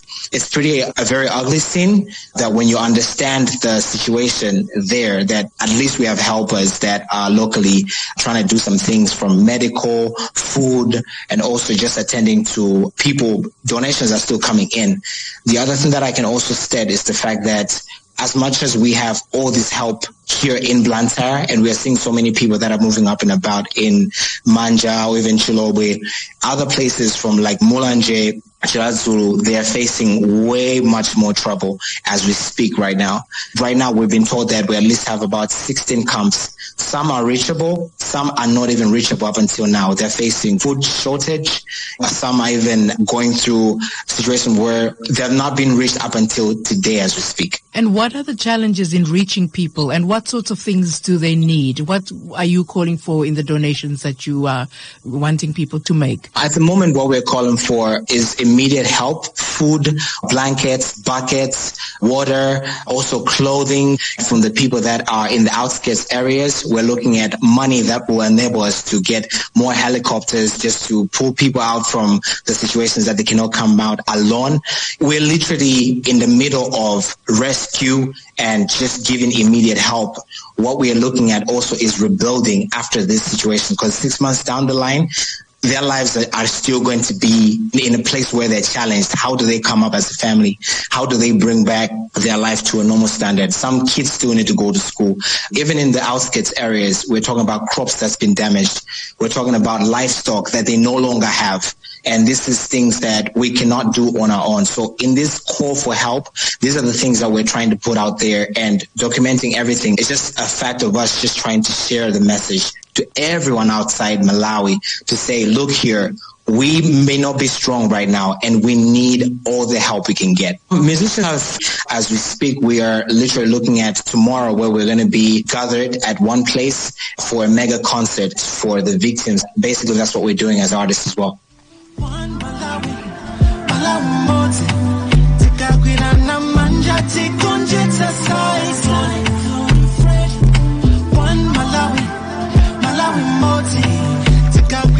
That's Malawian musician Mabuchi Emmanuel Mwale, bringing to an end this edition of Focus on Africa. We will be back with another edition of the program at 17 GMT.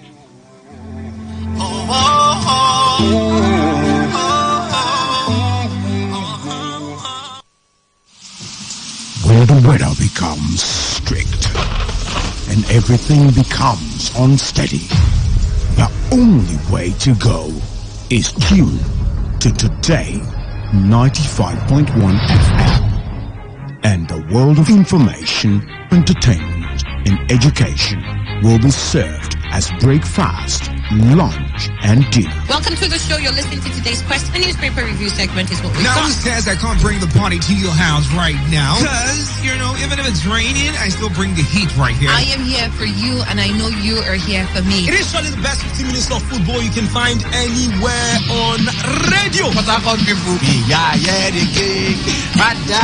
Back here in the Garden City of Port Harcourt. Today, 95.1 FM. Nothing but the best. Nothing but the best.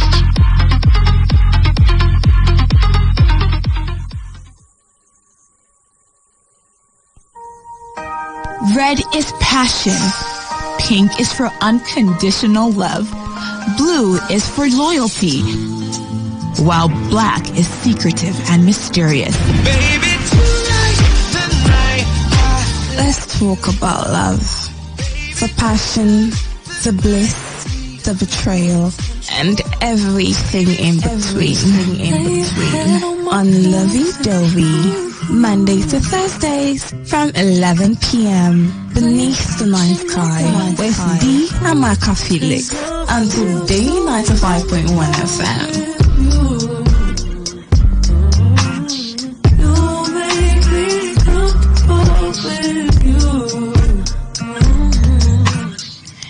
Yes, we will be talking about love in a couple of minutes. Love and everything in between coming your way in a couple of minutes. Did you miss me, by the way? Well, don't worry. When I return, you get to tell me how much you missed me, if at all you did. And maybe, just maybe I missed you also. Maybe I'll tell you how much I missed you. Okay, stay with me. I'll be giving you some, beautiful songs to step down, and then we will begin this week's episode of Lovey Dovey. Do not touch that dial. Don't touch it.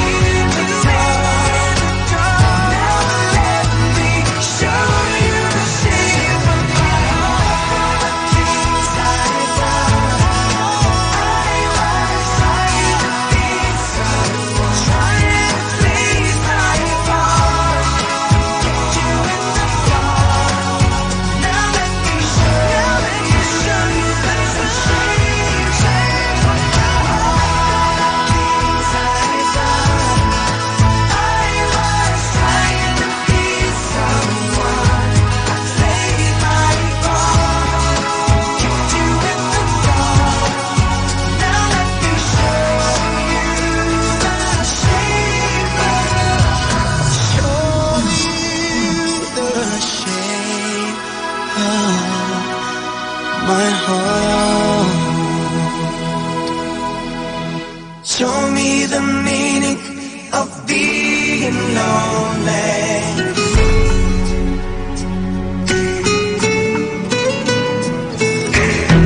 So many words for the broken heart. It's hard to see in a crimson love, so hard to breathe. Walk with me and maybe night to light will soon become wild and free. I can feel the sun. Your every wish will be done. They tell me, show me the meaning of being lonely. Is this the feeling I need to walk with? Tell me why I can't be there where you are. There's something missing in my heart.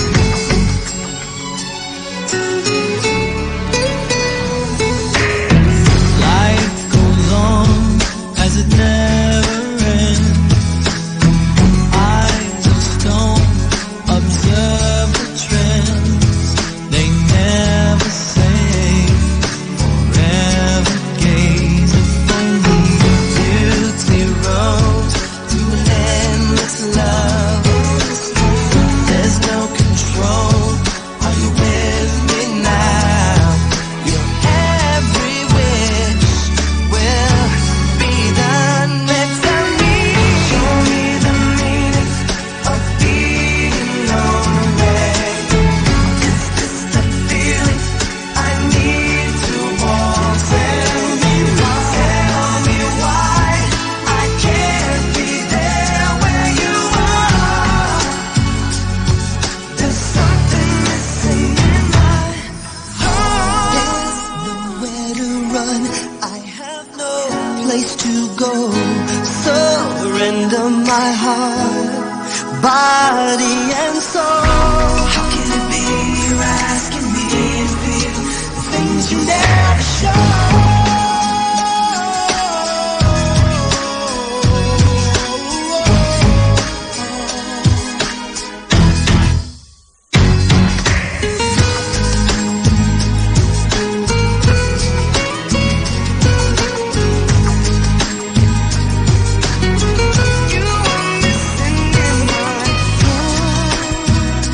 Hey, so I'm of the impression that you are definitely enjoying the songs I'm giving you tonight.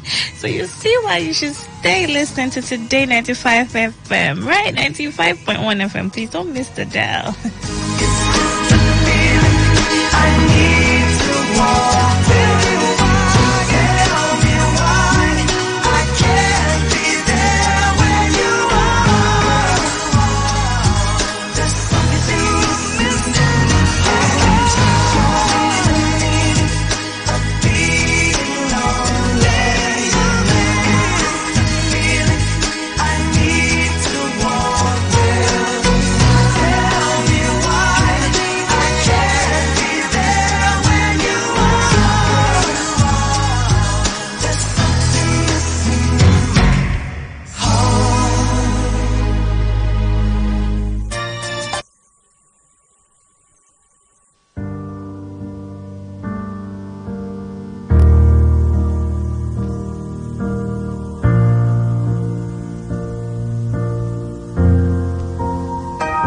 Red is passion. Pink is for unconditional love. Blue is for loyalty. While black is secretive and mysterious. Baby, tonight, the night. Let's talk about love.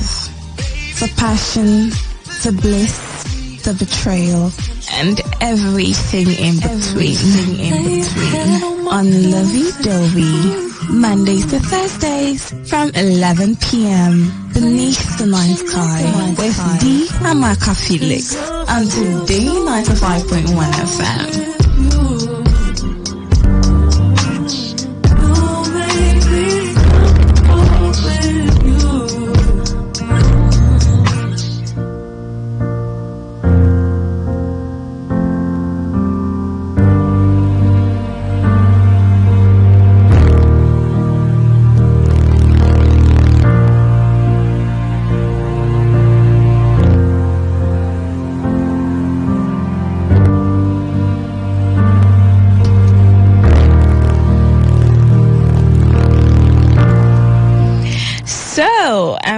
believe that you had an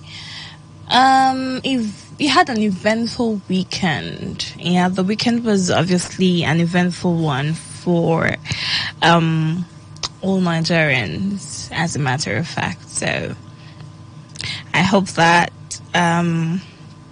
through it all, you found the strength, you found the will to go on and just keep living.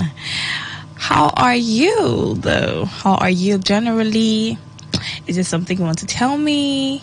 I'm here for you. You know that I'm not your favorite baby girl for nothing. So I'm open to,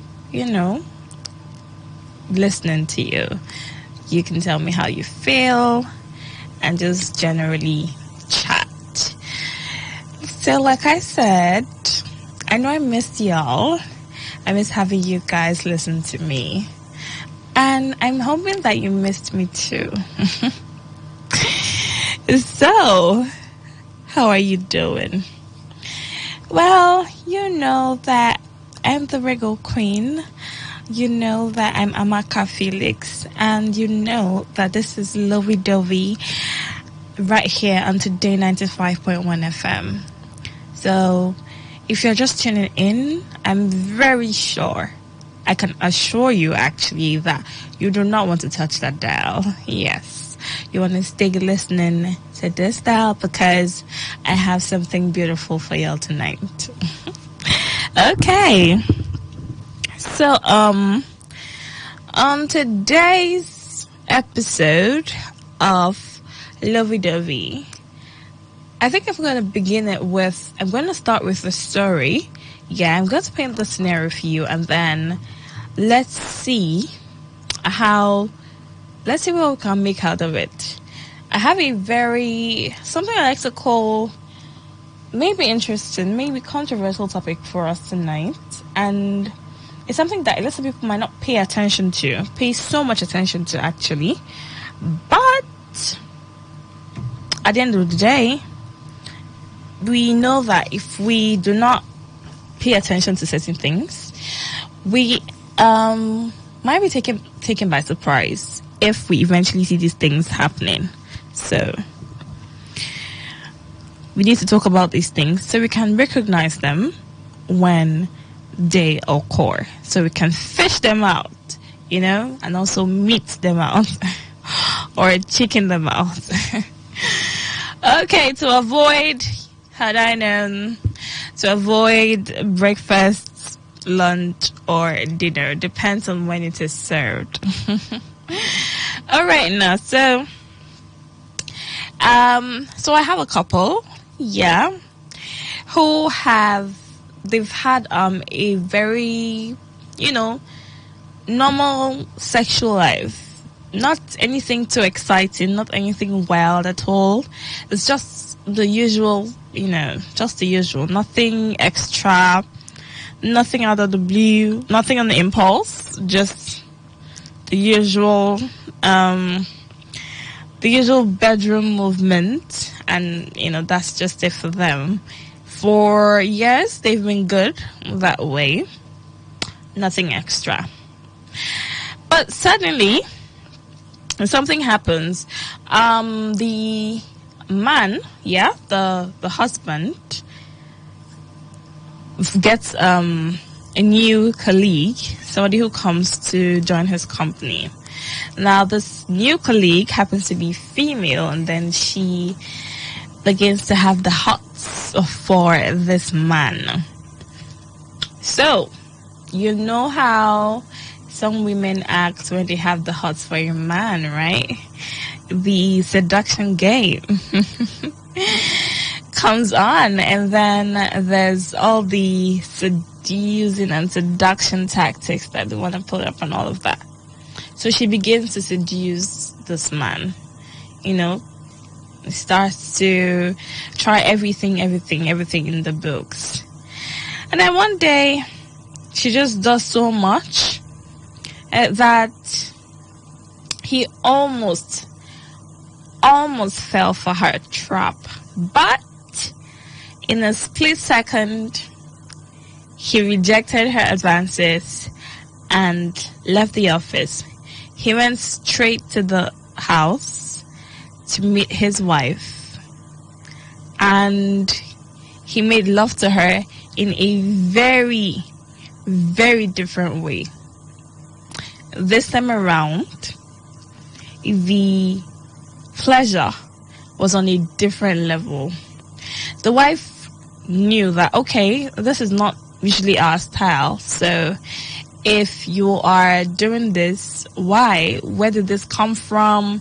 How did you learn this? Who taught you this? And why did you just come home and, jump on me? And all of that. What happened? You need to start talking. So that brings us to our conversation for tonight. Are there signs that your partner is cheating? Signs your partner is seeing someone else? If your partner is seeing someone else, are there things that will give up that person? Are there things that if you pay attention to will tell you that something is up, something is fishy, or something is meaty in your relationship or in your marriage? So let's talk about that. If you have ever been cheated on, if you've ever noticed that you were in a relationship with the person and then at a point the person either started losing interest in you or something just started going off, what were the things that made you come to that conclusion that, okay, this person is no longer interested in me, or that this person is no longer in love with you? Were there signs that you saw that helped you come to that conclusion? So on tonight's episode of Lovey Dovey, we're talking about signs that your partner is seeing someone else. Would you suggest that your spouse is having extramarital affairs if he or she suddenly gets wild in bed and wants to try several new positions? Now, the couple I talked about in the beginning, went from having a very normal, all bland sexual life to having one extremely erotic one day, extremely wild one day. And then naturally, the wife started asking questions because that was not their usual pattern.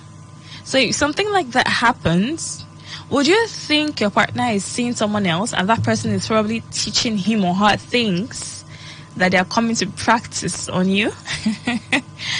Or would you also look at it from the perspective of, okay, my partner is probably doing some research. This person has probably gone to Google or something to browse, make research to find out ways to improve our sex life. Would you want to give the person benefit of doubt? Or is it that if your sex life goes from a 10 over 100 to an 80 within a very short period, would you think that something is fishy? Would you think something is up? So then there's this other one. If at a certain point in your relationship or in your marriage, you notice a change in behavior in your partner, could that be a sign? Could that be a sign that something is wrong? Or is there ever a genuine reason for a sudden change in behavior? So if your partner is always like this, maybe your partner is the work to home kind of person. Work to home, when your partner leaves his or her office and comes back home. Or if your partner is into business. If your partner is an entrepreneur, when he or she closes for the day and comes home. So if let's say the person closes at about 5 p.m. and gets home at about 6 p.m. If that's a routine for a long time, and then suddenly the routine changes. Maybe it starts going from 6 p.m. to 7 p.m., 8 p.m., 9 p.m. even, later and later, and probably even stops coming home on some nights. Would you think that something is definitely wrong? And maybe you're asking questions and you're not getting substantial answers. You're not getting good enough reasons. Would you feel something is off? Is that a sign that something is off? Is that usually how it works? So on tonight's show, let's bear it all. Let's talk about it. What are some signs that your partner is seeing someone else?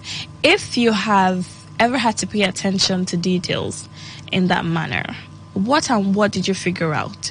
What and what told you that your partner has started doing something shady? It's something he or she should not be doing. Okay? And then, would you suggest that your spouse is having extramarital affairs if he or she suddenly gets wild in bed and wants to try several new positions? So if the moment somebody says, okay, I think we should change our sex life, we should improve our sex life rather, we should change our pattern of having sex. Maybe if we always have it in the bedroom, I think we should try the couch. I think we should try the kitchen or the dining table. I think we should explore different parts of the house. And maybe we should even take it out of the house. So if your partner starts giving you such ideas, out of the blues, will you just go, okay, who is teaching this person this thing? Where is this whole thing coming from?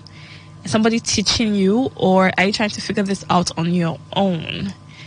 Are you going to be confused about that? Will it immediately send signals to your brain, maybe to your heart, that something is fishy? Or are you gonna, jump on the train and go with the flow and just be like, okay, I think we need an improvement. I think we could step out of the box, do something different, try something new, and just try to have fun in all. What is it going to be for you? Now, I'm going to give you a list. Some things that could be signs that your partner is seeing someone else.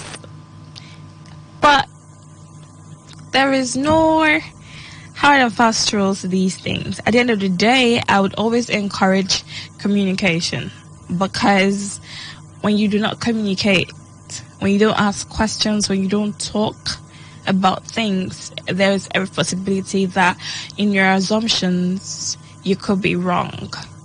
You are human. You are imperfect. You are dealing with your fellow human who is also imperfect. So you could make wrong assumptions. So whether or not you see the signs, whether or not you receive red flags and red banners, people say it's red banners now if it's glaring. So if you receive red flags and red banners, it's still a possibility that you could be wrong as well, especially if you do not communicate. And in your communication, there's also a possibility that the other person could lie. So it's a really dicey situation at the end of the day. So yes, Port Harcourt, let's talk. Tell me what you think. What are some possible signs that your partner is cheating? That your partner is seeing someone else? If you have ever had to go through something like that before, what were the things that you saw that gave up your partner? You just knew that, okay, this person is doing something else. This person is no longer interested in me. Now, for some people, I'll give you a list of possible things that made them know that the game was up. An increased sexual appetite.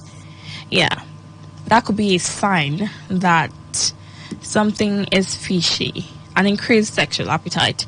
If you went from, having a 10 on a regular to suddenly having a 60, a 50 even, without proper explanations. It's different if the person has always been like that from the beginning. That's why on one of the shows that I did, I think it was last week or 2 weeks ago, we talked about people figuring out the level. That was last week when we talked about sexual compatibility. People figuring out the libido of their partners. So if your partner has always had a high libido, and because of you, he or she stepped down a notch because you have a low libido, and then suddenly the high libido comes back. It creeps back up. Now, two things are in play there. It's either he or she has found somebody who matches that high energy, or that he or she has just gone back to factory setting, which is the high libido. So two things are at play there. Before you make your decisions, before you conclude that you are being cheated on, please, you want to take your time and gather your facts, okay? Another thing I'll talk about is increased distraction. Nobody is ever too busy for the person they love.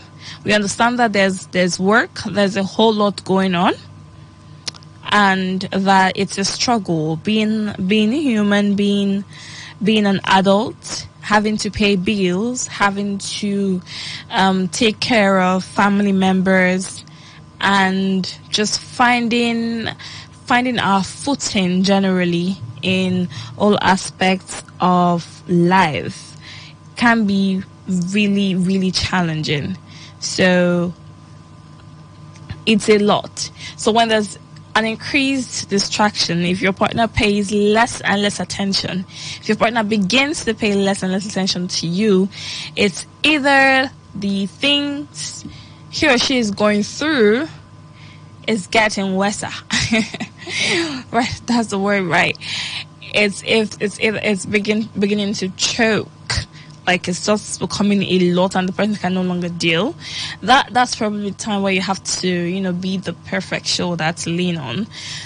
That may be the time when he or she needs you to understand and then really try to be supportive. That is, of course, if you can see, if there's proof that this is the reason why my partner is now distracted. This is the reason why my partner is or no longer gives me the amount of attention he or she used to give to me before now, and that maybe this is just a phase. It will probably pass after now.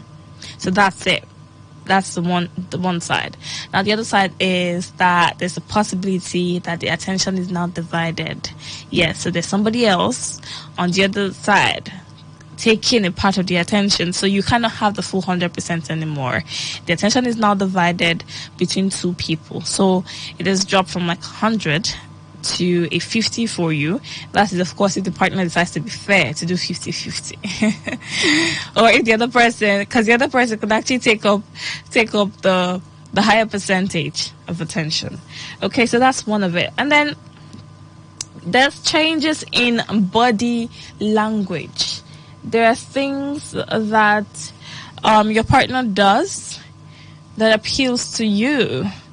Yeah, we know that as humans, we have this thing that makes us want to please the people that we love. If I love you, I will want to see you happy. And if it is in my power to give you happiness, I will.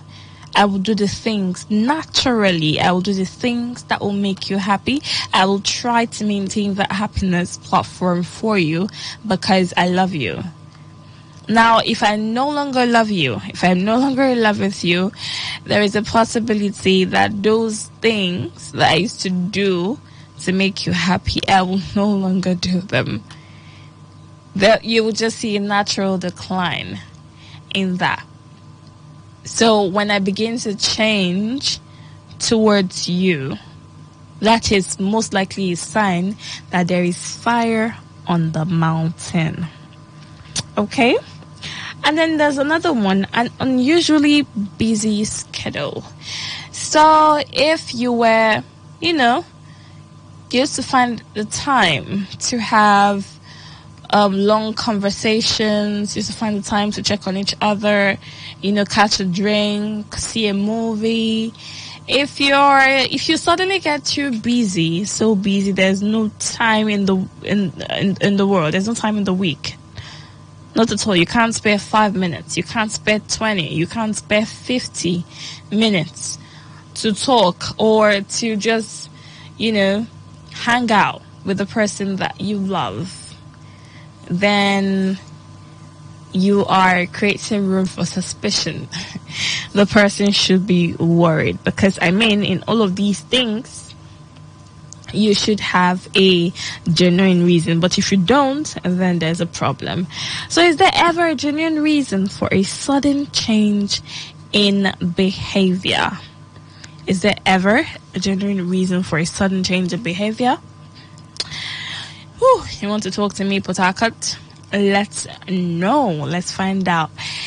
If there are things that will just let you know that, okay, at this point you should be worried about the future of your relationship, or you should be worried about the future of your marriage. And then I would love to hear experiences actually from you.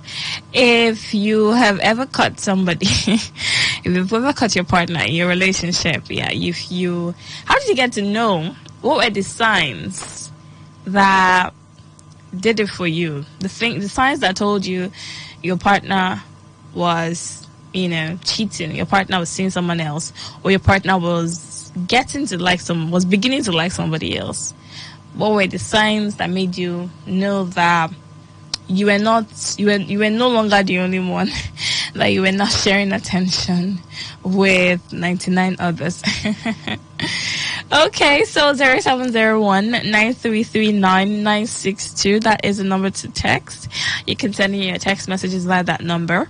0701-9339-962. Yes.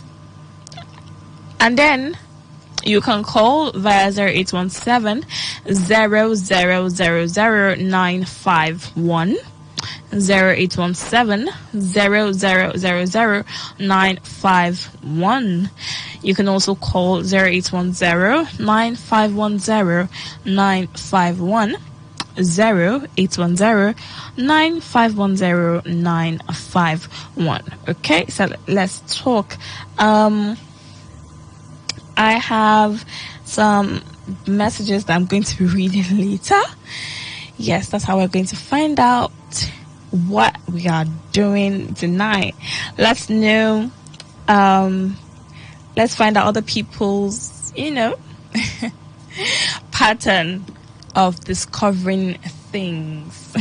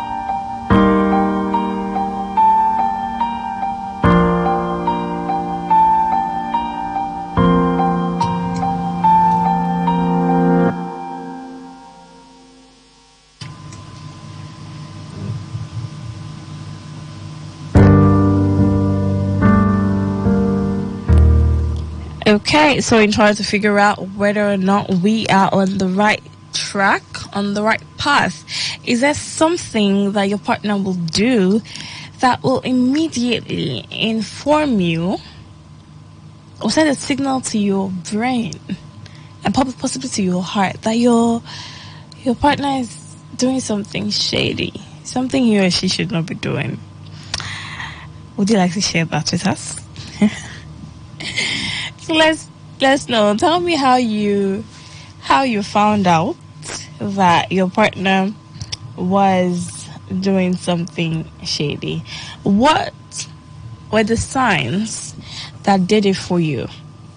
What were the signs that you had to pay attention to, and that when you paid attention to them, they gave you proof?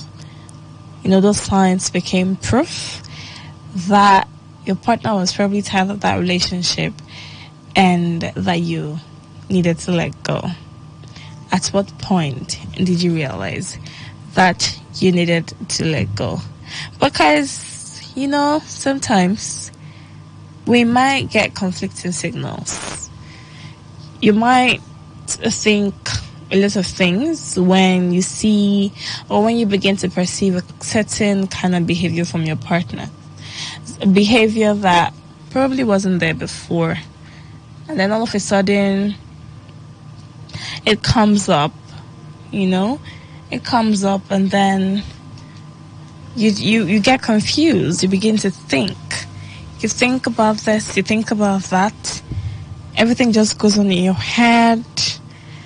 And you probably get confused. Oh well. When you do call in, I'd love to know how you found out that your partner was seeing someone else.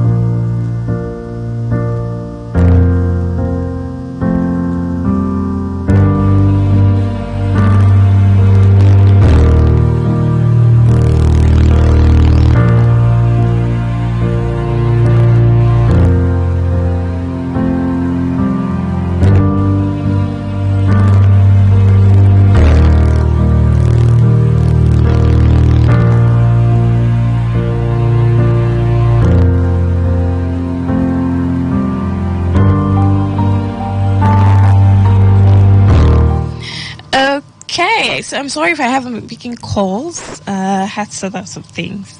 Yeah, but I'm back now. I'm back for you. Let's talk. Tell me how you got to discover that your partner was cheating on you. And then give us signs. Yeah, tell us, some signs that that will give us the information that something fishy is going on. All right, now let's talk. Hello. Hello. Good evening. Yeah, hi. Good evening. Okay. Quickly, my name is Aziz. Sorry? I said my name is Aziz. They're calling from. Okay, where are you calling from? I'm calling from Lagos. Oh, all right. That's good to know. So, talk to me. Okay. I actually love the topic you guys are discussing. Thank you. Well, the first one, which you mentioned, whether if you've noticed your partner behavior, maybe body language. If I'm asked, that one is not really necessary to some of us because it depends on a lady's mood or a man's mood when you talk about body language. Then still, there are some persons that maybe when you stay with them, there are a lot of things that no longer move them. Understand? If maybe playing music with a lady in your room makes her feel happy and all of a sudden she gives in to maybe attractions that will appease your body. So in that aspect, you start seeing the lady change mood. Some we know that it could be financial problem or whatever problem. But having another partner outside the current relationship could be a contributing factor to such stuff. Now, one of the ways you can actually know whether your partner is cheating on you, those body languages, they are one of them. But okay, let me share this experience with you. Okay. Can you hear me? Yes, please go ahead. Okay. There's this particular person I met one certain time, and we were very close. We started talking all of a sudden. Just to brief the whole story, then we started dating.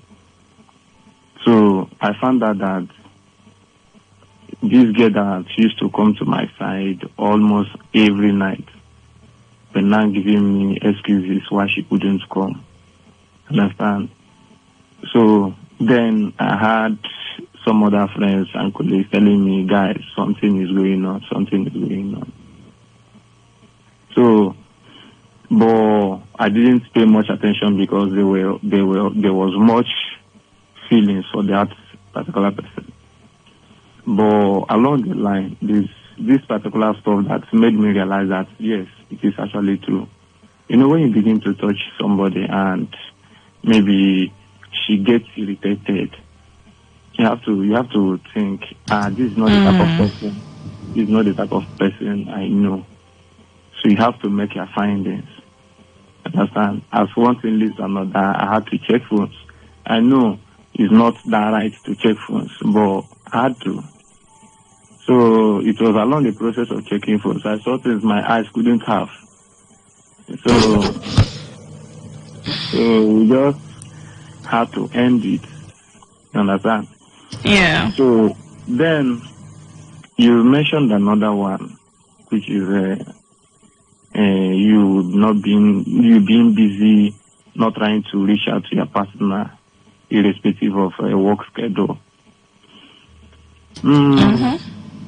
Those things we know. If somebody is having outside relationship, maybe like the person is double dating, you understand? That's part of the reasons. Though we know that difficulties could contribute to such. But when a lady starts giving you excuses, I'm busy, or when a man starts giving you excuses, I'm busy, call me back, okay, 30 minutes, I'll call you. Then that 30 minutes will be like 1 week. You know that you're dating yourself alone. The person is dating another person. Yeah. Well, I love your voice so much. Oh, thank you. You're welcome. All right. Thank you for calling. Keep listening. All right. Thank you. And okay, our first call. All right, so it's a lot actually. All right, let me take the next call. Hello. Hello, it's Progress. Good evening. Hi, good evening. What's your name? Where are you calling from? I'm Progress, calling you from Awada. All right, you're welcome to the show. Okay. So, with my findings, I think I'm one of the perfect example for a cheating partner. It's when the partner starts feeling insecure. Like whenever you're with her, maybe when she's pressing her phone, she's trying to hide some little information from you. And there is attention. Okay. There is attention you get normally when you're talking with her, like this normal time she gives you, 100% time. The attention this time, when she starts cheating on you, the attention I think will be divided. It won't be that normal 100% like it used to be, you know. So too many other factors. Okay. So that is what that's my discovery about that. All right. Thank you for calling. Okay, thank you. Good night. Yeah, keep listening. Okay, so that is okay. We've heard from different people. Well, the issue of insecurity, the issue of getting irritable when your partner comes close to you, or your partner tries to touch you and all of that. I think that's one very obvious sign. Apart from the fact that people have mood swings, you know. I thought about us going through a lot. So lots of people go through a lot. I mean, the challenges of being an adult, having so many bills to pay, that can really take a toll on most people. But how do you differentiate when somebody is irritable because of life's challenges from when somebody is irritable because the person is no longer interested in you? You know, it can be a really dicey situation because, I mean, you just be guessing, you know, leaning on two different opinions, two different thoughts. It could be this, it could be that. So how do you know which one is which? Really? And even when you try to ask questions, the chances of you getting a truthful answer is very slim. So how do you know which is which? How do you know that your partner's actions are not as a result of the overwhelming wahala, the overwhelming problems of life, the person going through a lot? How do you know that's not the reason why your partner is moody, or why your partner doesn't want to, you know, get all mushy with you? How do you know that's not the reason why your partner is acting a certain way towards you? So what if it's on the other hand, that your partner is beginning to pay attention to somebody else, somebody who isn't you? How do you differentiate these two things, these two times? And then the issue of insecurity. So let's say you probably did not have a reason to be insecure at a point, maybe at the beginning of the relationship, you know, at the middle or something, but somewhere down the line you begin to worry, you begin to question your partner's feelings, if they're still there, if they're intact. So are those possible signs that, okay, something is going on in this relationship that shouldn't be going on? And then if you find out that somebody that you love, somebody you got into a relationship with, is no longer in love with you, what will be your most possible reaction? What will likely be your first reaction? are you going to let go as easily as you grabbed? Or is it going to take you a longer time to come to terms with the fact, accept rejection, and move on? Because some people like to linger in a relationship even when they know that the person is no longer interested in them, even when they know the feelings from the other side are dead. That's why you hear people talking about somebody dating themselves. So would you want to be in the clear when the person is no longer interested in you? You pick up the broken pieces of your heart and then you move on? Or would you like to remain in that relationship and date yourself?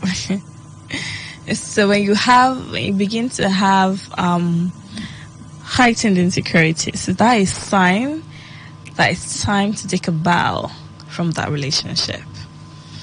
Okay. Hello. Hello, good evening. Hi, good evening. What's your name? Yeah, it's the last caller I just called. It's Progress, calling from our lab. All right. Okay, so I have to complete it because I have a short story to tell before explaining very properly. Okay, let's hear it.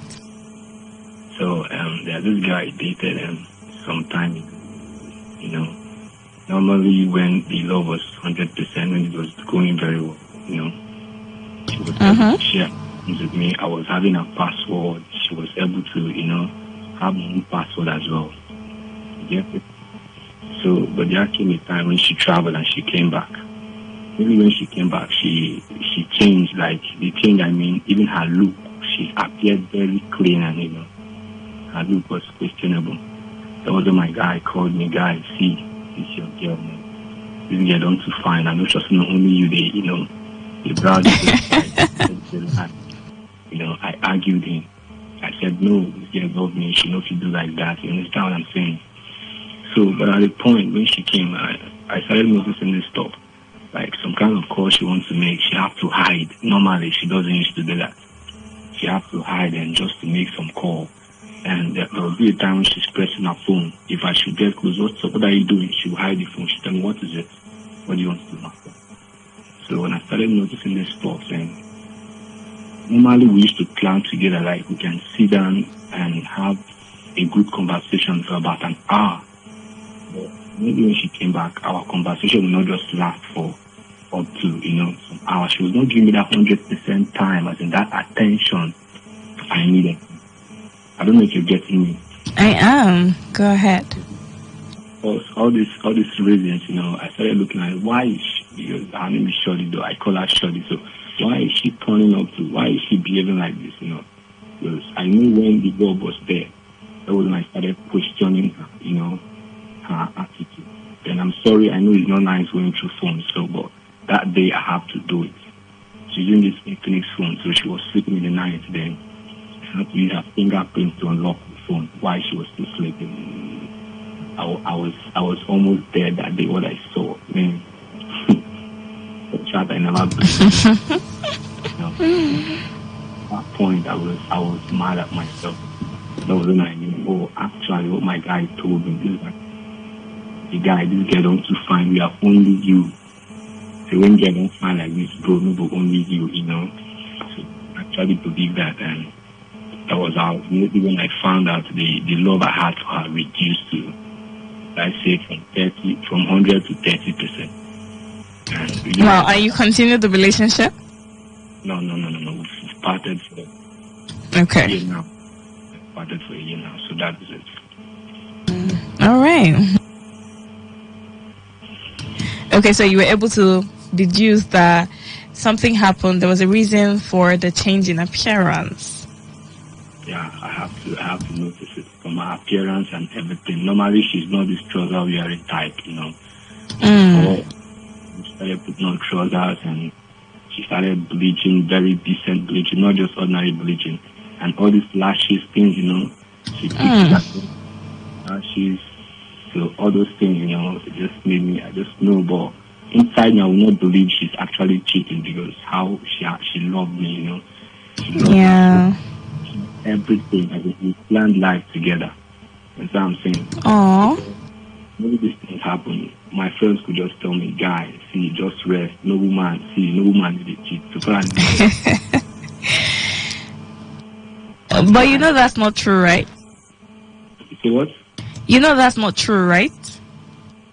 I really think that's true. If you ask me, why?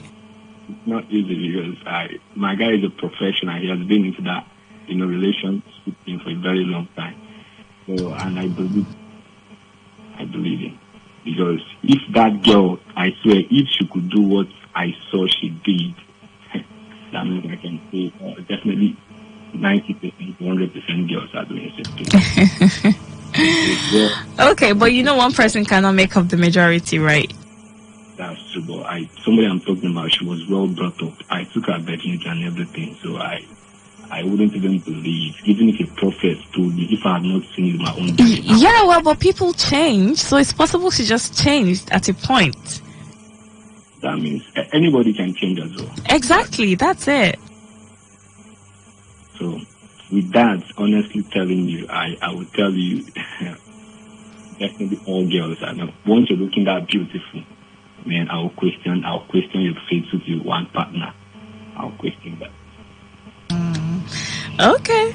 All right. Thanks for sharing that with us. Okay. Have a lovely evening. Yeah, you too. Yeah, so it's actually almost morning. Okay, so the issue of checking your partner's phone, yes or no? Would you support that? Men, would you allow your women to check your phone? And women, would you allow your men to check your phone? Because so far, these men have talked about checking phones. At a point, they had to check phones.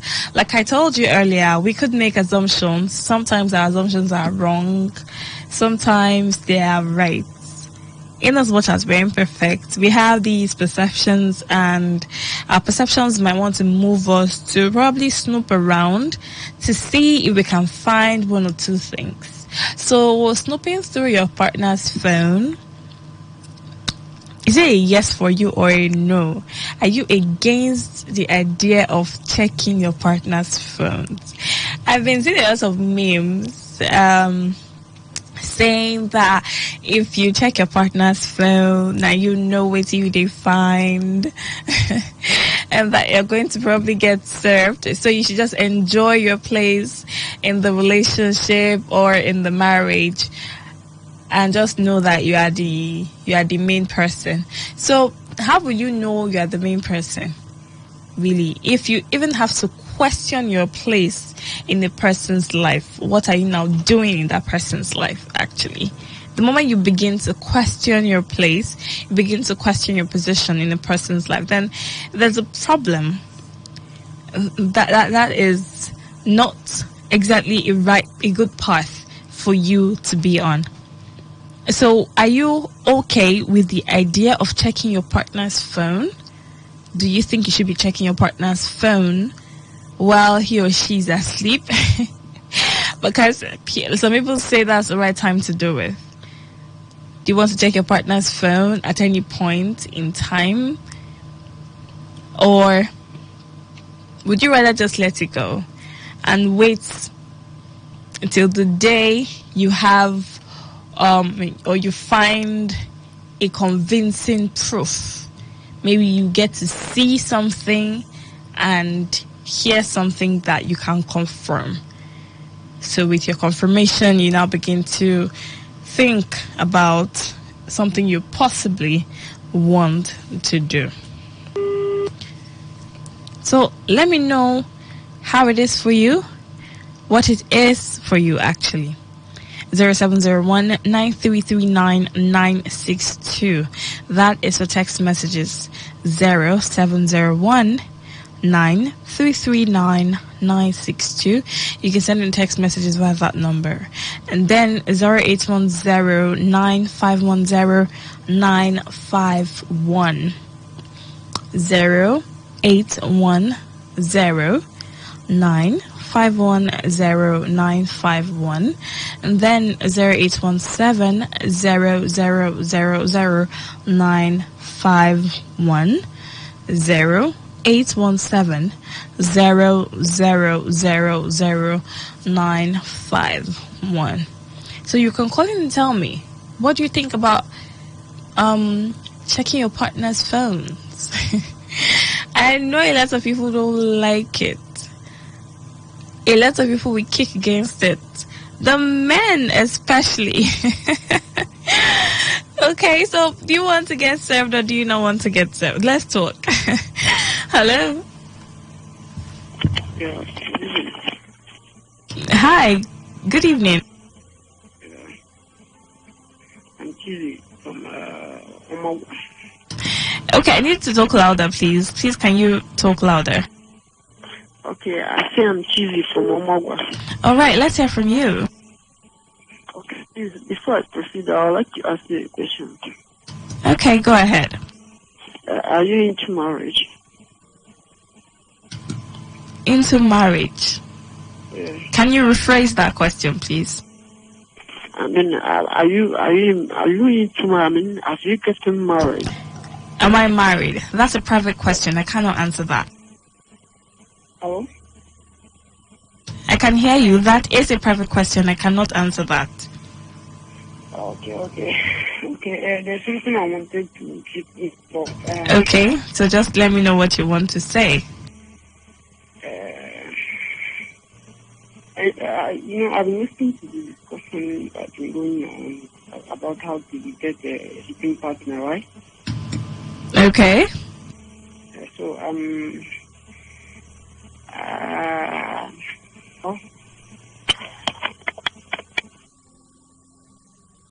All right, you can call me right back. Yes, you can call me back. Sorry, we lost that call there. All right, so keep your calls coming in. Talk to me.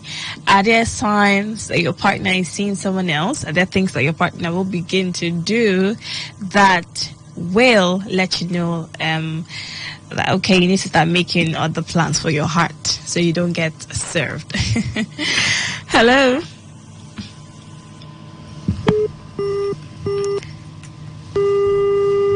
All right, do also call me right back. Are there things that you might need to pay attention to? Your insecurities, if you begin to feel threatened, if you feel like you are now struggling for your partner's attention, is that a sign that your partner is doing something that he or she should not be doing? Remember that there are always two ways to these things. It's either the person is overwhelmed with the challenges of life or that there's somebody else. So how would you know which is which? So if you want to go further to investigate, is checking your partner's phone the next option for you? Let's talk about that. If is checking your partner's phone the next option for you? Let's say you have tried to have a conversation with your partner and he or she has probably assured you that, oh, nothing is wrong, I'm just having a hard day at work, or a lot is just going through my mind, I'm just dealing with a lot. Now, sometimes you can actually see the a lot. You can actually, if you pay enough attention, of course, you will get to find that your partner is actually going through a lot, maybe via the person's kind of job or kind of business. If you want to pay attention, pay enough attention, that is. So, what if you pay attention and you're not seeing the a lot? What is the next thing that will come to your mind? Would you want to go into investigative journalism? Would you want to hire a private investigator to find out what your partner is actually doing? All right, I'll try to take as much calls as possible. Hello? Hello, good evening. Yeah, good evening. What's your name and where are you calling from? Yes, my name is Jack and I'm calling you from Port Harcourt. All right, welcome to the show. Thank you very much. We are talking about signs. What you do that you make your partner know that you're cheating on him. Yes, please. Okay. You see, even if it gets to checking the phone, there's no problem. But one thing I want to ensure is this: if before you suspect a partner, you should be sure of yourself that you're clean before you should go ahead and check a partner. In any way you have to do that. But for me, if I'm clean, yes, no problem. I can even have you check my own phone before I have to check yours. As long as you said you trust me and I trust you. If I'm dealing with you alone and I'm clean and I'm sure, I will have you check my phone. You have to check yours. And even if we have a conversation that you don't cheat, as long as I'm clean, I won't believe you. I will have to see for myself before I will believe. And I will also have you check mine. So that's how it should go. Okay. Okay, so you subscribe to the idea of checking your partner's phone? Yes, it's good. It's okay. It's normal. It's normal. Really? But some people will disagree with you, though. Even in the case of password with an ATM card, if you love someone, you go beyond loving yourself. Because whatever you do for that person, that should be the mindset. If you ask me, passwords are nothing at all. Everything should be open. As long as there is trust, let it be clean, white as snow. No problem, nothing. You can stop passwords, you can stop someone from checking your phone. It doesn't mean anything. As long as you trust each other. For me, it's okay. Okay. If you say so. Just in some perspective. All right, thank you for calling. Okay, so he says there's nothing wrong with checking your partner's phone, just so you can find out whether or not your suspicions are true. So what do you think? Would you let your partner check your phone? Now, how many of you have the password to your partner's phone? Do you know the password to your partner's phone? Do you check your partner's phone? Or are you of the school of thought that I'm definitely going to see something that will hurt me? I'll see something that I shouldn't see. Because at the end of the day, people will be people. So I don't want to check my partner's phone to avoid premium breakfast, so it doesn't end in premium tears. Are you of that school of thought? Because a lot of people have already decided, they've made up their minds that these things happen. So they are open to the possibility of going through their partner's phones and seeing things that will be highly unpleasant, things that their partner should not be doing, things they shouldn't see, things they shouldn't even get to find out. And then they tell you that what you don't know won't hurt. What you don't know won't kill you. It can't kill you. So they choose ignorance over knowledge. That's the one time where people will gladly tell you they rather not know. They'll rather not know. Just so they can maintain their sanity, they can maintain their peace of mind. So, how does it work for you? Which one is it for you?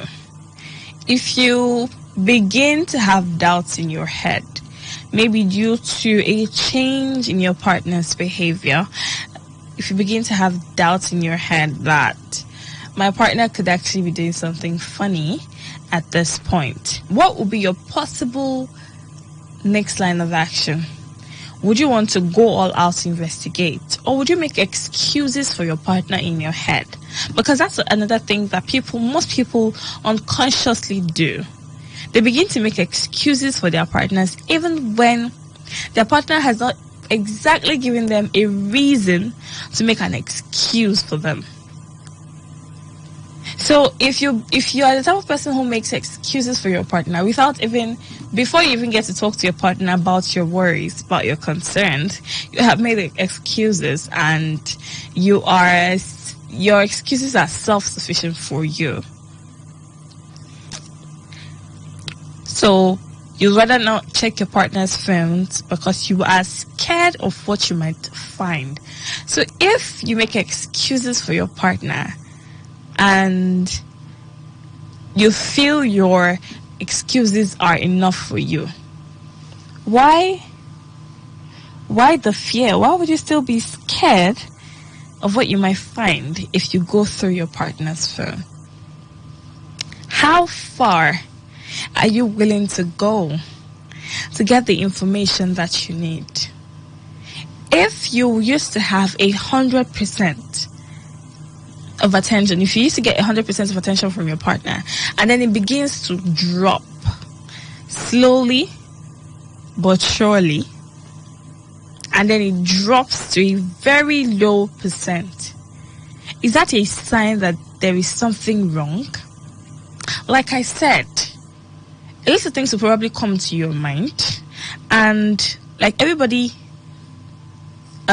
would assume, you would begin to make excuses for your partner.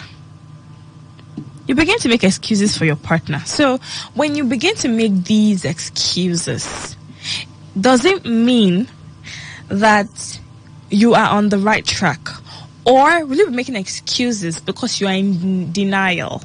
Because you are scared, you are afraid of the possible outcome of snooping around, of investigating, of trying to find out the truth. You are afraid of what the truth will be, so you rather not know. Maybe you think that maintaining a certain knowledge or not knowing what your partner is up to is a better thing for you to do because you don't want to get hurt.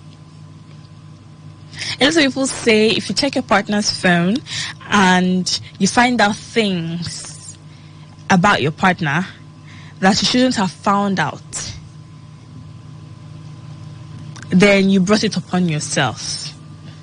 Some people still argue that you going ahead, actually taking the step to check your partner's phone, is a sign of distrust. It's a sign that you do not trust your partner enough, and that's why you are checking their phones. Is that what you think? Do you think that checking your partner's phone means that you do not trust them enough? Does it have anything to do with trust, really? Because if you're trying to make sure that you are not being played, you are not being used, and then you want to find out, because one way for you to find out is through the person's phone, but then that depends on how smart you are, how smart the person is, because some people don't even keep the information that you might want to find, the information that you might be looking for on their phones. You won't even see it there. Most social media platforms create or have options where your messages can disappear after a couple of minutes, after a couple of hours. So if your partner decides to use such a format, how would you find out what you intend to find out? So it's all a lot. It's a lot going on. And then a lot of people don't understand that there's a way this whole thing works. If you begin to make somebody have doubts, somebody begins to question their place in your life, it probably means that you are doing a lot of things wrong, that you have given them a reason to question their place in your life. So at that point, they're in a state of confusion, actually, because when somebody likes you, they are first intuition will be to make excuses for you. That comes automatically. If the moment they begin to wonder, okay, why has this person not called me today? Amaka used to call me 10 times a day.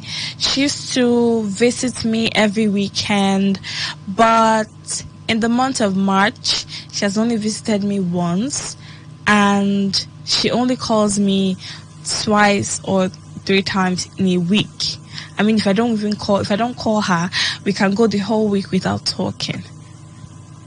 What could be happening to her? Okay, maybe she's busy. Maybe it's her work.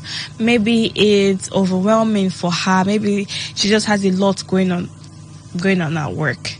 And that could be it. So, because you love somebody, your first and natural intuition will be to make excuses for the person. That this is a possible reason why this person has changed in behavior towards me or towards our relationship. And then after a while, you begin to think about the other possibility, which could be that this person is now interested in somebody else. That you're not trying to, the person is trying to split attention, trying to split affection between you and somebody else. So when you do not know the truth, the actual truth, what do you do? And sometimes you could see things in a person's phone, but maybe there's more to it. Maybe there are things you don't understand. And you see those things and then you come to a conclusion that might be wrong, actually. Even when we talk about communication being an option, you asking questions and hoping that you get told the truth, that might not always come. So, what would you do? Well, a wise man once said, in situations like that, use your tongue to count your teeth. What that simply means is, you give it a thorough thought. What are your options? Face reality. What is your reality at that moment? What's your reality at that point? And then you want to make your decision from there going forward. Okay, let me talk to some people now. Hello? Hello? Yes, please. Good morning. Good evening. Good morning. Okay. Hello? Your name? Okay. Fred. Sorry, I didn't get that. I'm Fred. Okay. Where are you calling from? Calling from Dylan. All right. Talk to me. I don't think there's any use going through because such things cause issues. And if you trust the person, there's no need to do that. Why go and look for something that will bother you? I don't think you have any need to bother yourself. Okay, so you think going through your partner's phone will bother you, right? I think what is the use of one going to look for what will bother them? Why should people find things that will bother them in their partner's phone? Is that proper though? Is that right? Yeah, it's not right. I don't think it's right. But that's life, right? Well, no, it's not life. It's the life one just creates. But it's not life. It's not particular. It's not an established thing to live by. I think it's better you just look for things that will give you joy than to look for something that will, bring you pain. because pain is not love. Love is love. Pain is not love. Okay. I like your voice. I like the way you talk. Thank you. Still listening to your voice on radio. Like you make the show spicy. Thank you. Oh, thank you. How advise you, just in case you're trying to go look through your boyfriend's phone or your husband's phone, please just don't go and look for something that will begin to give you a headache and you'll now have a BP. Okay. All right. Thank you for calling. Keep listening. Okay. So, it's a lot going on. I'm getting lots of text messages. I'll get to text messages soon. Please keep them coming. Hello. Yes, good morning. I called before. Oh, okay. Hi. Good morning. It's G. All right. Go ahead. Yes, I have this my own way of detecting if my partner is cheating on me. Please share with us. Yeah, I think this is my own way saved me from getting married to the wrong person.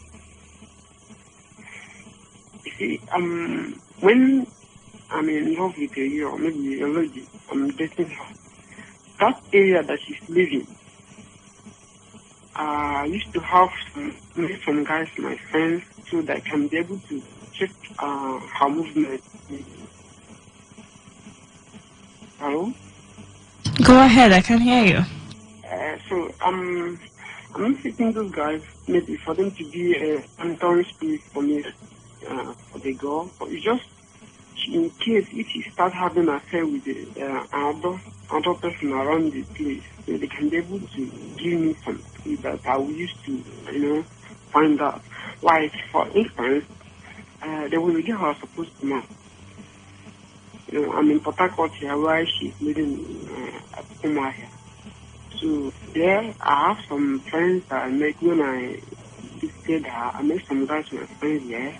So when time the girl started having an affair with another man while I was not around, so my guys were like telling me, so when they tell me the whole thing, how she is, how she's doing with another guy. So I don't quickly ask her.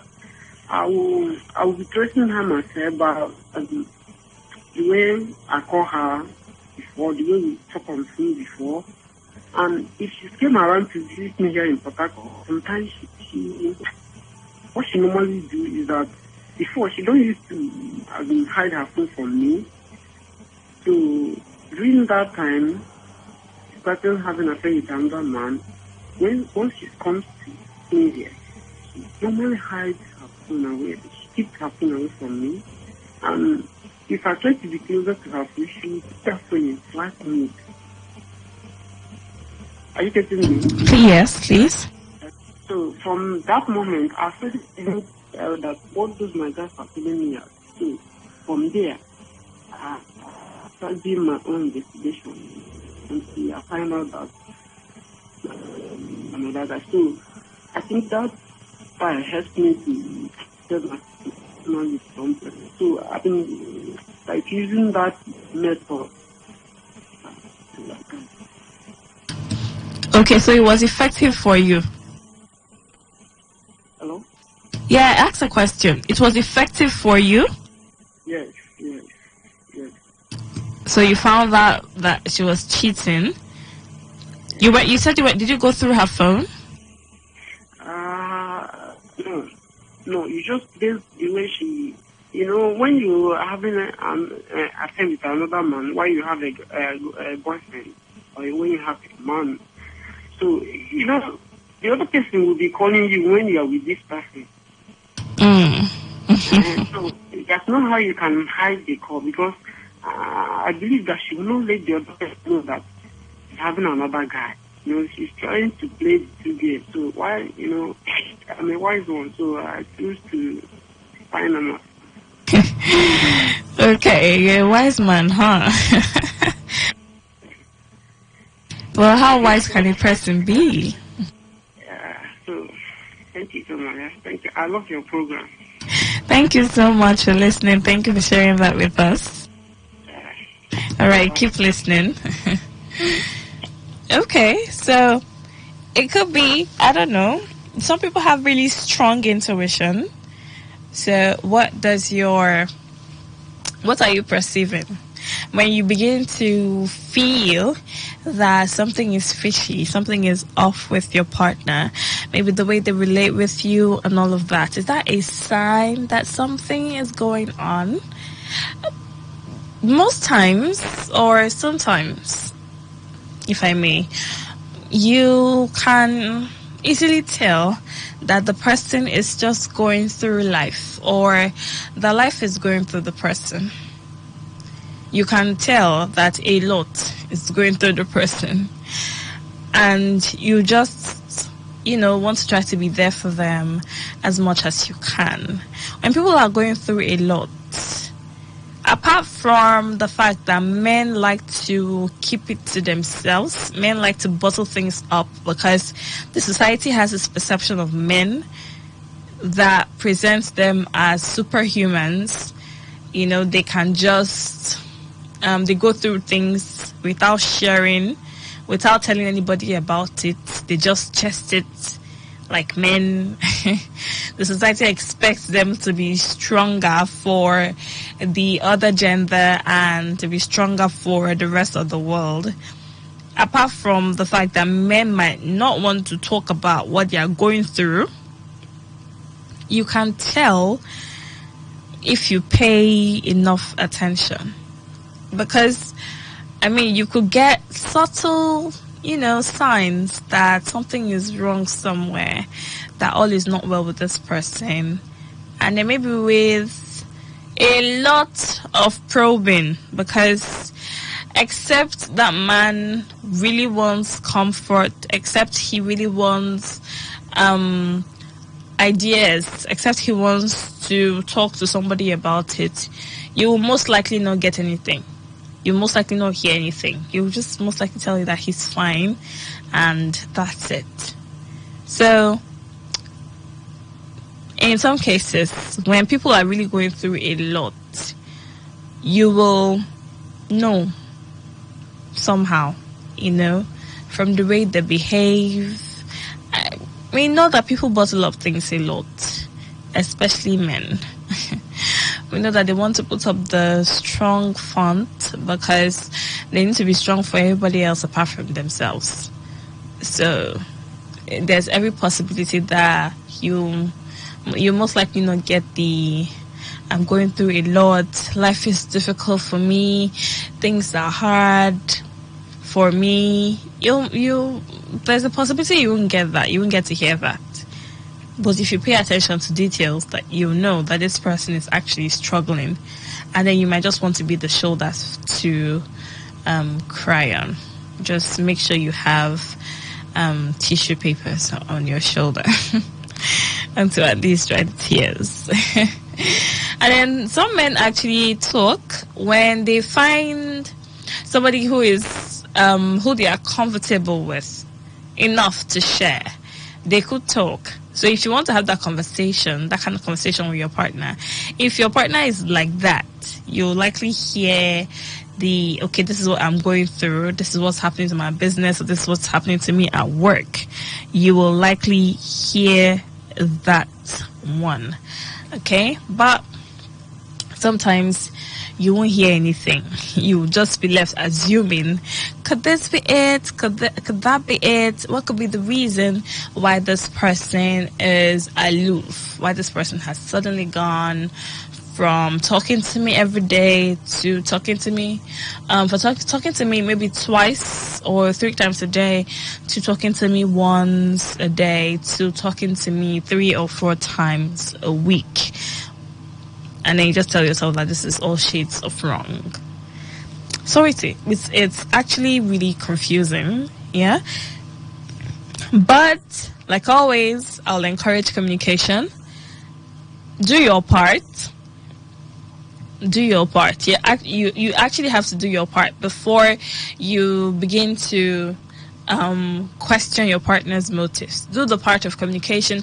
Do the part of asking questions before you begin to, want to hire a PI to go further for you.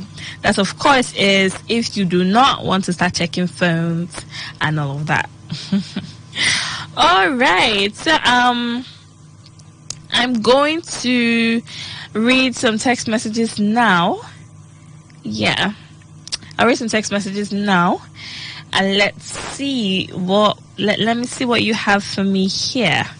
All right, this one says, "Good evening. My name is Celestine Emilha. Okay, from PH. I was in a relationship with a girl. One of the things that made me to understand she had started double dating was when she lied to me on the day she received a call from a man, and I caught her on the scene of crime, which afterwards she apologized and I let go. But it is not quite long she told me to make love to her with my tongue, which I refused.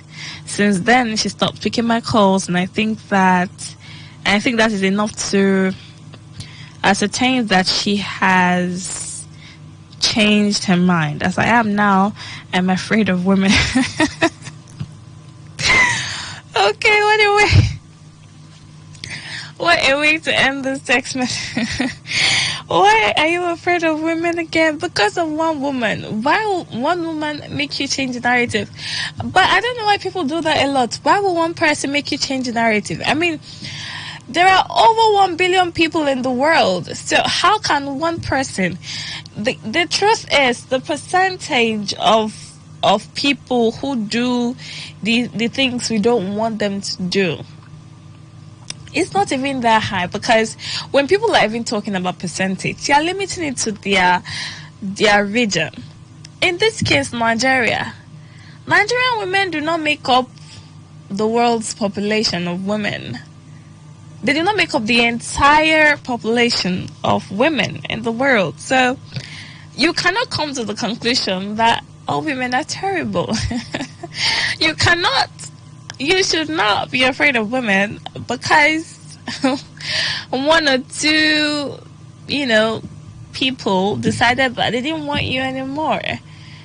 Everybody has a choice, and people change. Change is the one thing that is constant in life. So you can go from being loved, being in a relationship where you feel that your partner loves you, and then one day everything changes.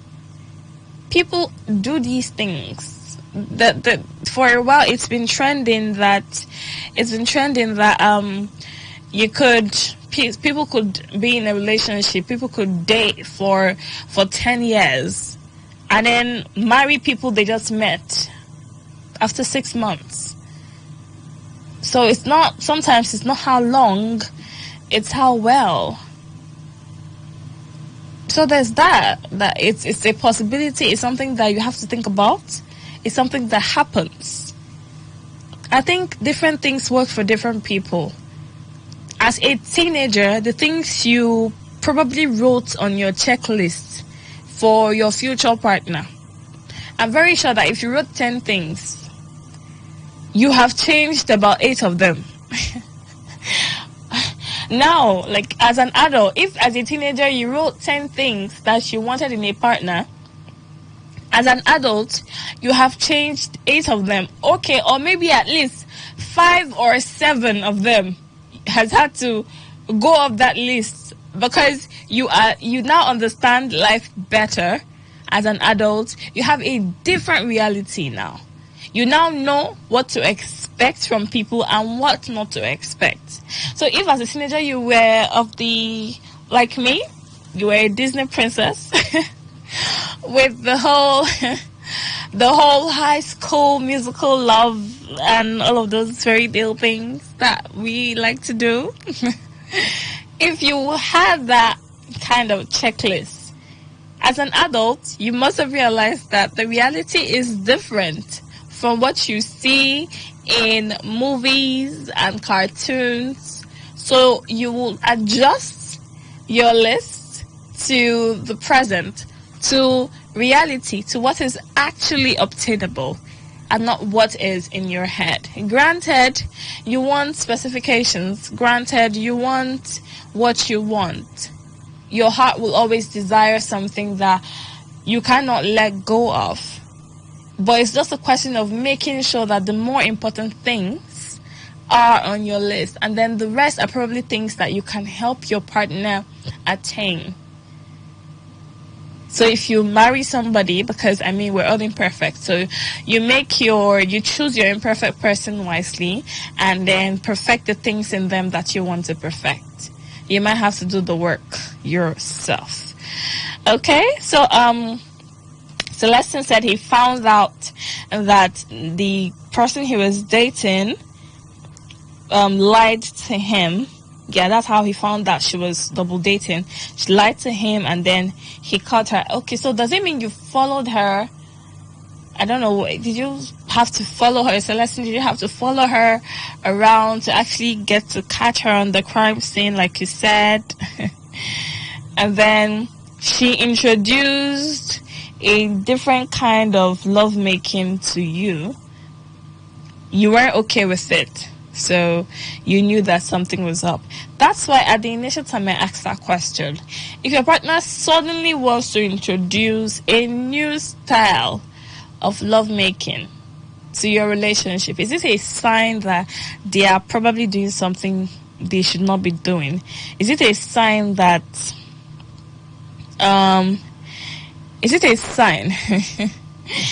that somebody else is teaching them and then they want to practice it with you? They say that they want to practice it with you. Well, should it be that way, actually? So when you think about it, you realize that you really don't know. You really can't say. So you just want to take your time and you want to be calming down. All right, let's read another text message. This one says, good evening to you there. I'm nothing past God, texting from Abba. Okay, sorry to say this, I'm not in a relationship yet, but I pray that God will help me get a better one. According to your question, whenever my partner is not giving me attention as she used to do before, and always gives me some reasons that is not making any sense when being asked, that's when I'll think that she's cheating. Good morning. Okay, so all right, I get where this is coming from.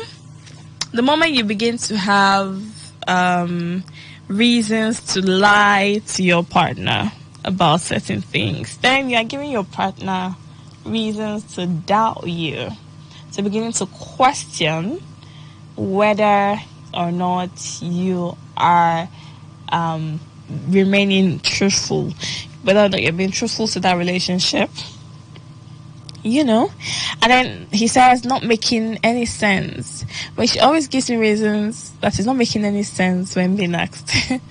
So when does a reason not make sense? Then you think that she's cheating. Okay. All right. Well, if that's how it works for you, it's fine. Okay. All right. And next one says, hello, presenter. The possible signs one can easily notice that your partner is cheating on you are this. Firstly, locking her phone with a password is a sign. So are you saying I can't have your password on my phone? What if I just like having passwords? What if the passwords are not even for you? And what if I'm open to sharing my password with you? Okay, next one says, secondly, communication is no longer frequent and regular. Okay. Thirdly, there is a drop in visitation calls and messages. Fourthly, avoiding working with you in public and less romantic. All right, less romantic. Avoiding working with you in public. I didn't think of this. Well, what do you think? If your partner begins to slow down or begins to avoid going out with you, is that a sign that they are keeping someone else and they do not want to be seen with you because they do not want to endanger that relationship, is that a sign that something is wrong? So, but I think this one should depend on what kind of relationship you've had from the onset. If it's a relationship where you have always gone out, where you always get to hang out with each other, and all of that, and then suddenly your partner no longer wants to hang out, probably doesn't want to visit the regular places you both like. Some people like to have regular spots. So if your partner begins to avoid your regular spots without telling you, oh, let's change location, let's look for other places that we could find beautiful, or your partner doesn't want to go out with you at all, the person just wants to be indoors if you must be together, suddenly, could that be a sign that something meaty is going on? Should it be something that should make you worried? And then there's a drop in visitation calls, messages, communication is no longer frequent and all of that. So, okay, how do you know that we are getting, you no longer have the person's attention? Well, it's a lot to think about, actually. All right, reading the next one. Let me read this one. It says, "Good morning, Ami, the midnight therapist." Okay, wow, I didn't know that was. When did you add that to my list of titles? And guess who? Oh, I should guess. No, I'm not guessing right now. But it says, well, the signs to look out for to know when a person is about to get served premium are numerous. And they are a lot, like you always say. Do I always say a lot? All right, just look back to when you started a relationship. Weigh it with the current state and you'll see the red banners if there are any. Okay, I know I said red banners today. Why did you have to use that? Okay, going through your partner's phone is a no-no for me, as it brings you one step closer to getting served. Ends with hashtag no to love. Okay, Brian, this is you. This is definitely you. Okay. All right. Okay, so I'll take this part. Going through your partner's phone is a no-no for you. It brings you one step closer to getting served.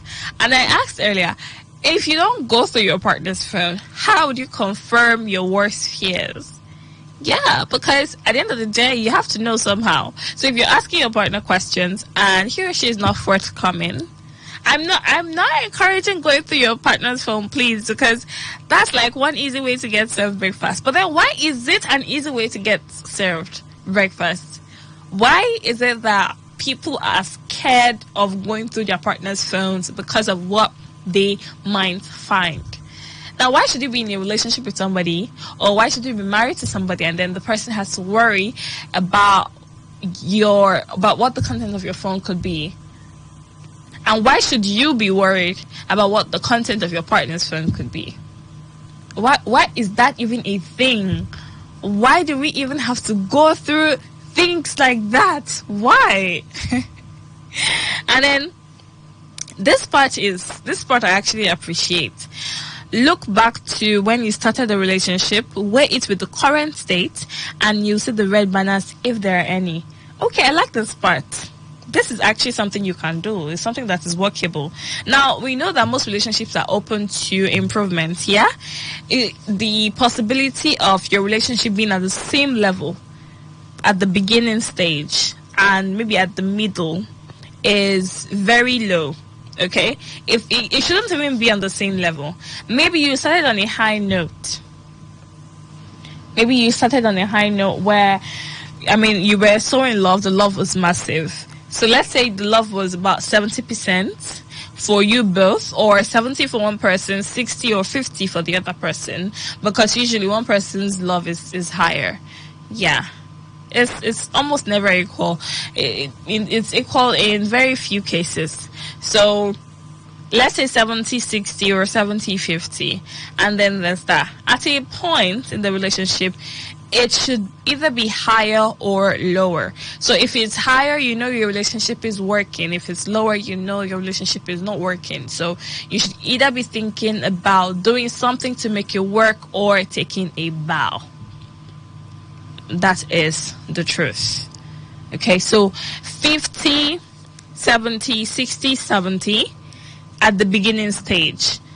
Somewhere in the middle, it should be between 80, 70, 90, 80, or 90, 70, or 75. Something like that. It cannot be the same. I mean, you should grow in love, because people grow in love. Yeah, love grows when it is nurtured. When it is fed properly, it grows. You go from loving somebody on a 50% level to a 70, an 80, a 90, and then a 120. Yeah, because people say sometimes that they love over 100%. We have embraced the idea of loving somebody over 100%. Yeah, there's probably a 120, a 110, and all of that going on now.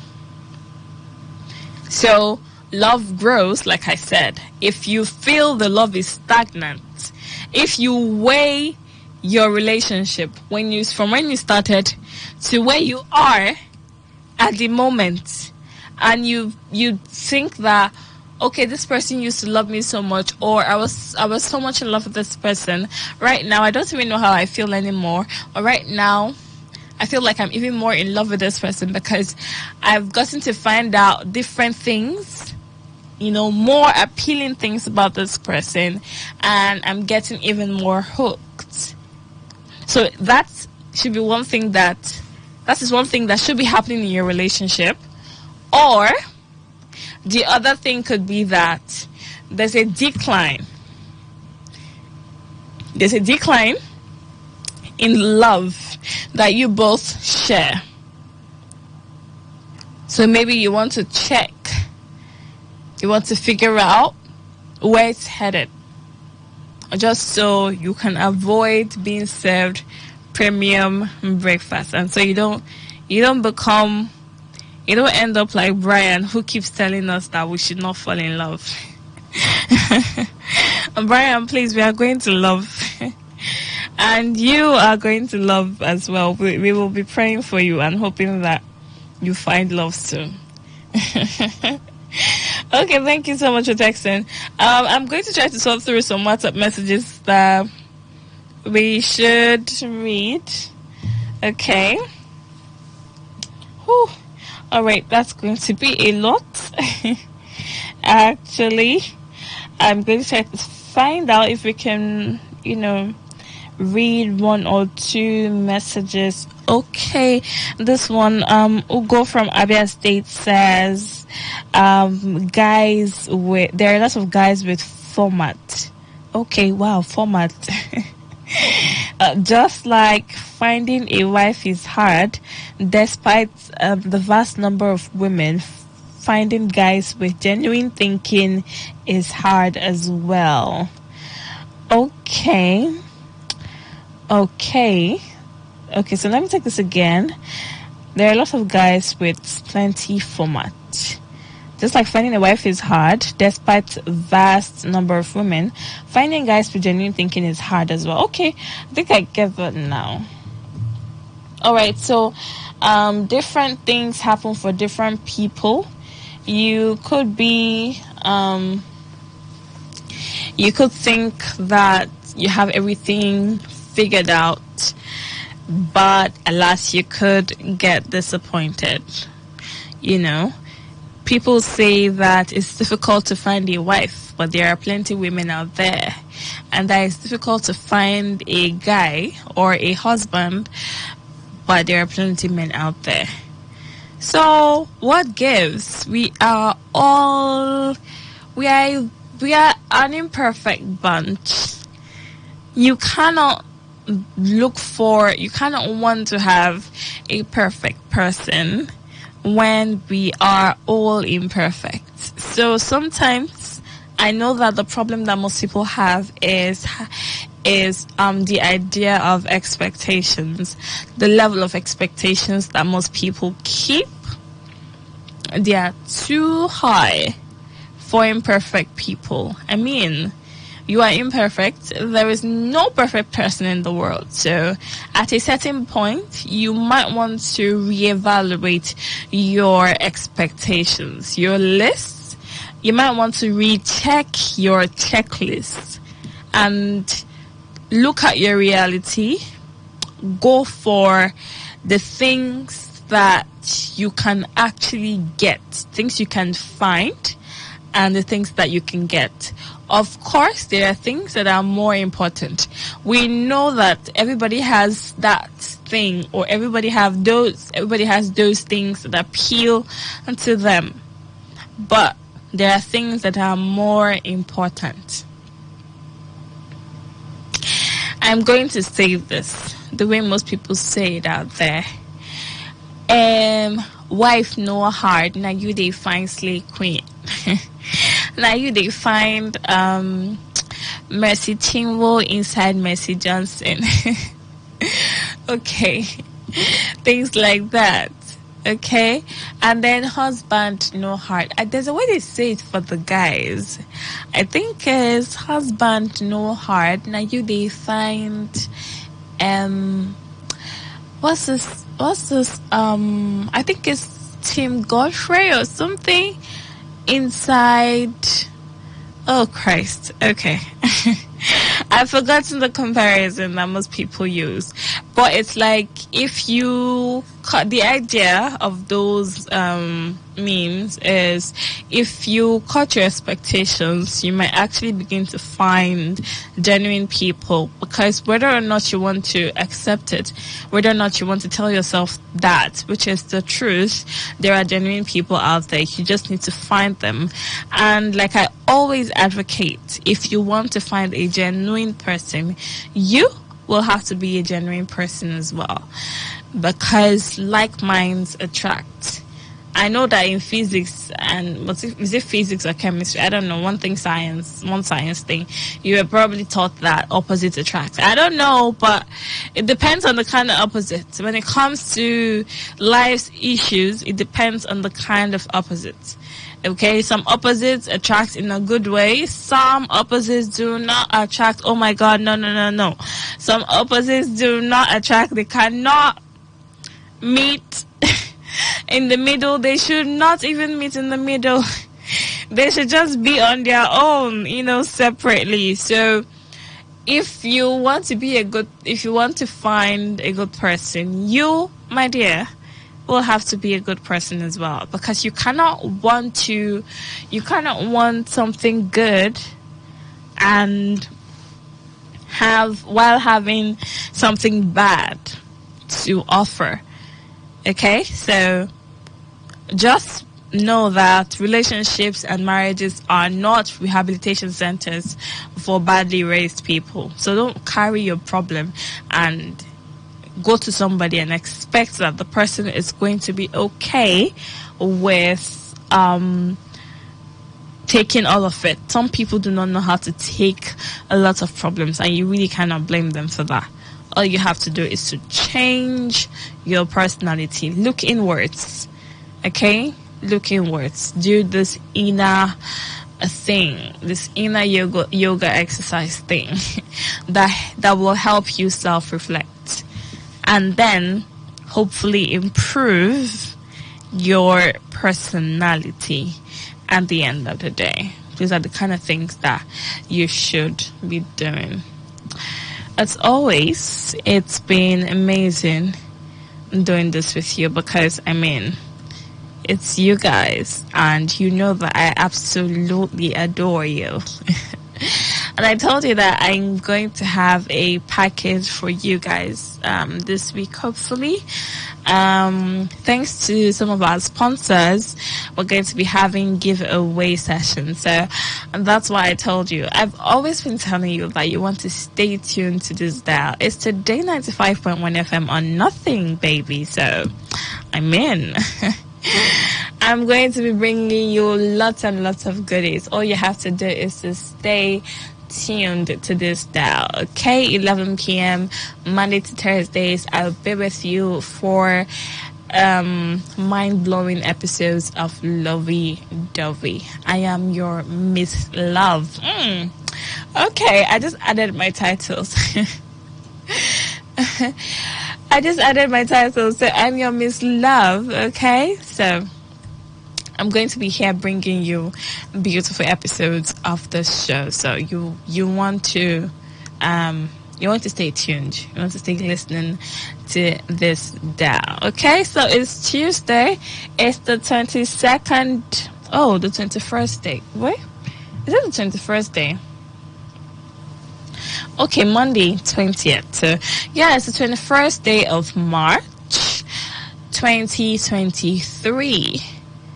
Yes, so what are you going to be doing today? Going to work, going to your business places, or being at home? Well, you want to stay safe wherever you are. So you can join me at 11 p.m. tonight for another episode of Lovey Dovey. Okay, make sure that you stay tuned to this dial. Wake up with us, because after now, we're all going to sleep because we need to rest. Yeah, so remember to wake up with us. Always remember that it's Today 95.1 FM. Okay, so as usual, as always, it's a pleasure doing this with you. It's a pleasure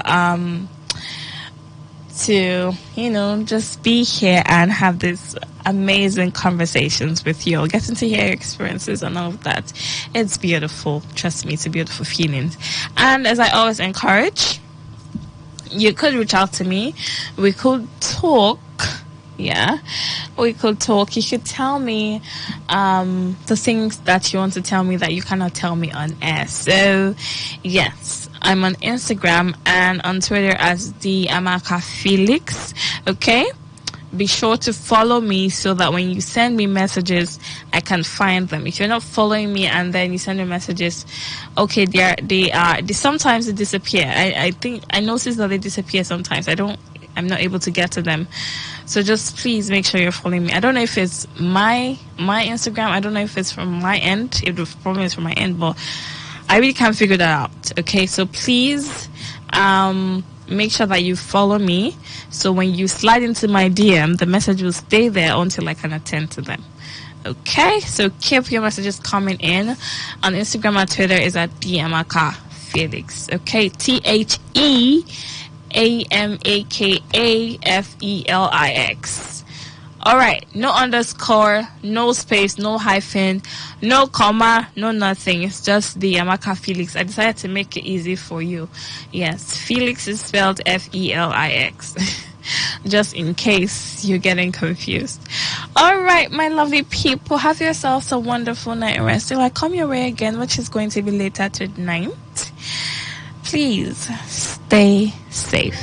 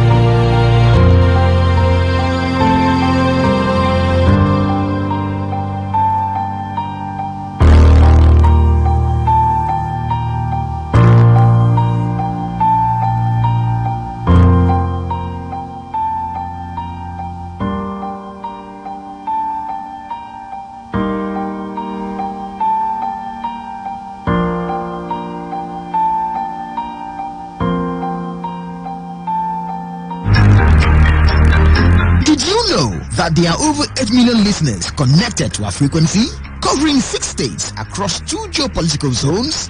Take advantage of our reach and advertise your products, services, events and businesses on Today 95.1 FM. Get value for your money as millions of people get to know about your business. Give us a call now on 0818-389-2850. Again, 0818-389-2850.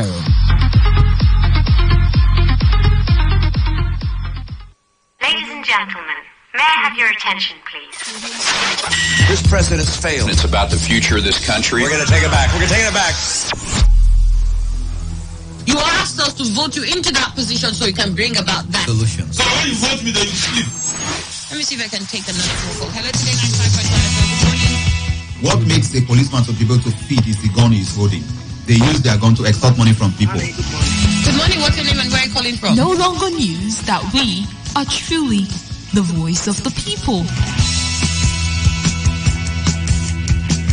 Am I not a slave in Nigeria? I repeat, if you are, you're a slave. Let's not go that now. So the Nigerian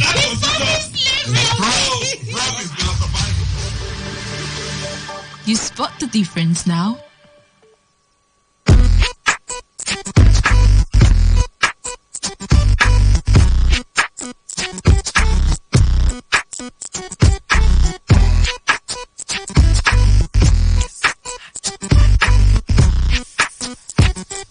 It's the L, the I, the M. Let me tell you what I wanna do. Let me show you that I feel you. Wanna freak, wanna ride with you.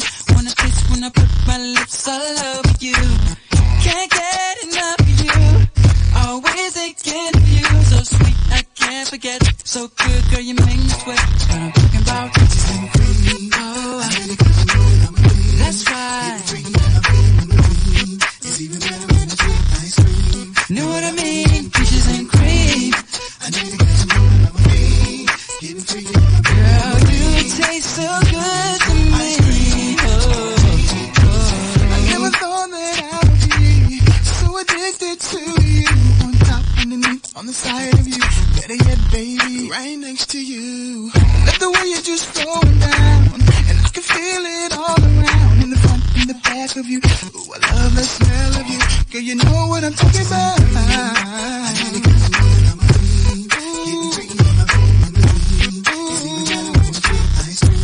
Know what I mean? Peaches and cream.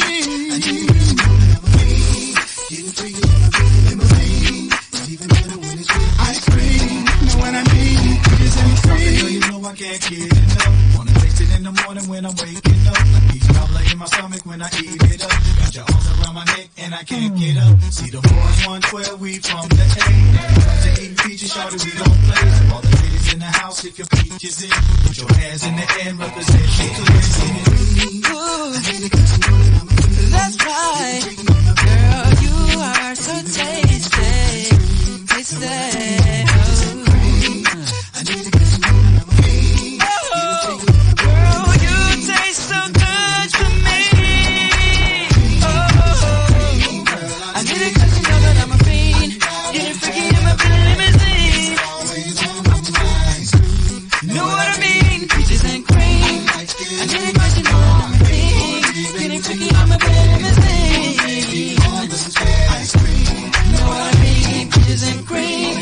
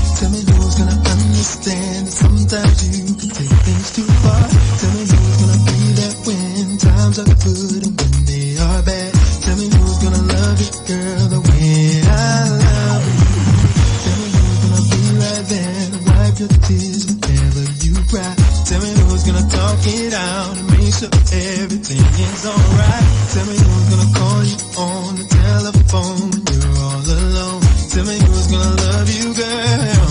Ain't nobody gonna do like you. No. Ain't nobody gonna kiss the way I kiss. Ain't nobody gonna spin the way I spin. Ain't nobody gonna love you like I did. Ain't nobody gonna be there for you. Ain't nobody gonna open up doors for you. Ain't nobody, no, like I went through. Ain't nobody gonna love you like I do. Anytime you needed a friend, girl, I was right there for you. Anytime you needed a love, you could call on me for that too. There is nothing that I wouldn't do for you. Tell me who's gonna love you, girl, the way I love you. Everything you've always wanted, girl, you know I gave it to you. Never had to worry, 'cause you knew I would take care of you. And you may find another man, but can't nobody love you the way that I love you. No, no, ain't nobody. The way I kiss, ain't nobody gonna spend the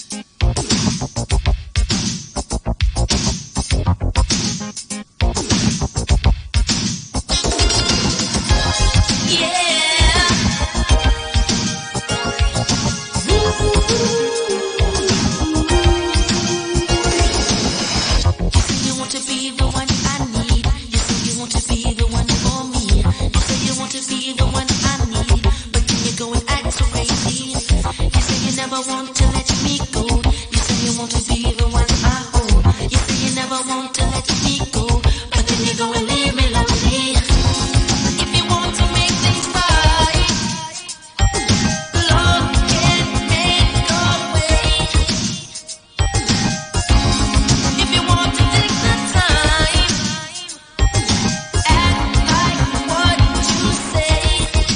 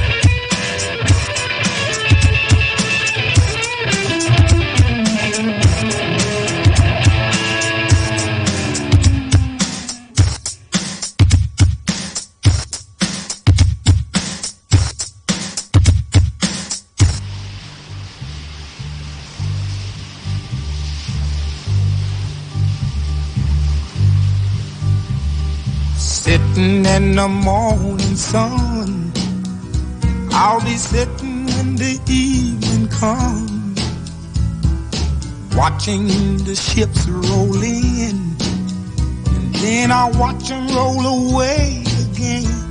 Yeah, I'm sitting on the dock of the bay, watching the tide roll away. Ooh, I'm just sitting on the dock of the bay, wasting time. I left my home in Georgia, headed for the Frisco Bay, 'cause I've had nothing to live for, and look like nothing's gonna come my way. So I'm just gonna sit on the dock of the bay, watching the tide roll away. Ooh, I'm sitting on the dock of the bay, wasting time.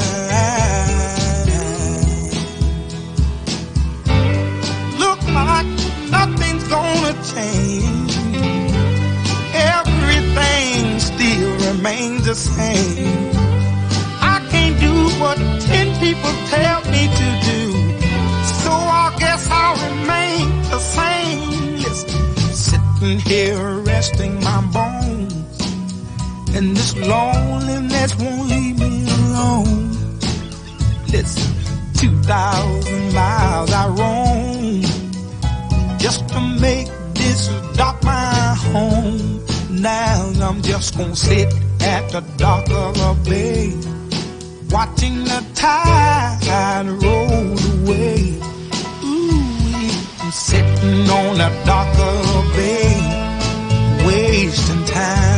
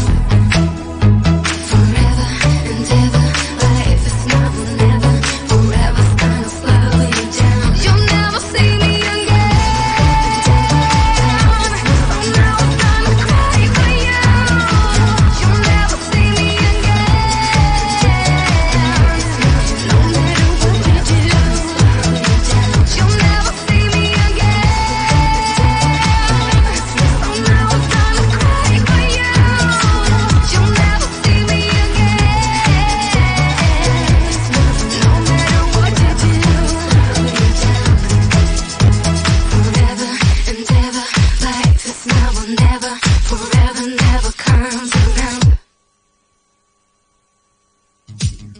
RJ, Chaos, for the world to see. So quit acting like the blue ain't ice. Quit fronting like the whips ain't right. Drinks in the gizzard, don't give a fizz up. Hands in the gizzard, come on. Got $1.5 million on what's going down tonight. Bet I'm gon' pop that twist tonight. Shorty coming out them clothes tonight. Hit the telly, slap the skin all night. Drop the top, hit the club all night. In the section where all the thugs be like, yo, what's up, mama? What you doing tonight? How would you like to roll on 24s tonight? Heartbreaker when you do that booty shaker. All out, hustle love, female money maker. We'll do it to your damn, but I know she bigger. Come holla at your boy, I'm about that pizza. Quit acting like the blue ain't ice. Quit fronting like the whips ain't right. Drinks in the gizzard, don't give a fizz up. Hands in the gizzard, front to the wizard. Quit acting like you don't see me when I'm rolling up in the SUV. Drinks in the gizzard, don't give a fizz up. Hands in the gizzard, front to the wizard. There's a whole lot of honeys in the VIP tonight, and a whole lot of thugs in the club tonight. Pop Papa Ray J, big pimpin' tonight. We're shining like broad daylight.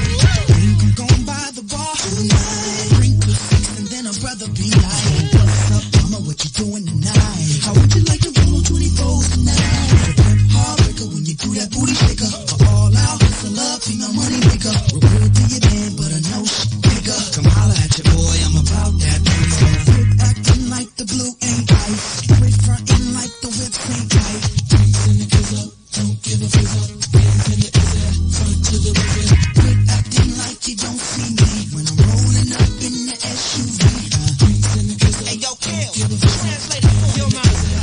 Oh, na na na na, you know ya man. Na ya na ya ho na ya. Oh mama hanshan na ho ya de. Oh ne ba mo he ya mo ne. Oh na ya ya bona ya de.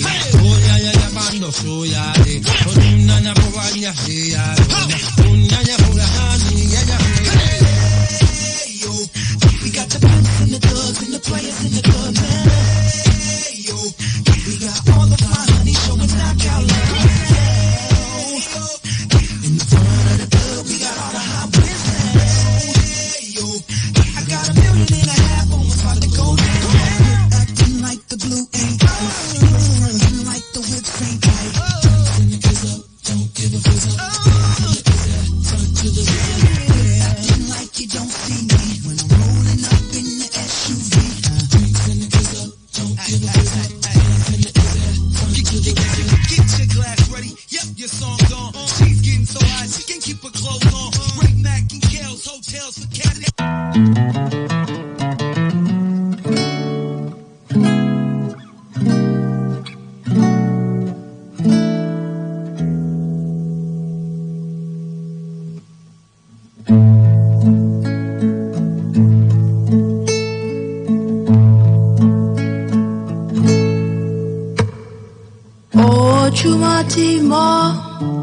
Ojumatimo mi, ilahio. Ojumatimo, morireo. Ojumatimo, ojumatimo mi, ilahio. Ojumatimo, morireo.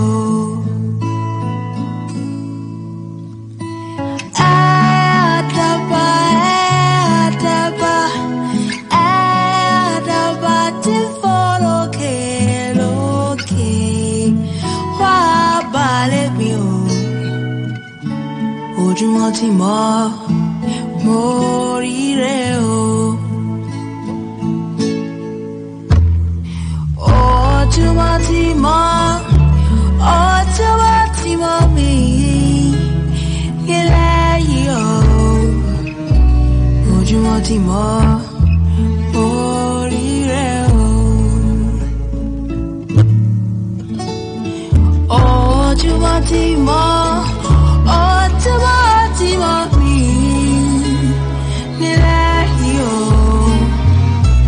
Ojumatimo, morireo.